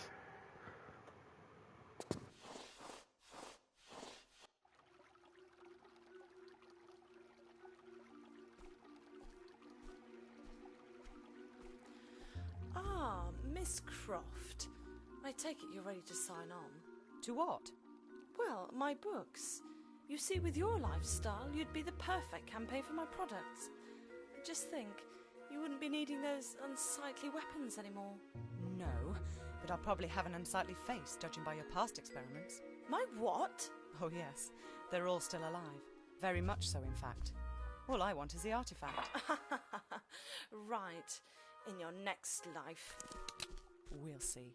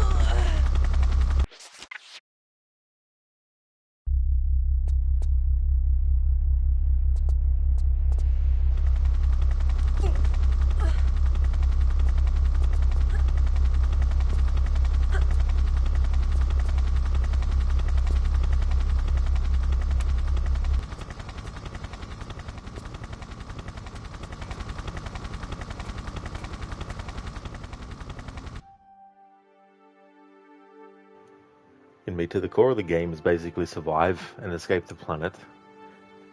That's definitely one of those urgent situations where it's like, fuck this, I need to get away.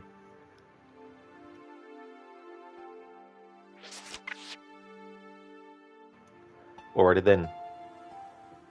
The final place that you go to in this game, Antarctica.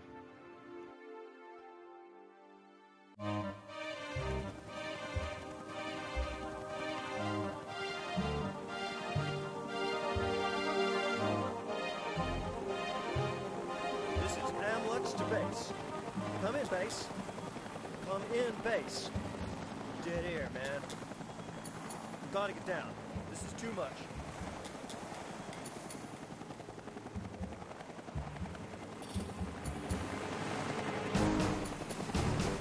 Hold on back there.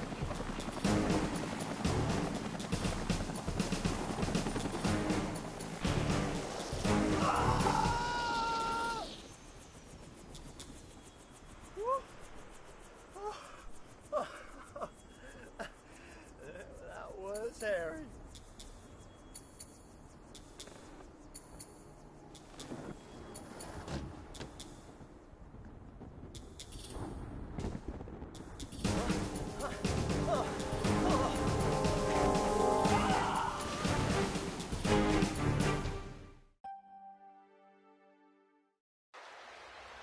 Lara's like, oh well, see ya.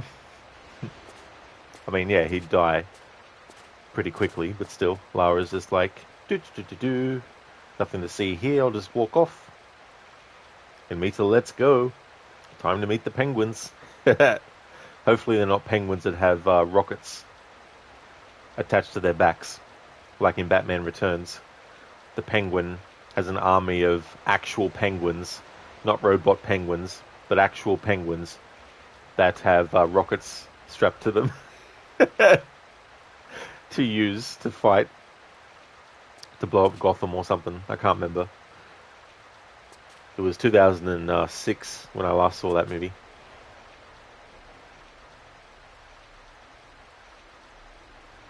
Pretty much in Mita, they're like, she's like, very sad. Well, anyway.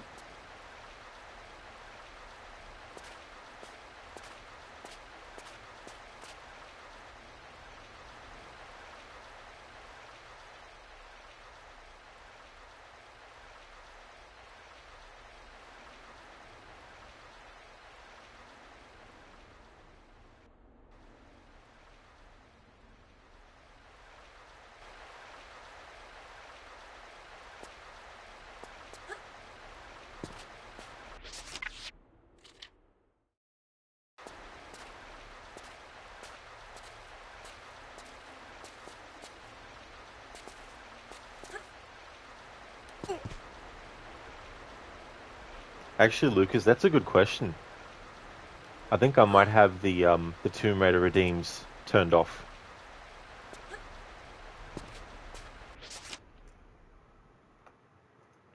I'm going to take a break soon, so I won't activate them again yet, but when I come back from my break, I can reactivate them.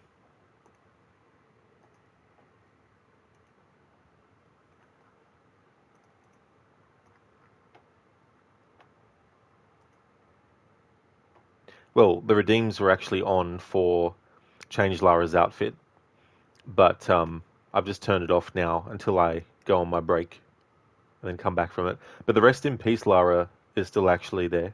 You think the Arnie quote is off? Let's see. Arnie movie scene is on. Bane impression is on.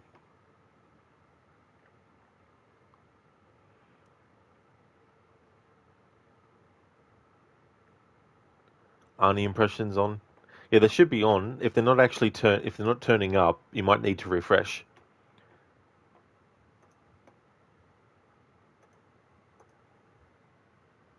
Unless they've been used. Let me see. Oh no, the Arnie movie scene impression was used an hour ago, but that should be available. Same with the random Assassin's Creed quote and the Red Dead 1 or 2 quote, and the Bane impression as well, and the Arnie impression. So all of those have an hour cooldown, and it's already been an hour since they were last redeemed.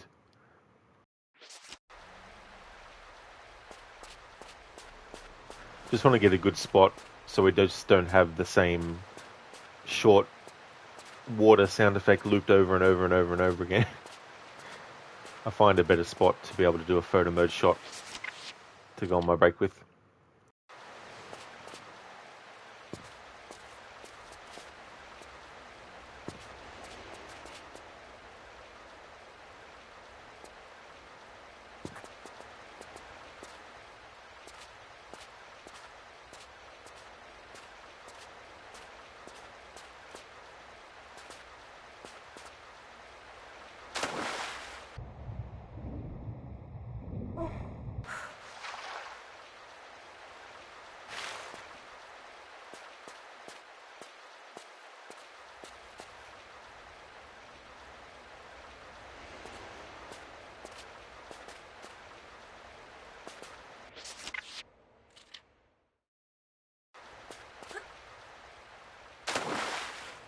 Lucas, you have 2 weeks to turn it back on. Well, it actually is on. I checked my dashboard to see if that's active, and it's been an hour since it was redeemed last, so if it's not coming up, then there must be something wrong with Twitch at the moment with channel points, because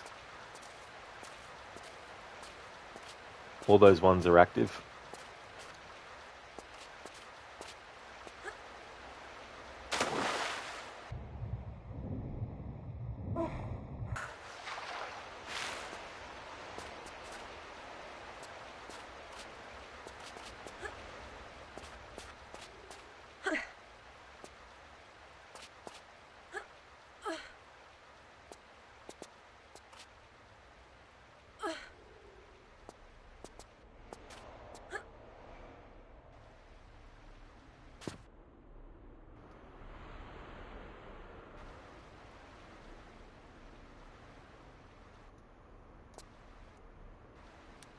No, still that water sound effect coming on.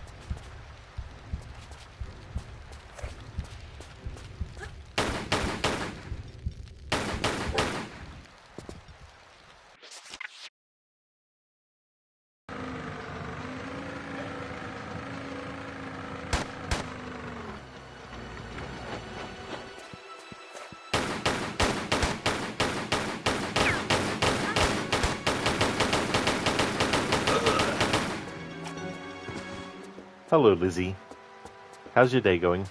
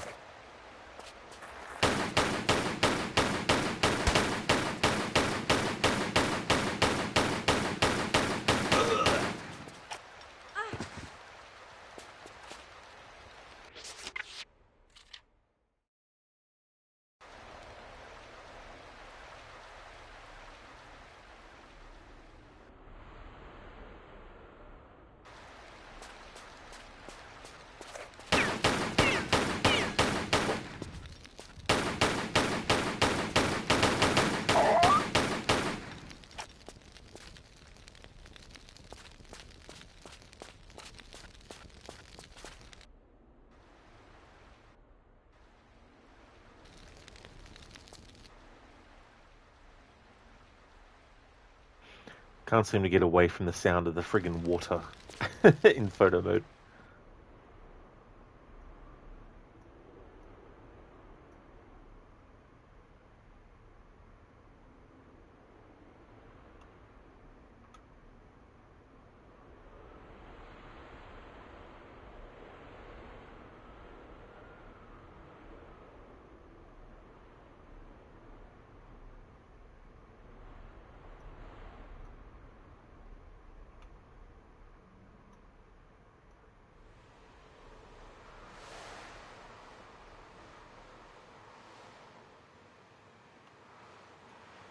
Alright, I'm going to go and take a break, and then when I come back we'll continue on. There's 4 levels left in the whole game, including this one, and I don't know how long it's going to take me to do the other levels, because there's a lot of things in them, and there's a whole minecart thing with 3 different levels, with 3 different minecarts, with so many different pathways, and who knows how long it's going to take me to get through that, because you need to slow down and speed up at the right times, and then get the jump past, and then make sure you change the tracks and all this kind of stuff. So what I might do is actually take a long break of 15 minutes instead of 10 before I come back. And Mita, enjoy your break. Thank you, I definitely will, dude. Lizzie, you're good. Currently working on building some characters in Genshin. Oh, good. Glad to hear that you're going well, Lizzie. And I hope that you're enjoying that. I hope that it's going well.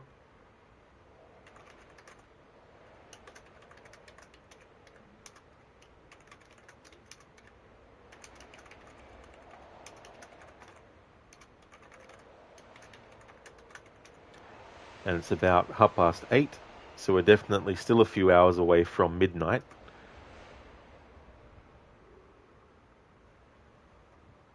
After midnight, I'll be able to access the remasters of Tomb Raider 4, 5 and 6, so I can start my stream after midnight sometime. I'll be back in 15 minutes.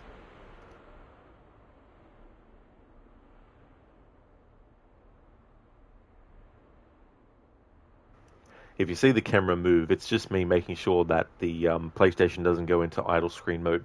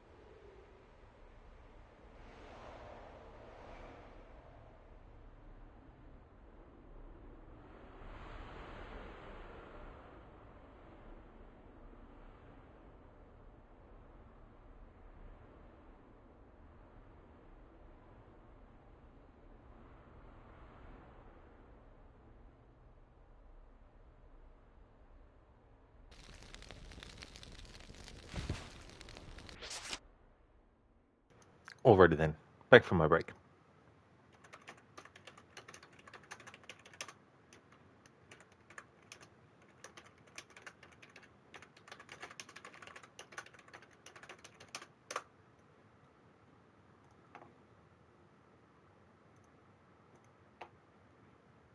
Hey there, Biko.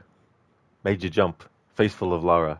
Yeah, I thought for photo mode while on my break I'd actually go for a close-up shot this time. How's things? Sona, that jump scares you? Lara's like, boo. Thank you for the welcome back in Meta. Thank you, dude. So for those who might be joining the stream, we're up to the final levels of the game in Antarctica. This is the first of the 4 that take place in that location. And so the plan is to finish the game in this stream.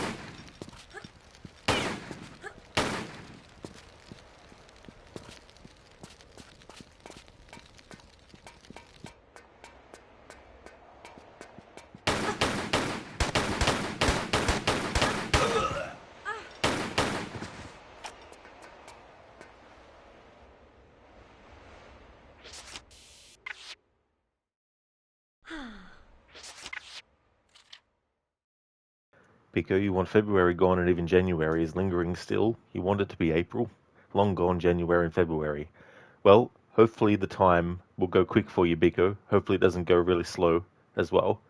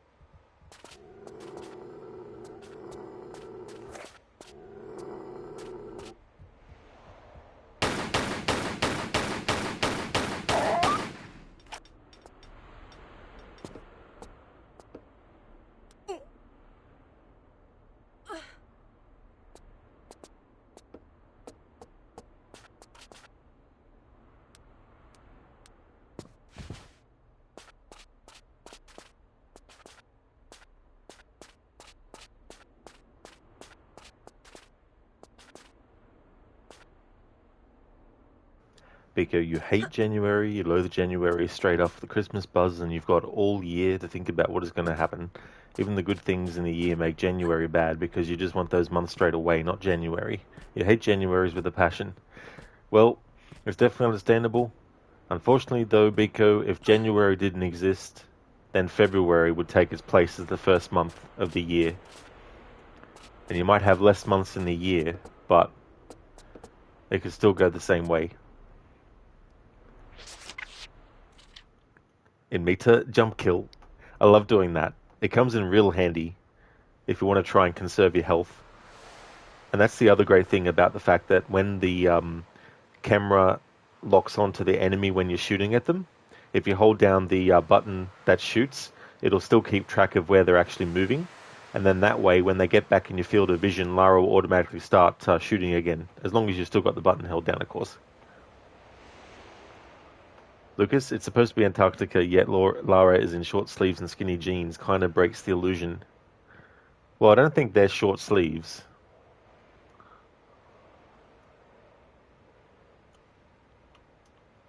They look pretty long to me. But I don't know if this jumper alone over the top of her shirt would actually be enough.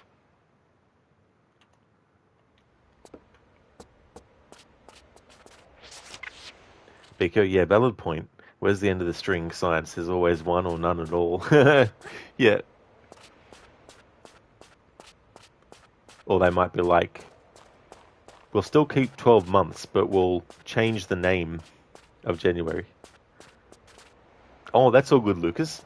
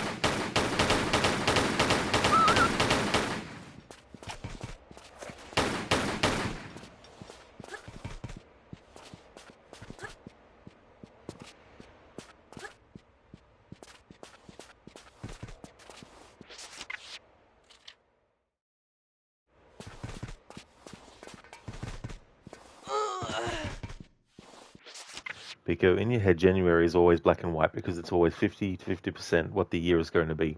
Oh, absolutely.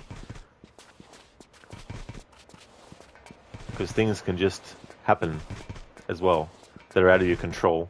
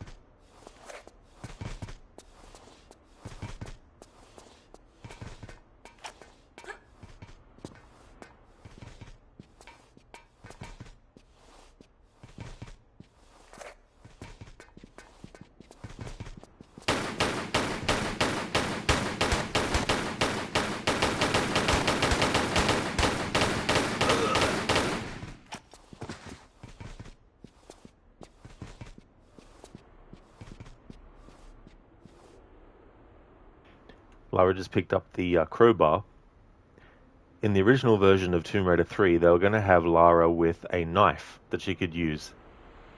but they actually took the knife out of the game.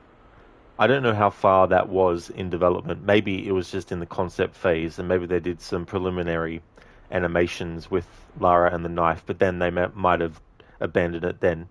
But in any case, apparently the animation for when Lara uses the crowbar was the same animation they were going to use for her using the knife.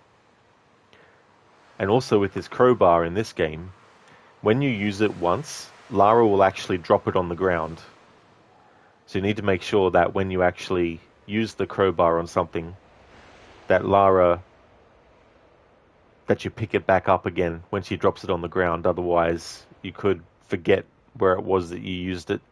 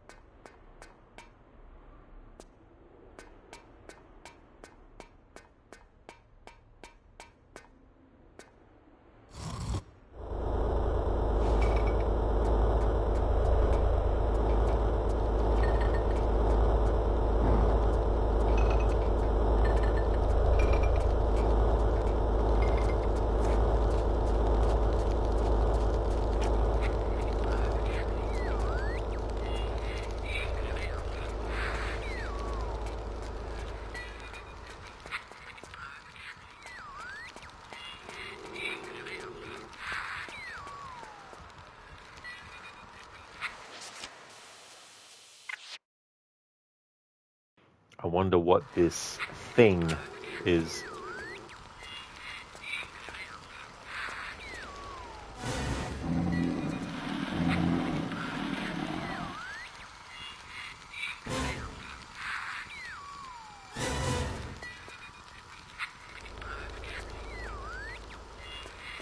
Lara refers to it later as Brundlefly, which is referencing a character from the remake of The Fly, called The Fly, and the character who gets turned into a fly, a human-sized fly that is named Seth Brundle, and Seth himself coins the phrase or the name Seth Brundle, Brundlefly.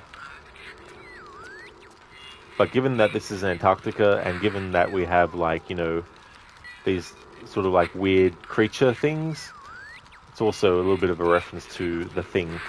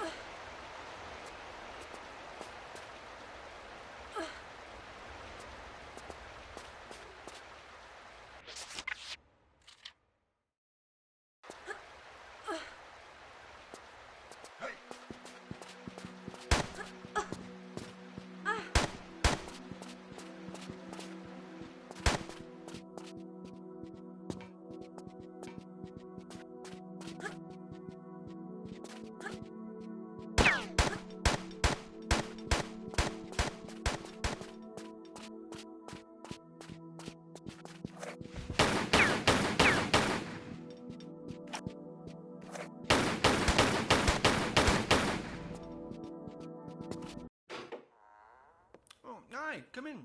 Make yourself at home. I won't be a minute. At home? I've just met a man who may as well have been Brundlefly. Fascinating, isn't it? He was your own employee. He was a molecular biologist. He'd have been intrigued with himself. Thanks to this material, his Hox genes were multiplied. Do that, and the complexities of our bodies increase beyond our comprehension. But this is just the fringe of its possibilities we're seeing here. My pal's exposure came from the material impregnated into the meteorite crater. The real capacities lie in its core, which these artifacts you're so attached to will let me access. But you've no control over this. This is not just about avidly spawning mutants. It's an entirely natural acceleration of evolution, a real live laboratory of spurred-on life. Not everyone here wants to be guinea pigs, multi-appendaged or not. Well, that's unfortunate. It's been hit and miss here for too long. Now the timing's spot on. I can't leave it. The Polynesians fled in their ignorance. Darwin's half-wit sailors the same, ironically making Darwin himself miss this angle on evolution. But now, I'm here. I have the access, the knowledge, the artifacts. Yes, but you bumped into me in India and sent me to find them for you, bringing me here. Listen to this gibberish. Your perception of good timing is bad. I don't know about that.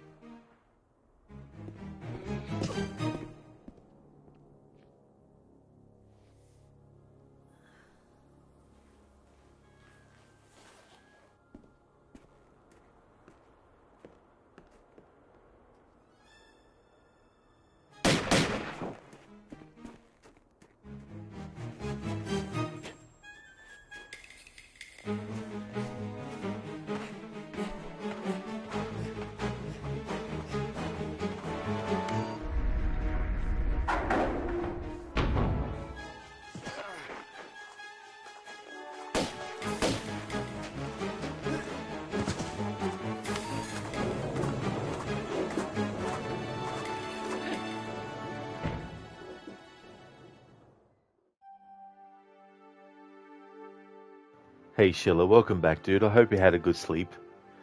The stream's going really good. We just finished the first of the final 4 levels, so getting closer and closer to finishing. And it's about almost 9:30 at night on Thursday. So I've still got a few hours before midnight, and then after midnight, the remasters of Tomb Raider 4, 5, and 6 will become available for me. But I'll have to actually download it as well. So it won't take long though, because the file size for these remasters isn't like 50 gigs or something. So it won't take too long to download when it becomes available. But yeah, I've got to wait until it ticks over to the 14th of Feb before I can actually access it. But yeah, if this stream goes a little over midnight though, it's okay. I'll still be able to get the game sorted and then do a bit of a stream of it. Biko, really good graphics. You remember this scene? Once YouTube had it, you knew this scene word for word when you were a kid, same as all the other scenes. Oh, very nice, Biko. Yeah, sometimes too, they're so memorable that they just stick with you for a long time. Hey, little pumpkin, welcome on in. How's your day going? Sheila, this game is too easy for her. Give him a challenge. It's like, get through the game without taking damage, without using a heal, and without, dying. I'd be like, no. Little Pumpkin, did you see you can get something for streaming remaster?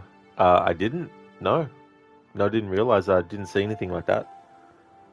You love pumpkins, Biko. Well, that's good. I like mashed pumpkin. That's pretty good.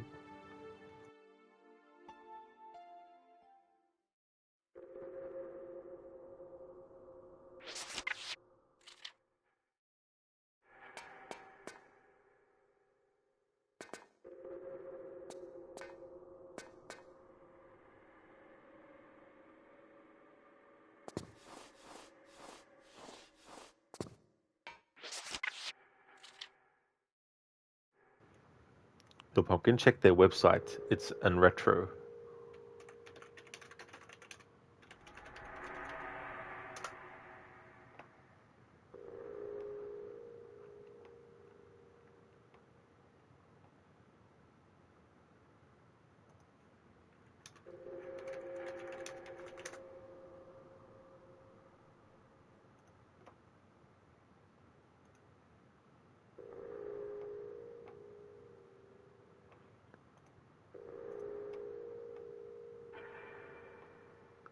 but you don't know if it works for a console. Oh, that's fair enough.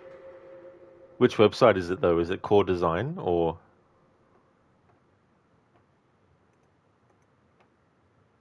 But you don't get to taste many pumpkins here in the UK. You have butternut squash and other veggies instead as your traditional diet. Probably your most favorite veg is cucumber. Oh, very nice. That's cool. Yeah, cucumbers are really, really good. I see that there's a streamer kit.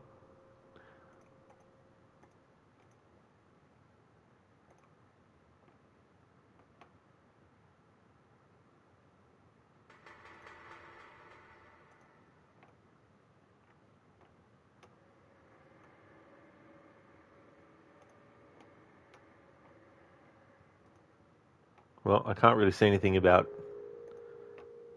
streaming on it.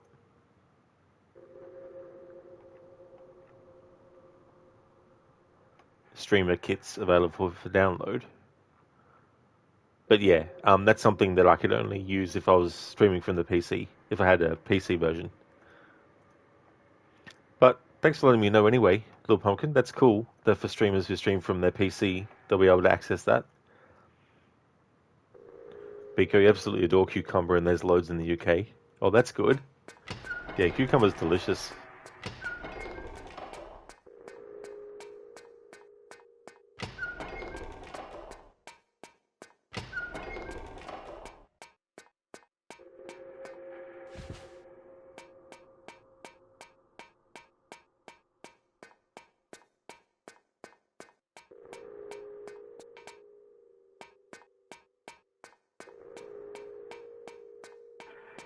Biko, you love cucumber, even more in hot weathers. They're so refreshing. Absolutely. Same with watermelon. I like that too when it's really hot.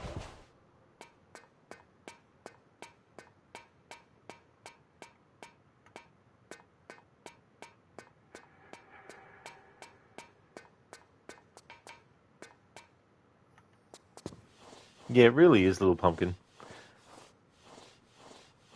I mean, I think there is a way to have overlays on your console, like on your stream, but...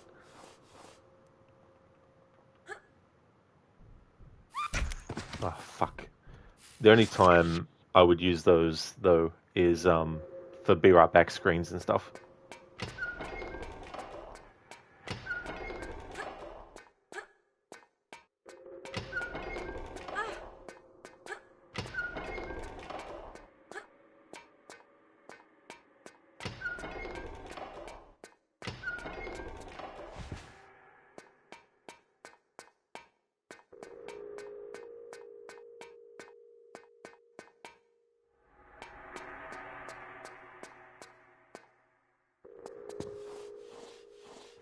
Biko, well, you got cucumbers on your mind. Apparently you do, yeah. But they are good, though. They're delicious. You're so tempted to go to the supermarket just for mango pulp to put in your breakfast oats. Oh, that'd be nice. Thanks for redeeming the rest in peace, Lara, Little Pumpkin. So what would you like? Lara to die from being killed. Lara to die from being killed. Nice wording there, Rod.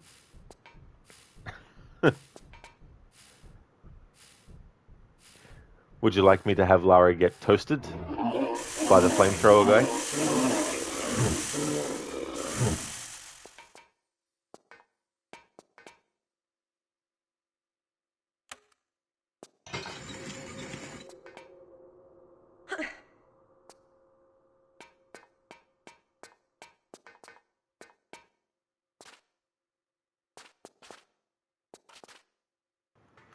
What did the mermaid wear to her math class? An algebra. Nice play on algebra. Algebra. Thank you, Dr. Darling, for redeeming that. Little Pumpkin, what about Death from an Abyss? Yeah, I could probably do that, I think.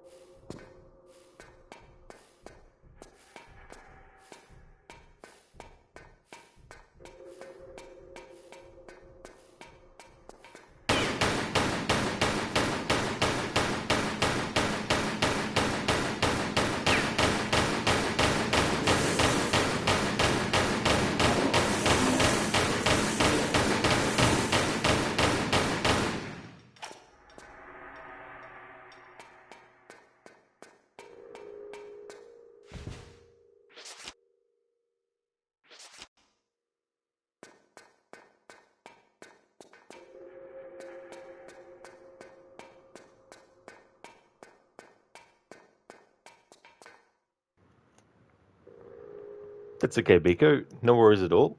I hope that it goes well. Yeah, I think I should be Biko. Yeah, this is the third last level, so I've got 3 levels left. The pumpkin, an option.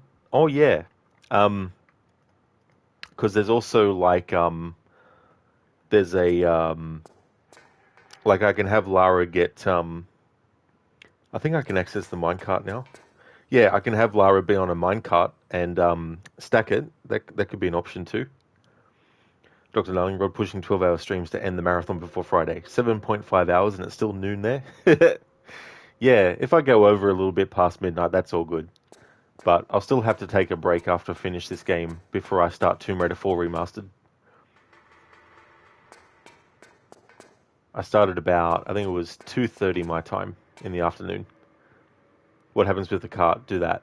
Oh yeah, there's a few options with the cart. Lara will just basically tumble depending on if she hits something and whatnot.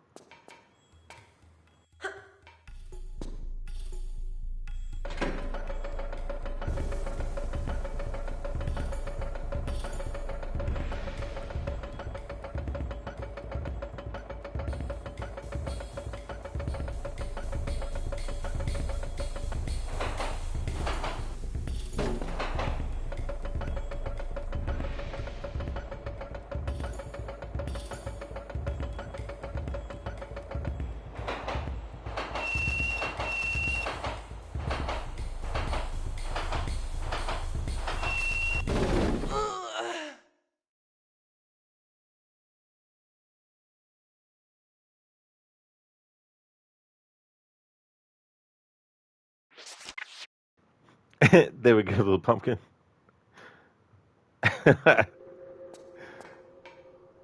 Whoops.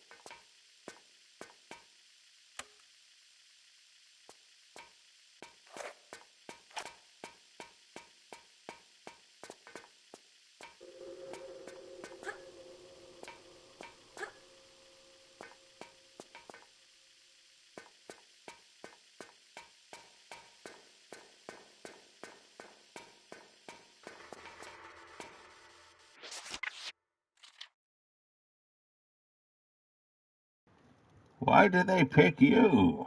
Because you like to fight? I'm expendable. What mean expendable? It's like someone invites you to a party and you don't show up. It doesn't really matter. Thank you, Dr. Darling, for redeeming that from Rambo First Blood Part 2. Thank you very much.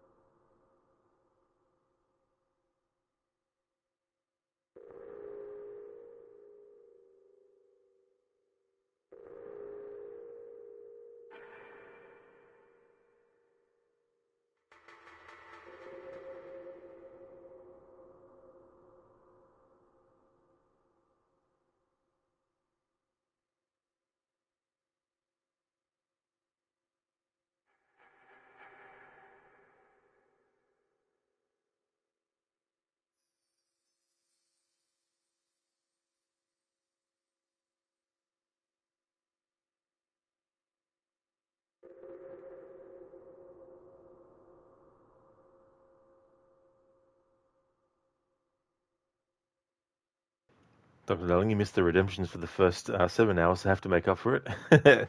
It's definitely fair enough. Thanks for redeeming the random Red Dead 1 or 2 quote.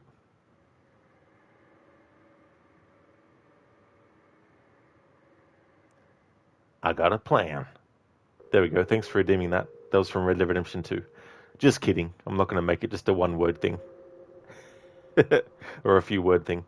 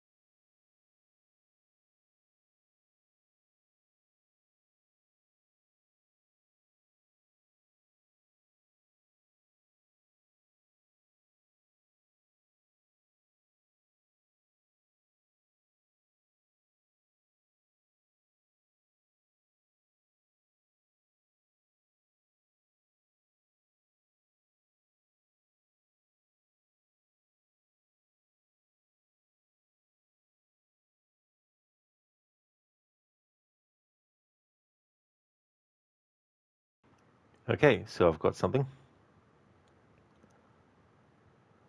Miss McFarlane, I'm married. I have a son. I had a daughter, but she died. Years before that, I rode in a gang. We robbed banks, trains, held people ransom. We killed people we didn't like. Bill Williamson was in that gang.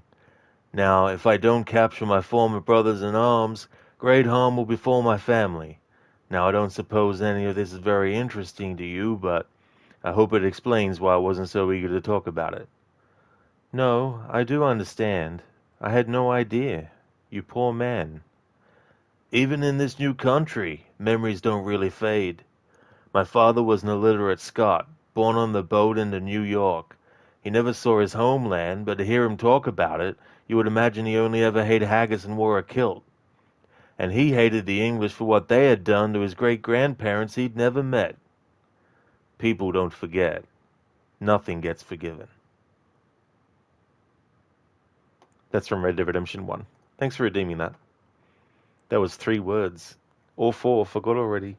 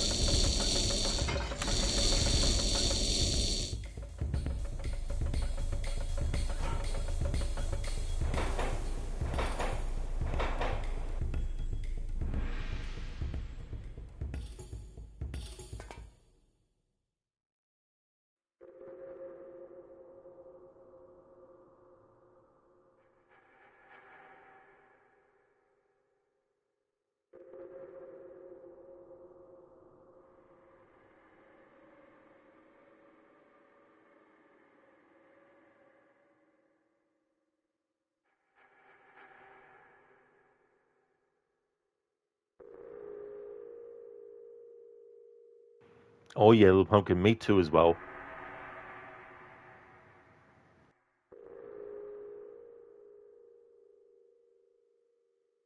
Tomb Raider 4 is my favorite one out of all the games in the series.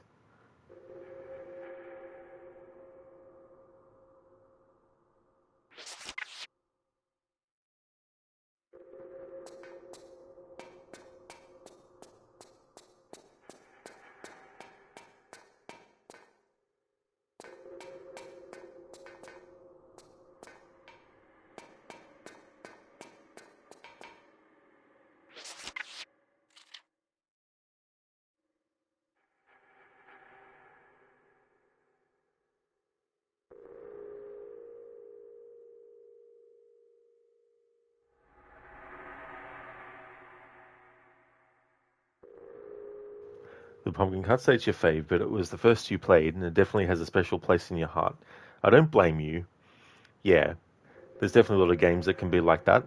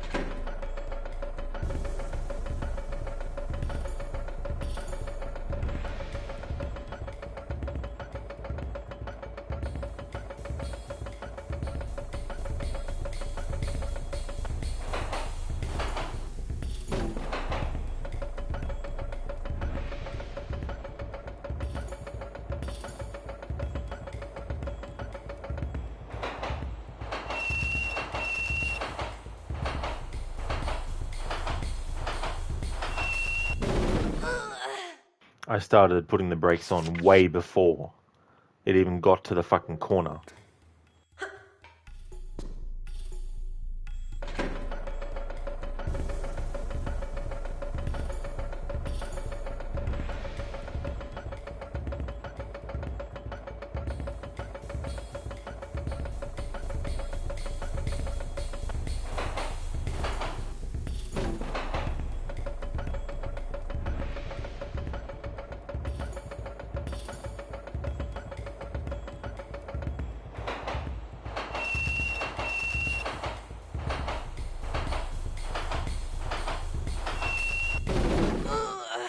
No, I'm holding the fucking button down that I'm supposed to hold down to put the brakes on way before that fucking corner even comes up.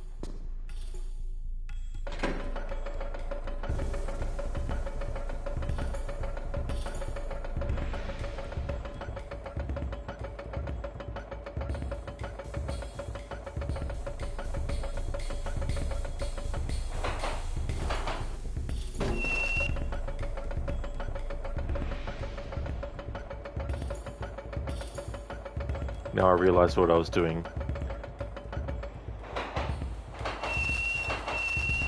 I thought I was holding the brake, but I wasn't.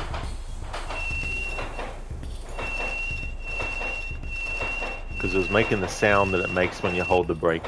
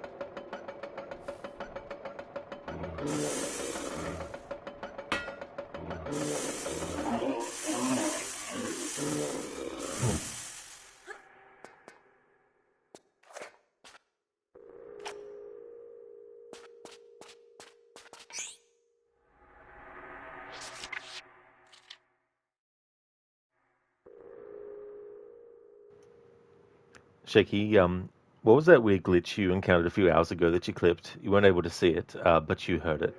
Oh yeah, I think I should still have that in my message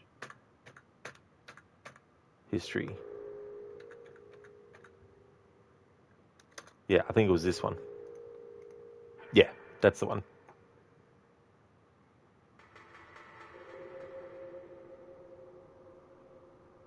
That's okay, Shaky. I misunderstood.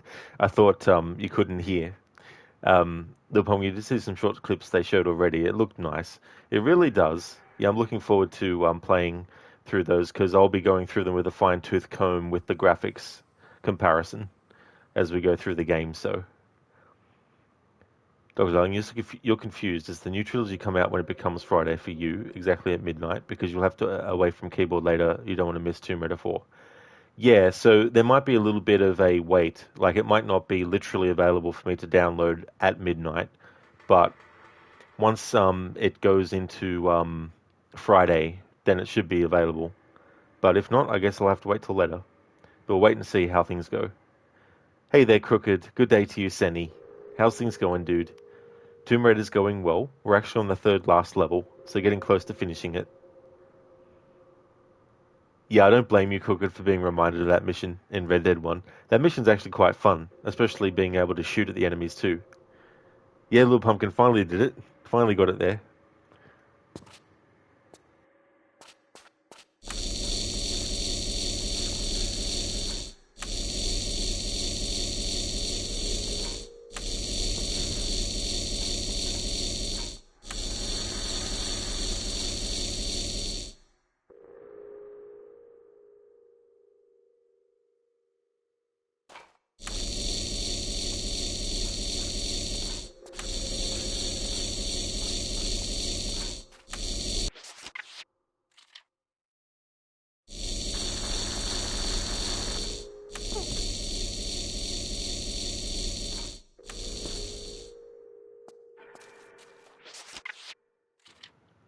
Thank you so much, dude. Absolutely. I did, yeah. I started my stream at 2:30 p.m. and it's now almost 10 p.m.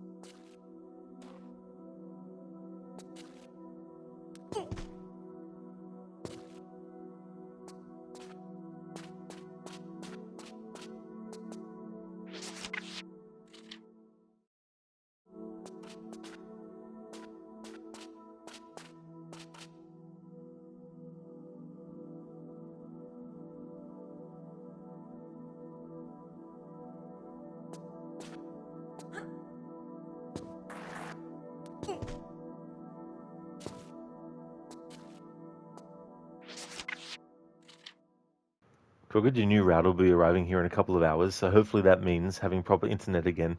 But you also kind of doubt it's only that, lol. Hopefully I'm wrong. Fingers crossed, dude. I hope that it's going to be all good, and that you'll be able to have things up and running soon, and get your top speed again and all that kind of stuff too. That emote, a wobbly sigh.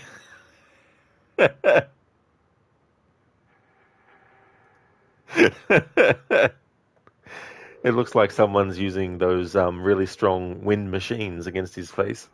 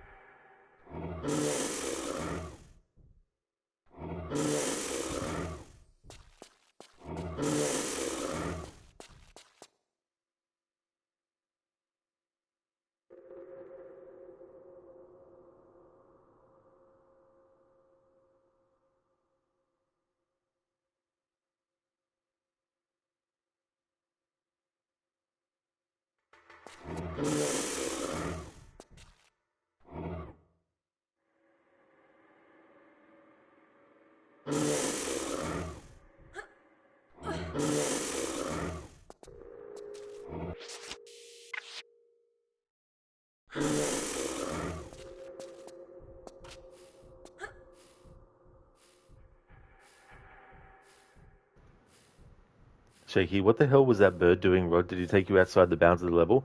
Yeah, so what happened was, because I made Lara lower herself from the ledge that she was on, and the bird pushed her off at the same time, the game still allowed me, as long as I held the button down, I guess, still allowed me to have Lara be holding on. And then she got, then she dropped down to the ground, clipped through it, and because I kept holding the grab button down the whole time, the animation for lowering herself down was finished, and so then I just kept holding the button and then pulled it back up again. Booker laughed myself. That happened 2 days ago. A player from Norway called Harland does some really weird facial expressions sometimes, and this was him after hitting the crossbar after he shot. That is so funny, dude. Like, that just looks so funny.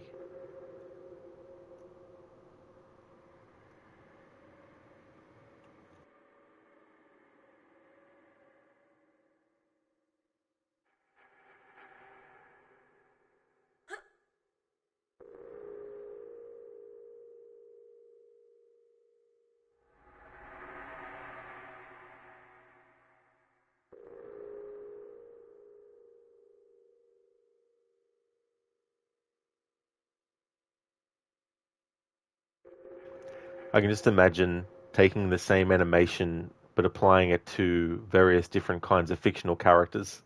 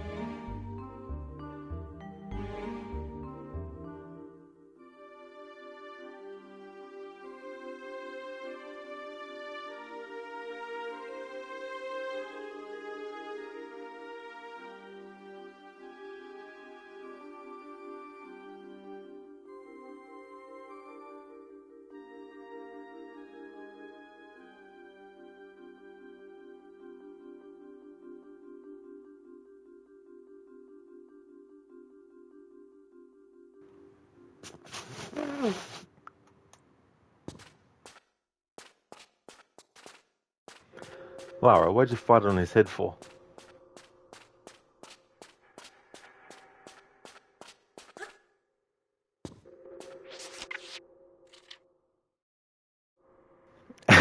Dr. Darling, like the last combo. Good, that's you after the wind calls you back to Ranvi to look at the redacted map. Real Pumpkin, lol, what are these creatures? There's some kind of mutation. The experiments that Dr. Willard was actually doing on them, using the artifacts to try and kickstart the next stage of human evolution. And so you get this sort of like hybrid between a human and some kind of like, you know, like a mammal. Like it seems to me like a cross between a human and a walrus type thing, you know. So yeah, it's a result of genetic experimentation using the one of the artifacts. Dr. Darling, please don't turn that face into an emote. Too late. Coco, that looks like Clara's meditating midair. It really, really does. There was actually a part in this game where there's like a train that you get on the inside of, and there's these really cushiony seats. So I had Lara in photo mode pose. I made her do the sitting down pose, and I actually had her lined up so it looked like she was sitting down on the seat. And to make the outfit kind of match the fact that she was on like this train that was very fancy, I changed the outfit to the Vegas one.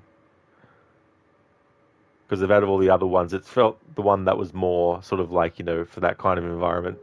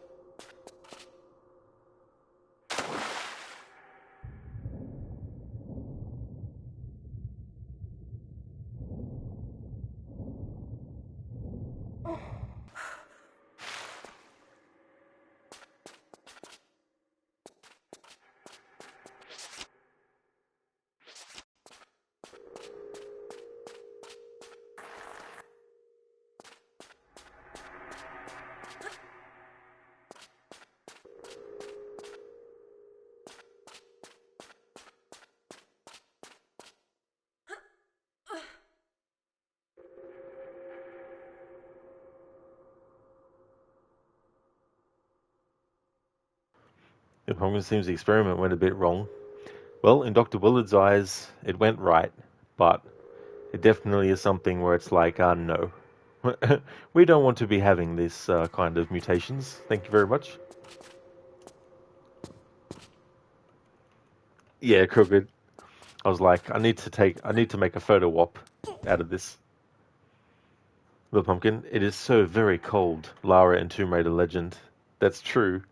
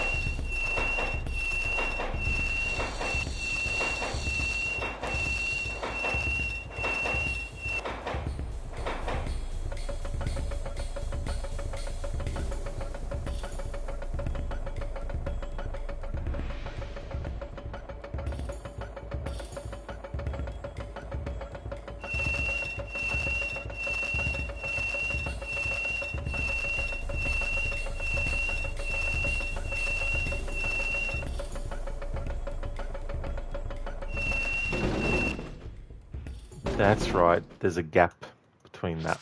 All right.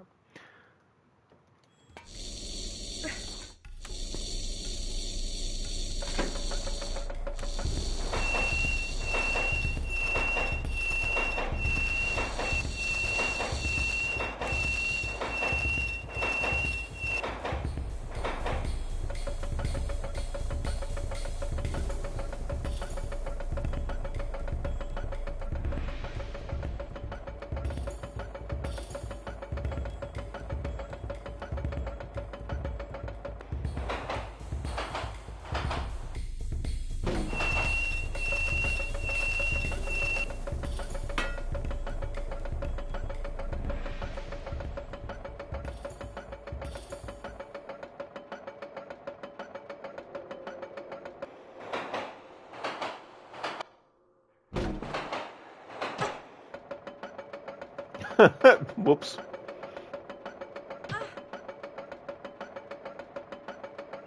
Whoops, wrong button.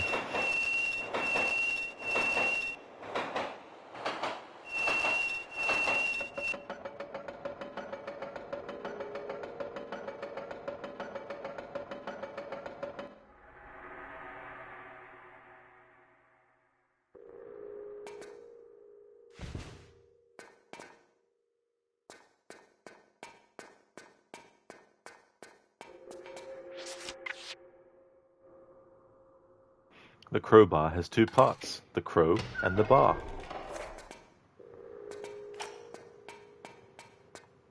And now we have the battery.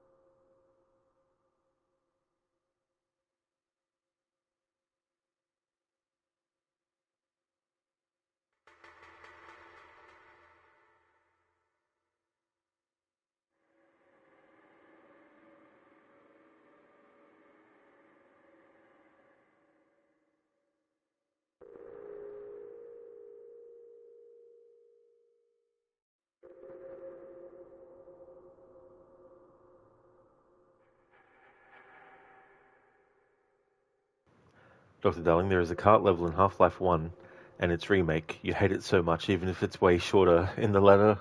I don't blame you, Dr. Darling, though. There's definitely a lot of games where there's certain parts where it's just, ugh, not this part again, you know?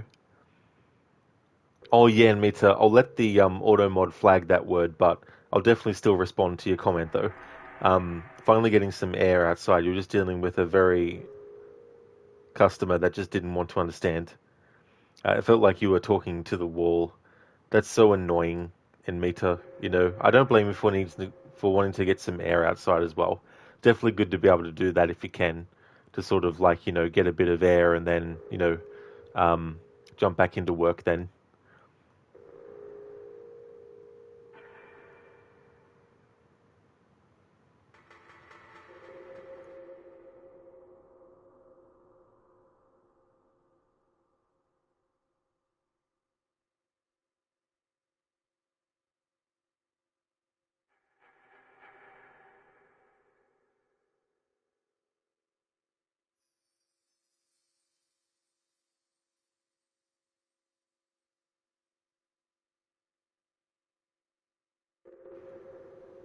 Yeah, that's fair enough in Meta for sure.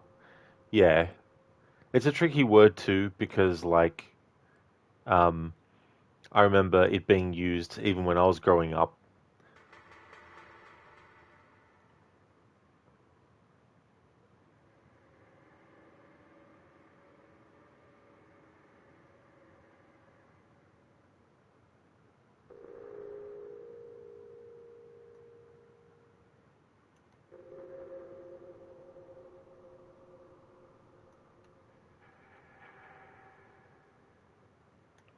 Alright, cool. So it is the third track. Well, I mean, technically it's the first if you go from the bottom up.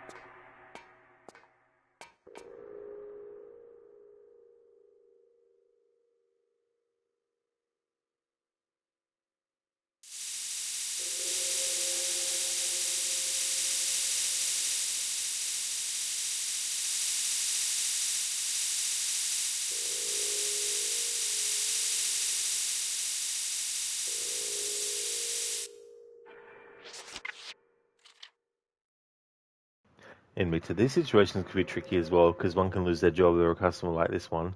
Oh yeah, you'd have to be careful, be a bit like a minefield, and be a very delicate sort of like scenario.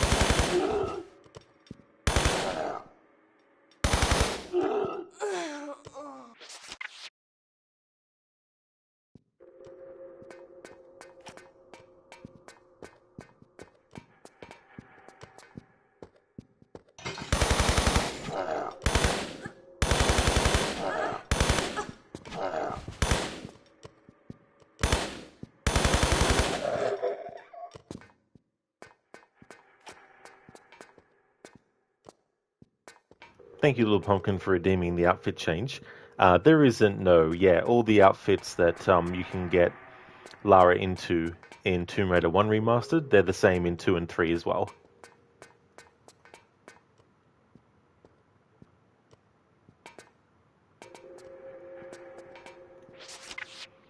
Then you choose Classic. Alright, cool, Little Pumpkin. So when you say Classic, though, do you mean like Lara's Classic from the very first game? Which is this one? Because there's also Classic 2 and 3 as well. So Classic first? Excellent. And sunglasses on or off?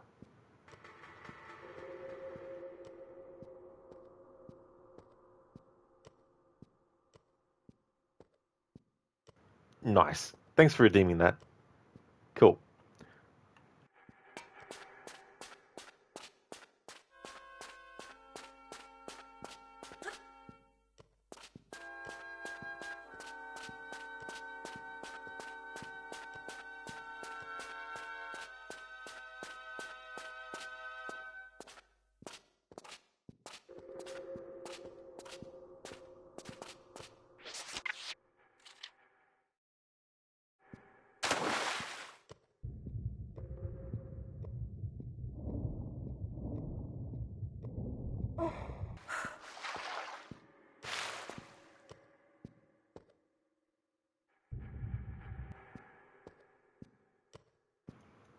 Yeah, Little Pumpkin. The very first Lara.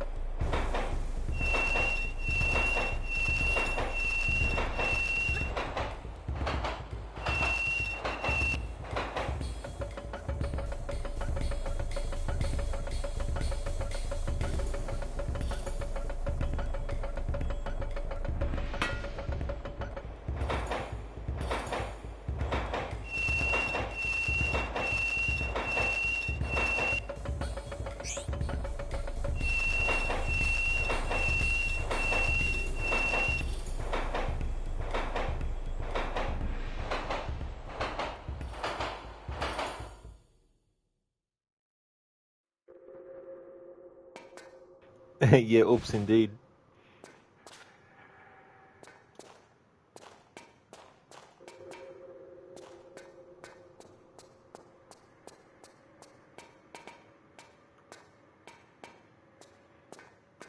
I just remembered too, there's something I need to set up for when I'm doing the Tomb Raider 4, 5 and 6 remasters. And that's the channel point redeem where if someone redeems it, I have to use a health kit, whether or not I need it or not.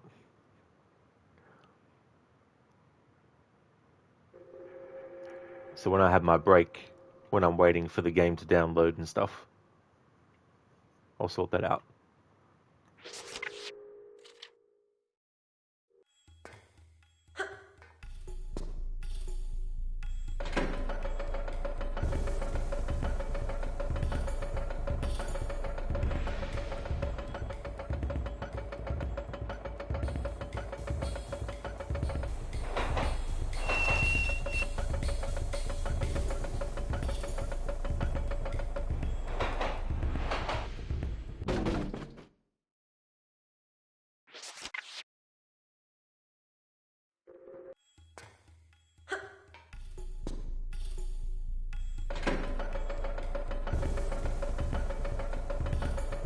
Dr. Darling, evil laugh.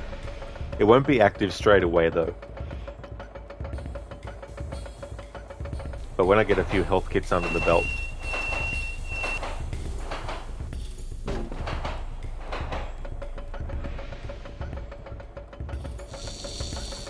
I think the game will let you still use a health kit even if it's full. But I can always test it too.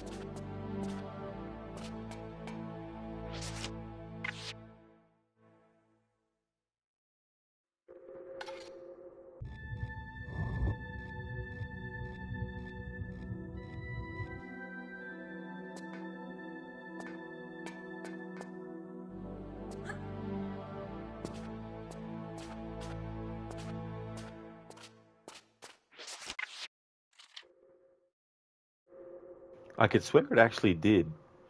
But yeah, let's do a test.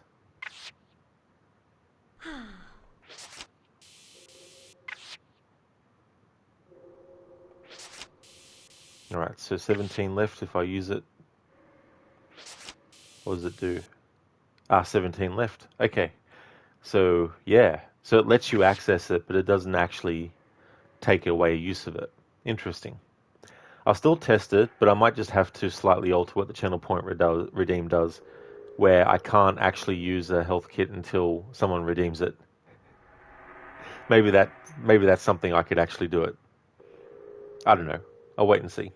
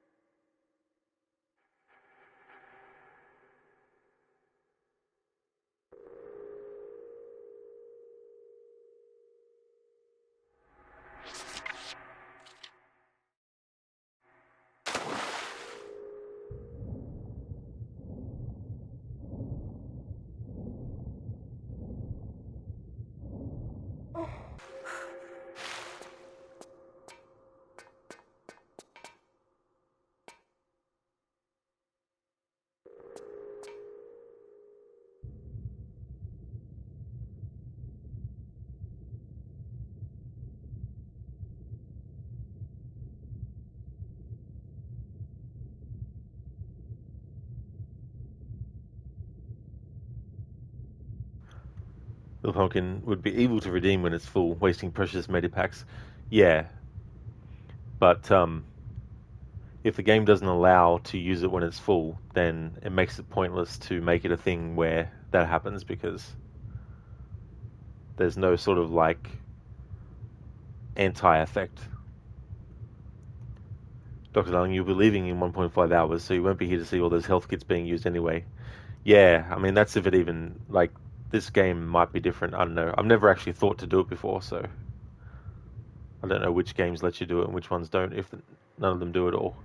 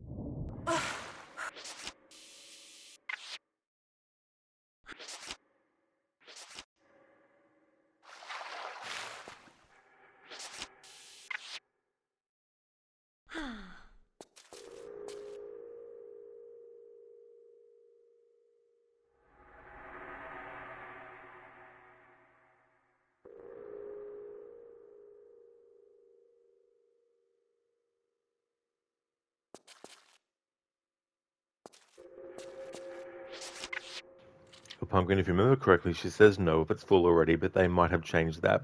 Possibly, but I'll test it anyway. Once I download the remasters of 4, 5, and 6, I'll load it up and then give it a bit of a test.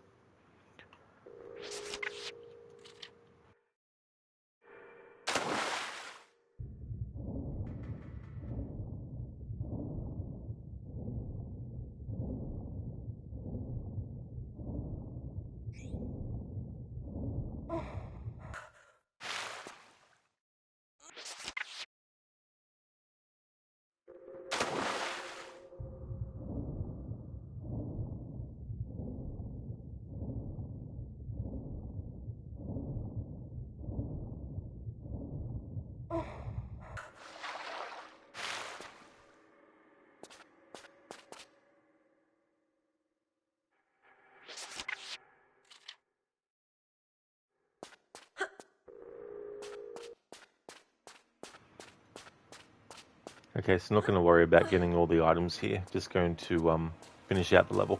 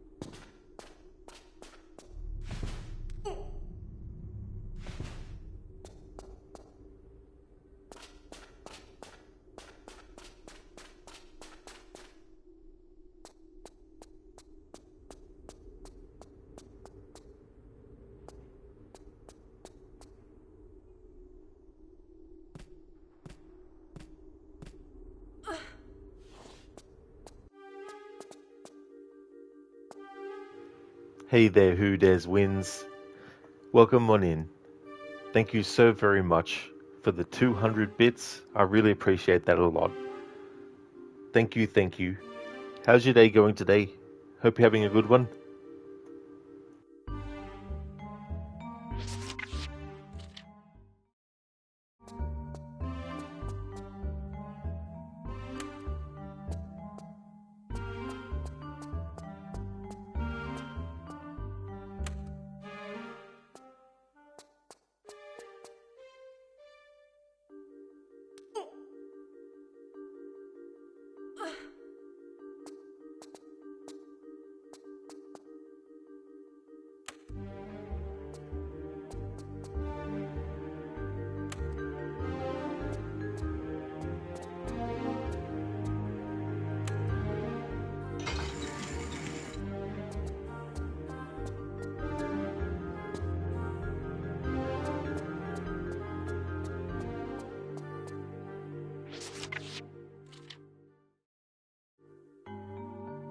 Who Dares Wins, part 2 already. Yes, well, of Tomb Raider Chikes. Well, I'm glad to hear that things are going well. Who Dares Wins, that's awesome. And that's true, yeah, Tomb Raider 3, The Adventures of Lara Croft. The original version was 1998. Hey there, Toby. Welcome. This game seems so confusing. They definitely can be. Oh yeah. No mini-maps, no main maps either. Things like that too. You can't actually look at those things in the game. So that can make things more difficult. Plus a lot of maze-like areas. Sheila, only 72 minutes left. That's true. And then the remasters of 4, 5, and 6 should hopefully be available to me. And we're making some good time. If this stream goes over midnight though, it's not like it's going to be a big deal. I'll still be doing a stream of Tomb Raider 4. Yeah, pretty much. Who Dares Wins. I started at 2:30 PM my time to make sure that I had a lot of time up my sleeve. Hey there, Lucinda. Good morning. Welcome on into you. How's your day going? Tomb Raider 3 is coming along really well. This is actually the second last level. Technically, it's the final full level, because after this level is finished, it's pretty much just a boss fight. And then an escape out of the area, and then final cutscene. But yeah, it's going really good. Who Dares Wins should hit your finish time. I think so too. Absolutely. This level can be annoying because there's 4 different rooms that have all these different sort of like traps to deal with, and they're each based on like a season an element of earth, wind, fire, and water. So you got some challenge rooms that you need to get through. Yeah, Lucinda. So it's good to be on track. And then hopefully it won't be too long after midnight that the game will become available to me. Then I can start Tomb Raider 4.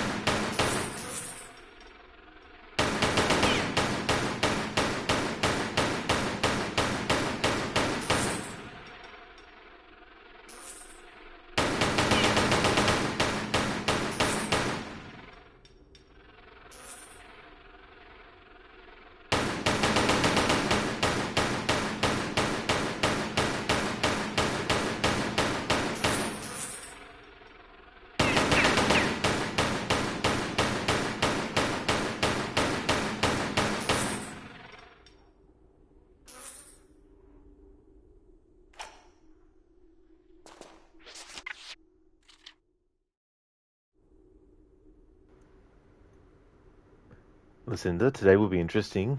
You had some snow and ice last night, and both counties you drive in for work have light travel warnings, so driving to work will probably be an ordeal, but you will see. It will take you 15 minutes to warm up your truck and probably 30 plus minutes to actually drive there with ice and snow. Absolutely, Lucinda. Definitely understandable too. You know, you want to take your time and get there safely if you do need to go in and drive as well. And taking all that time into consideration with the scheduling and all that kind of stuff. So, you know, hopefully they're a bit understanding too if you end up not being able to get there until, you know, a little bit later as well. Little Pumpkin chat is funny. There's times when no one chats and there's times when it's crowded. Absolutely, Little Pumpkin. Yeah, the ebb and flow of chat with Twitch. Absolutely. Dr. Darling. It makes me wonder who's in on this. Lim? Taeyong? The government? Fucking aliens? Shit. What are they planning? That's one of my favorite NPC quotes from that game. I just love how he says the other ones pretty quietly, but then he's like, fucking aliens? Shit. What are they planning? Not the quote you were looking for. You wanted Barry from Alan Wake. So the one that you're looking for is actually just Alien, Dr. Darling. It was a goddamn space alien. No, Pumpkin, how many are there? I think from memory there's like 15 or 20 of those wasps. I think I remember seeing that in the PlayStation 1 version they're unlimited, so they never stop coming out to attack you. Lucinda, it means you'll have to leave earlier and see less of the stream. Oh, well, that's definitely understandable too, you know, for that to happen as well. Just appreciate you being able to, you know, watch as much of the stream as you're able to.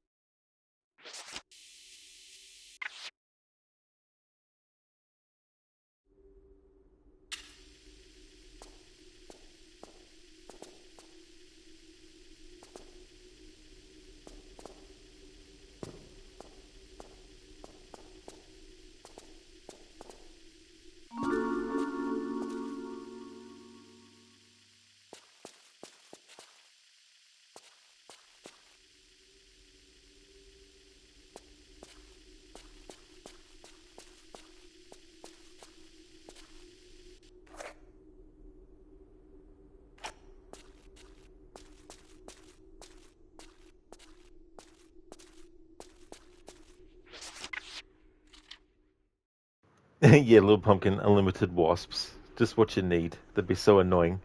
Listen to what the fuck? Walking on air. Oh, I see. Invisible platforms. Well, invisible without the magical flame. Yeah, Lucinda, you need to use your flare or use your gunfire as well. Um, but there's invisible ledges like that really early on in the game, and there's some like things shooting fire out, and it actually lets you see it from a distance. But for these ones, yeah, there's no actual fire that's automatically showing them up for you.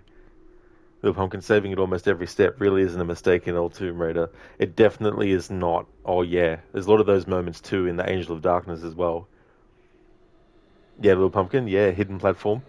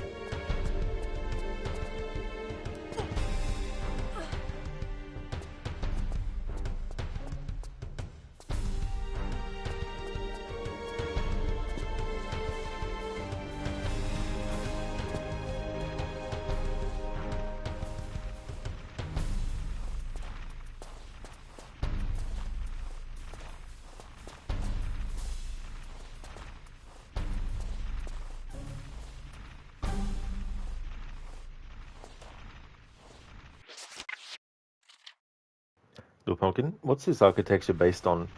Not actually too sure. I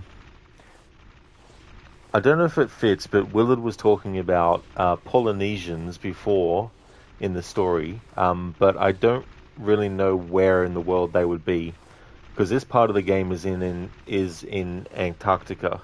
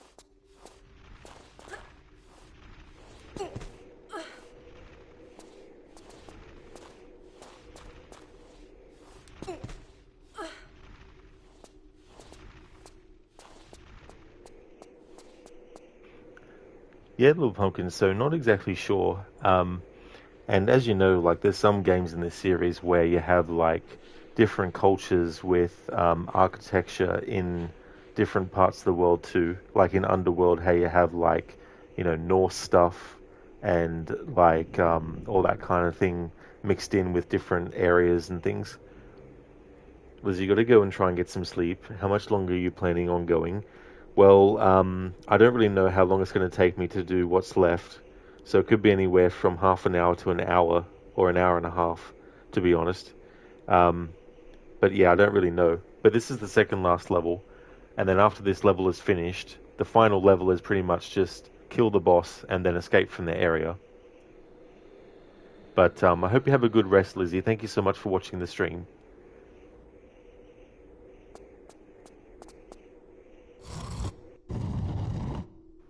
Alright, so this actually opens a secret. I'm not going to worry about doing it, but it's actually on a timer. So when you actually activate this, you have a certain amount of time to get to that door before it actually closes. And yeah, but I won't be doing that in this playthrough. I just couldn't remember what that lever actually did.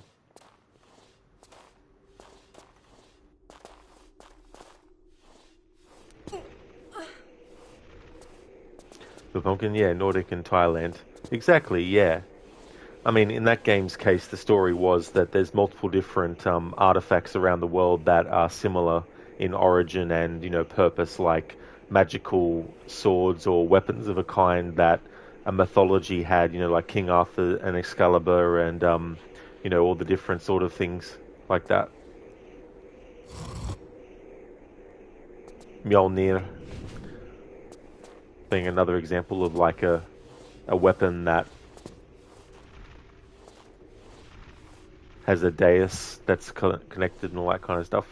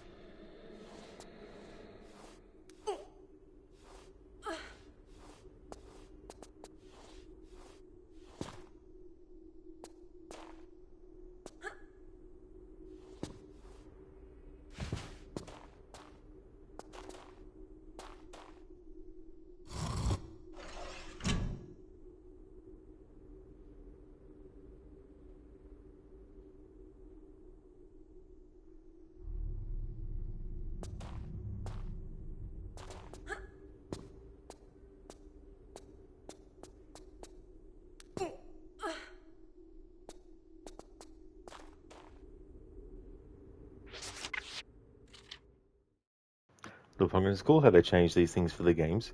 You were playing AC Valhalla last night and you were in Jotunheim. They also changed these Nordic stories a bit. They did the same in Asgard. That's true. Yeah, taking certain elements and then remixing them, or coming up with new elements and adding them in, and all that kind of stuff. Hey Octavius, hello to you as well. Welcome on in. How's your day going today?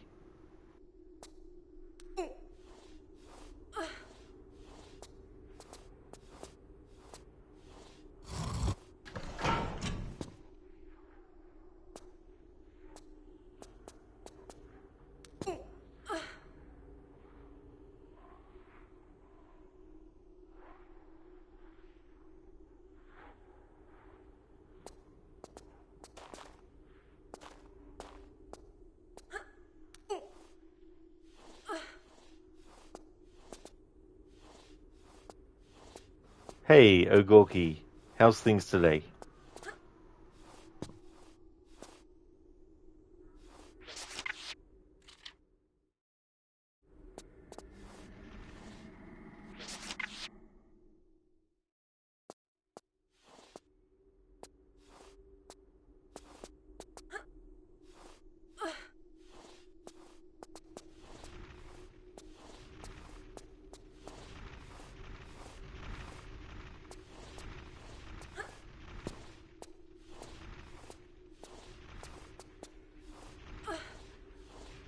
Going okay, you guess so, Gorky? That's fair enough.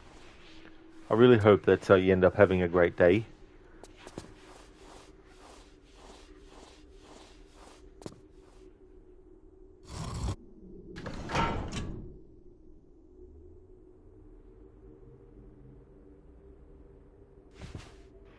Oh, I'm really good, Octavius. Things have been going well. Actually, because of the time difference, how went your day? Oh, it went really well. I actually had a earlier start my time for this stream, but before that it was a really good day. I mean, not that it hasn't been afterwards either, but I mean to say, it was a good day, and then started the stream about 2:30 p.m. my time, and it's now 11:14 p.m. We're on the second last level now.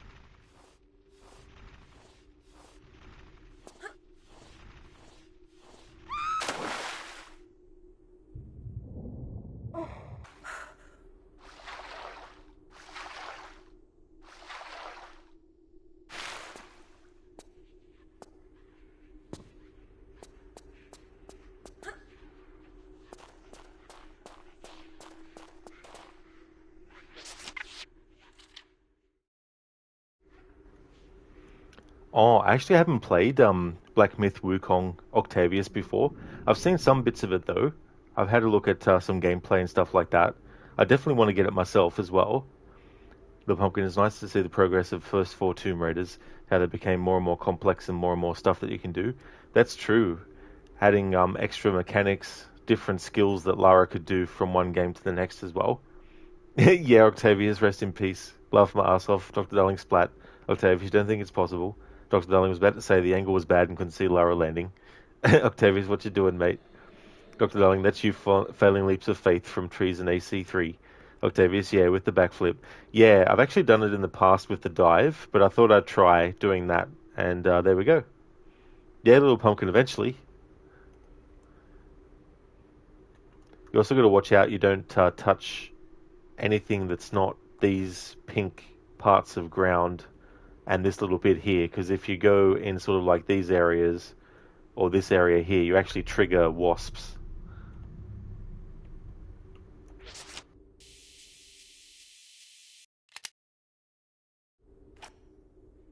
Listen, okay, Roger, you're leaving for work soon. Hope you have a great rest of your stream and enjoy Tomb Raider 4 when it drops in about 40 minutes. After Tomb Raider 3, of course. Exactly, Lucinda, yeah. Definitely. Thank you so much for being here. I hope that work goes well for you today. Hope you drive safely and get there safely. Thank you so much for being here. I really appreciate it. Would like to highly recommend people check out Lucinda's channel. Lucinda is doing streams of games like Thief, the 2014 game, so she's also a fan of other stealth games like Thief, such as the Dishonored series. Also a big fan of the Resident Evil franchise, doing a marathon of different games in that franchise too. Going to be doing Resident Evil 1 Original with Chris for the first time. Earlier in the marathon, she actually did Resident Evil 1 Original for the very first time at all, with Jill, first time around. And so next up, it'll be Chris's turn. A great streamer with some really cool raccoon-themed emotes as well. So highly recommend. And that's all good for the shout-out, Lucinda. Absolutely no trouble at all. Definitely catch you again soon. Thank you so much for popping in, especially before work too, as well.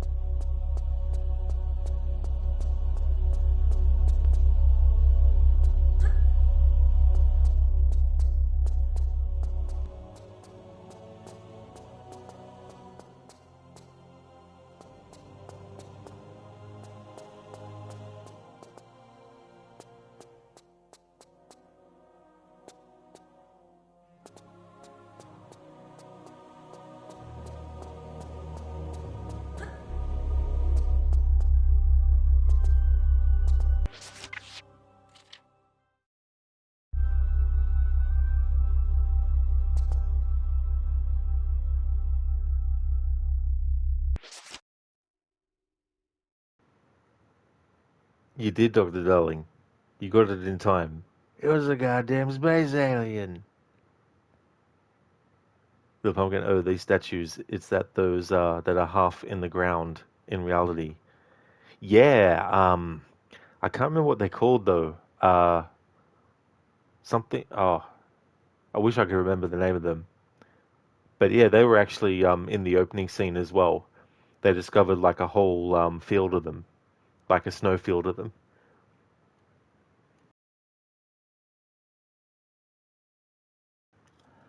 I was dead tired. I just wanted it to be over. It was all my fault. Sometimes I'd forget the pain was there, like it was the way you were supposed to feel. I was not in a dark place. I was the dark place, the source of it all, the vessel. Me and the writer, we were the same. And so I return. With me, I bear the torch of knowledge, the light, the miracle illuminated, the master of two worlds. No, the master of many worlds. Thank you, Dr. Darling, for redeeming those impressions from Alan Wake 2. Thank you very much. Long you don't remember either. Yeah, like I can remember them visually in my mind, what they look like, but I can't remember the name of what they're supposed to be called.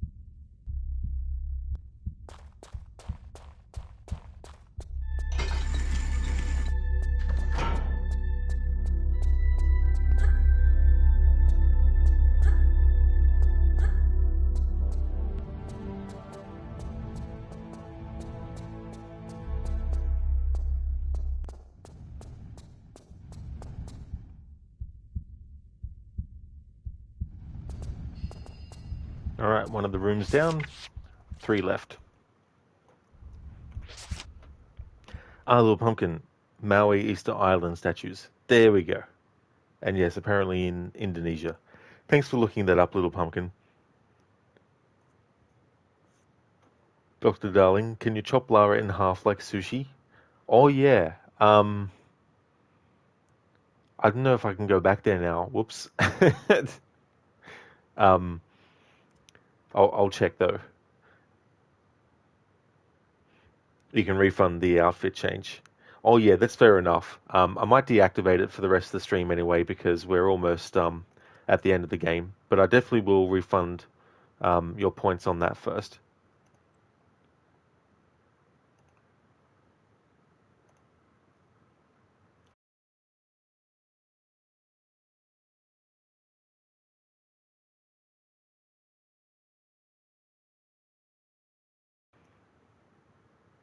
There we go.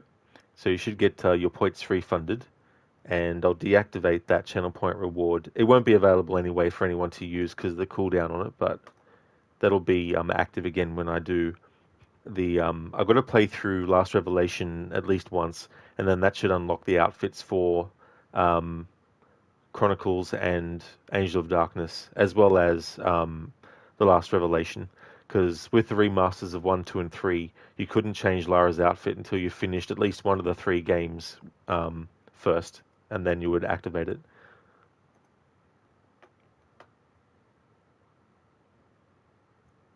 Code can imagine Lara's tombstone with the text, "Tomb robbers beware," and if animated, zombies Lara's hand is grasping a grave robber hand. Yeah, that could definitely fit. That could fit. How's it going, Code?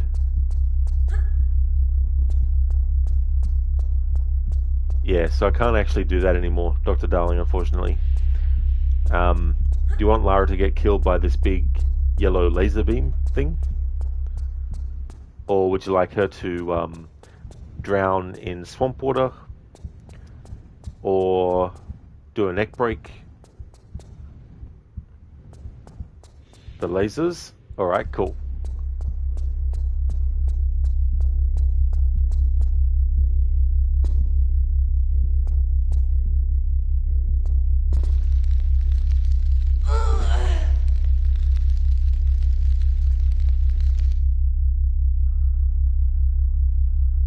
Sizzled, Lara.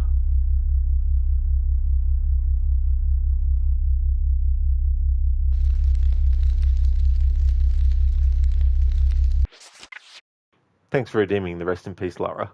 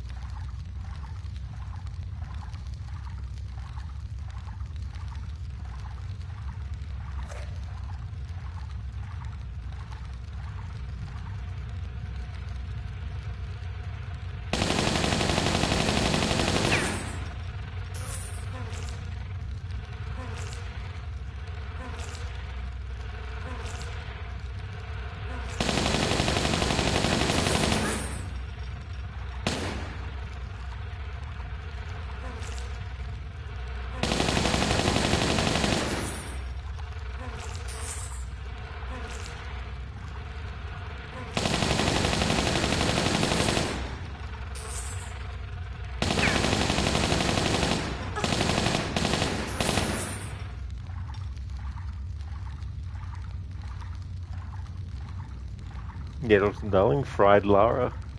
Code the Mud Raider. Lara all covered in mud.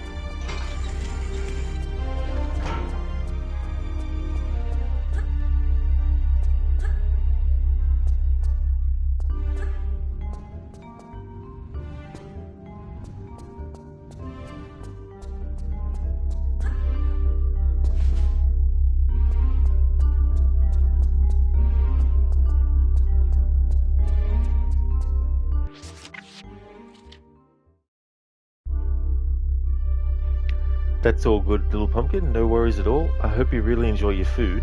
And I definitely will be streaming Tomb Raider 4 today. Once I finish this, and when I download the remasters of 4, 5, and 6, then I'll actually start the playthrough. But I don't know how long that will be though. But we're almost through this level, and then there's the final boss, and then escaping the area, and then that'll be the game done. But I hope you enjoy your food, Little Pumpkin. Nice, you'll be back then. Awesome. No problem at all.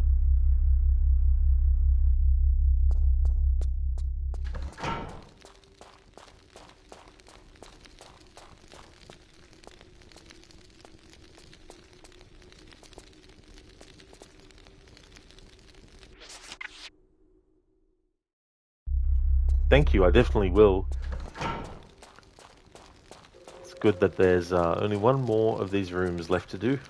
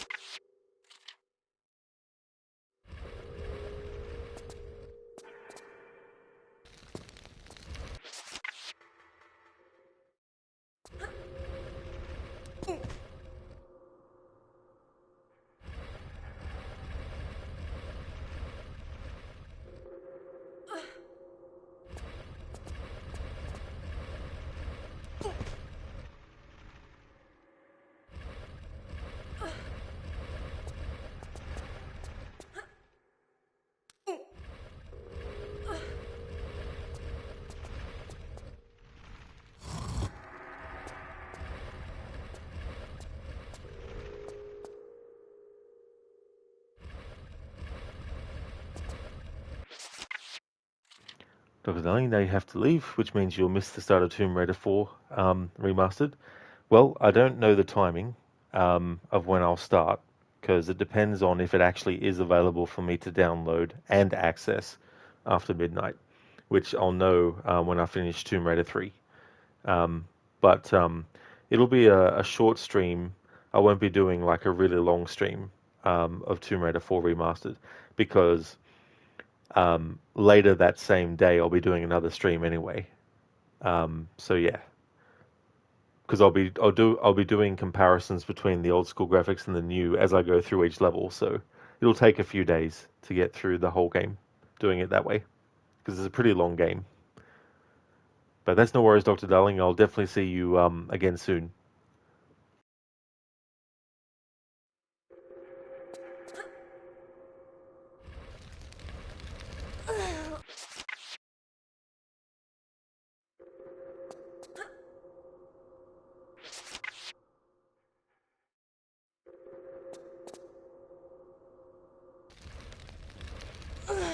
Yeah, nah, bro, it must have been the wind. Always is. How's it going, dude?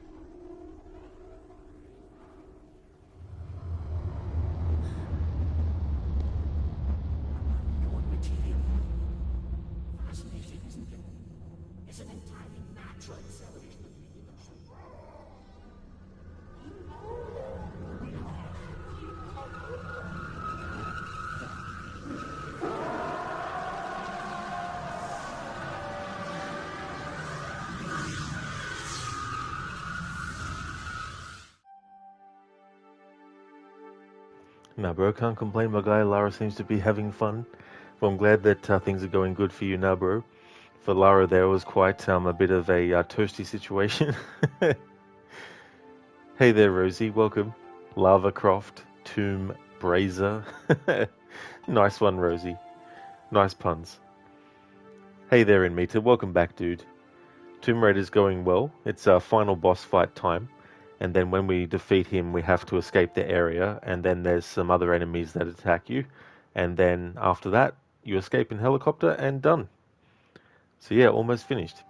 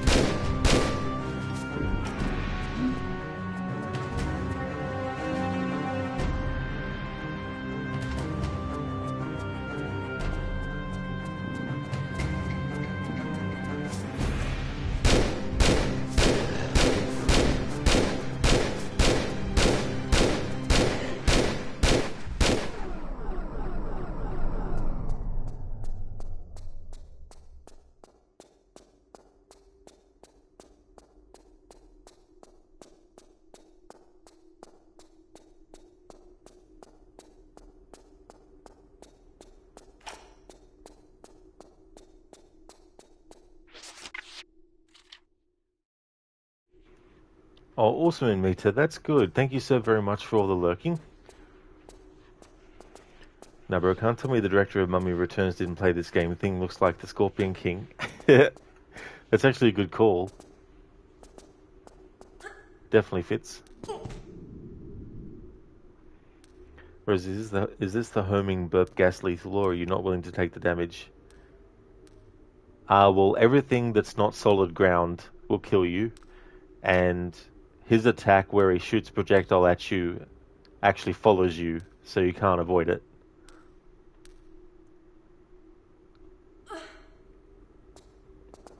Hey Spectrum, it's going well, thank you. Just about to finish this game. Almost there. How's things with you?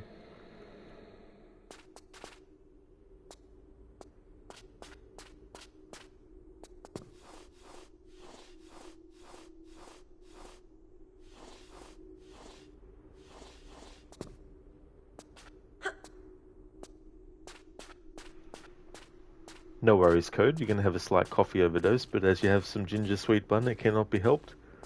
Well, I hope you enjoy all that, dude. Hope it's delicious.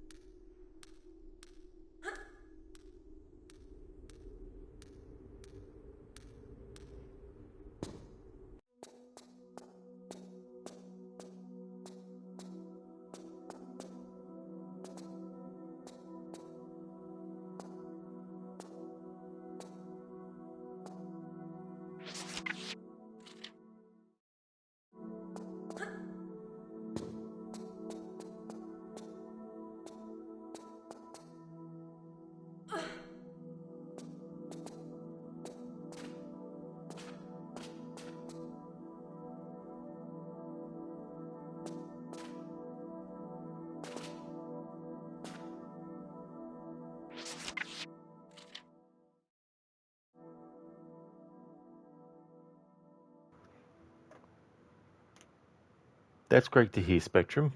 Glad to hear that you're going well. You used to like ginger, you don't know what happened. Oh, really?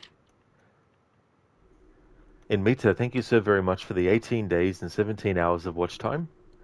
And Sheila, thank you for the 2 months, 2 days and 20 hours of watch time as well. And Spectrum, thank you for the 1 month, 5 days, 23 hours of watch time. Thank you very much. Sheila redeems, rest in peace, Lara. Oh no, Lara drops into lava. How unfortunate. I know, right? Lava it is.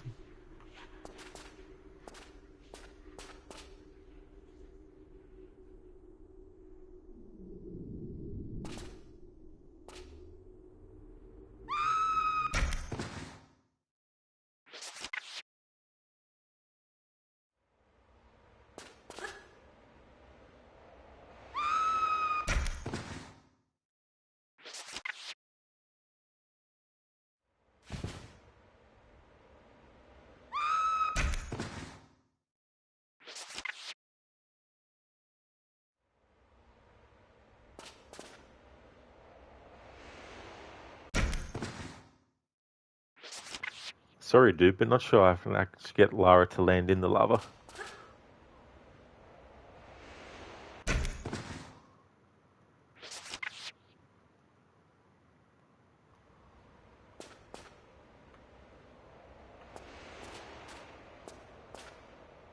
Unless, hang on, if I go this way...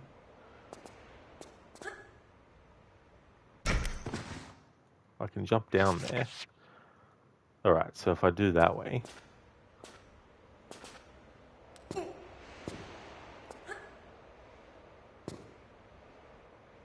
Here we go. Now we can go into the lava.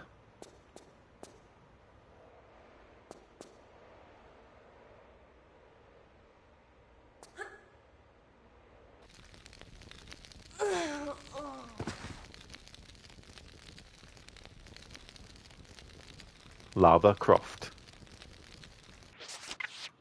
Thanks for redeeming that, Sheila. Yeah, crispy. Very crispy.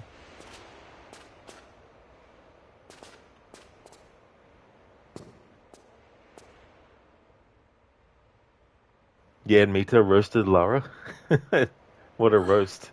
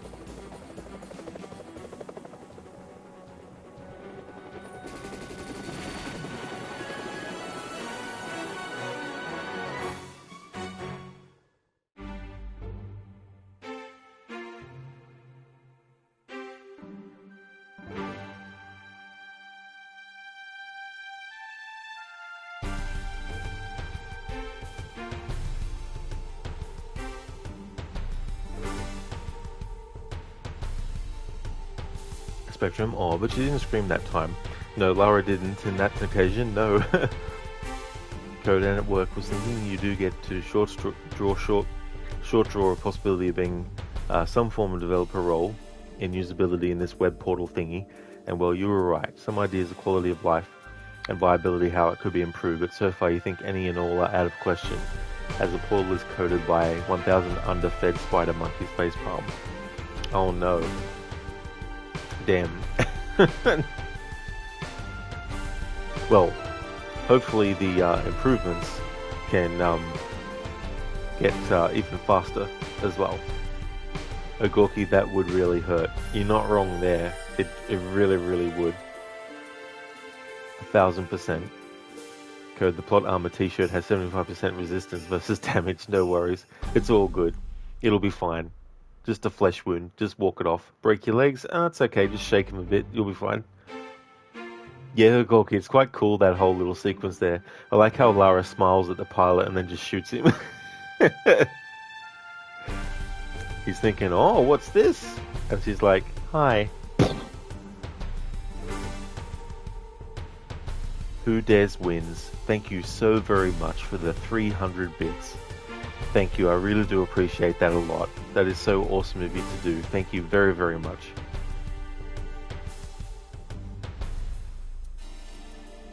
Thank you for the GGs, Schiller and Inmeta. Thank you very much for the GGs. Thank you, Who Dares wins. Yeah, thank you for that. Thanks for the champion. Yeah, it's good to get the playthrough done, and it's the 14th of February here now. So when I end the stream, I'll have a look-see and see if I can actually download Tomb Raider Remastered 4, 5, and 6 yet. Thank you for the GGs, Nobu, as well. Thank you very much. Code Weekend is probably going to do more Odyssey at 106 hours, and Atlantis is left. 106 hours?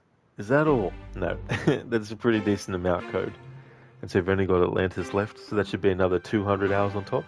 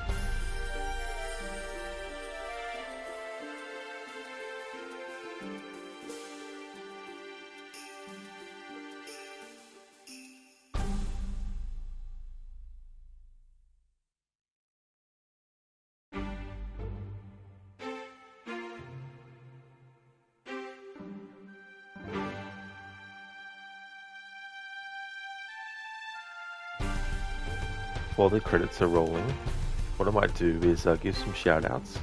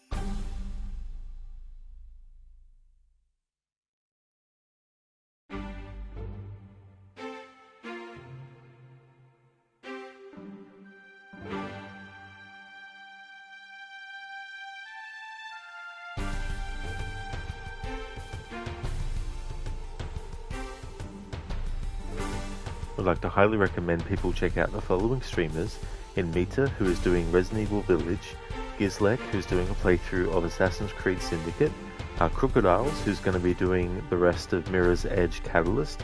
Lardis is a big fan of retro games, especially the Mortal Kombat series. Lucinda is doing a playthrough of games like Thief, as well as Resident Evil 1 Original, going through the game as Chris. Mr. Gote is a streamer of games like Banishers Ghost of New Eden. Shilalock is doing a playthrough of Dishonored, and Shaky is doing a playthrough of Far Cry 6. So definitely recommend checking out those streamers if you haven't before. No problem at all, Mita, for the stream and for the shout out. No problem, dude. And same to you as well, Shilla. No worries at all, dude, for the stream and the shout out.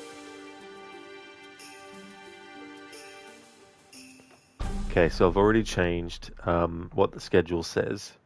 So now that it's Friday the 14th here for me, it means that Friday through to Sunday is going to be Tomb Raider The Last Revelation Remastered.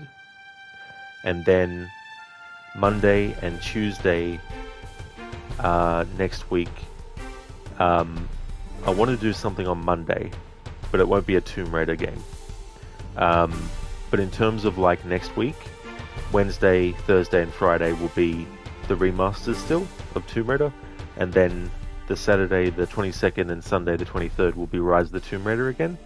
And so it'll settle back into the schedule of Wednesday to Friday Tomb Raider Remastered, and weekends Rise of the Tomb Raider.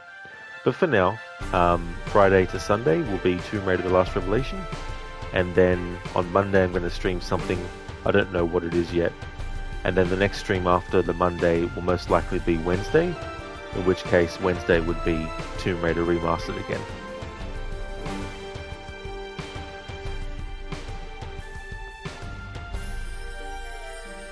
So it's currently, it's almost 12:30 a.m. on the 14th. So once the stream's finished, I'm not going to raid out to someone, but when the stream is finished, I'm going to give myself maybe about half an hour, I think, to get the game downloaded and stuff. So it might be between half an hour to an hour after the stream's finished that I'll actually be back with The Last Revelation.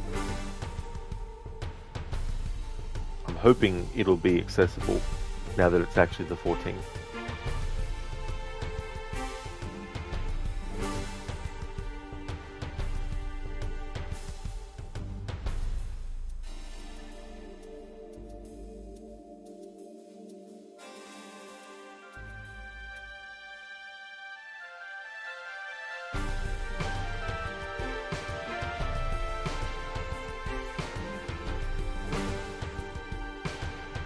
Thank you, Spectrum, for the GGs. Thank you very much.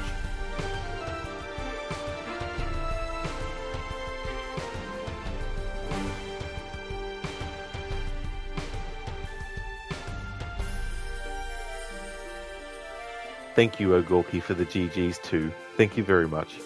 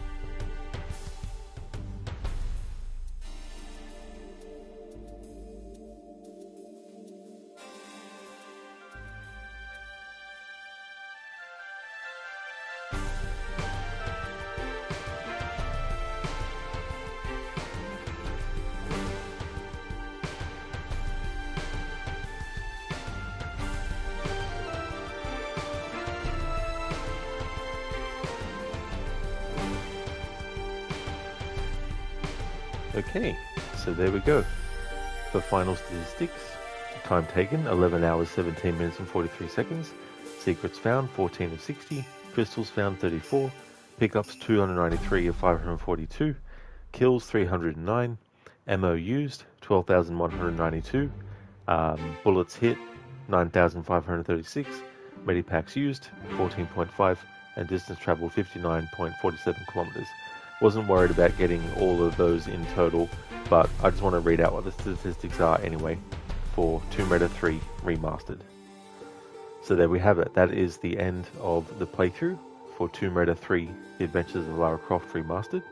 So I'm going to go and check out to see if I can access the remasters of 4, 5 and 6, and there's still some like little stream stuff I need to do before starting the stream of that. So I'll be anywhere between 30 minutes and 1 hour before I come back with Tomb Raider The Last Revelation Remastered. Thanks again everyone for watching. I really appreciate it a lot. I won't raid out to anyone at the end of this stream because for time reasons, and also when I finish my Last Revelation stream I'll raid out after doing that too. Thank you Who Dares Wins for the GGs. I really appreciate that a lot. Thanks again everyone for watching. For those who won't be able to make it to the next stream, that's completely fine. Thank you so much for watching this one. I really do appreciate it a lot. For those that will, be anywhere between half an hour and an hour. Thank you for the GGs, Wicked. Thank you very much. See you, Spectrum. Catch you later.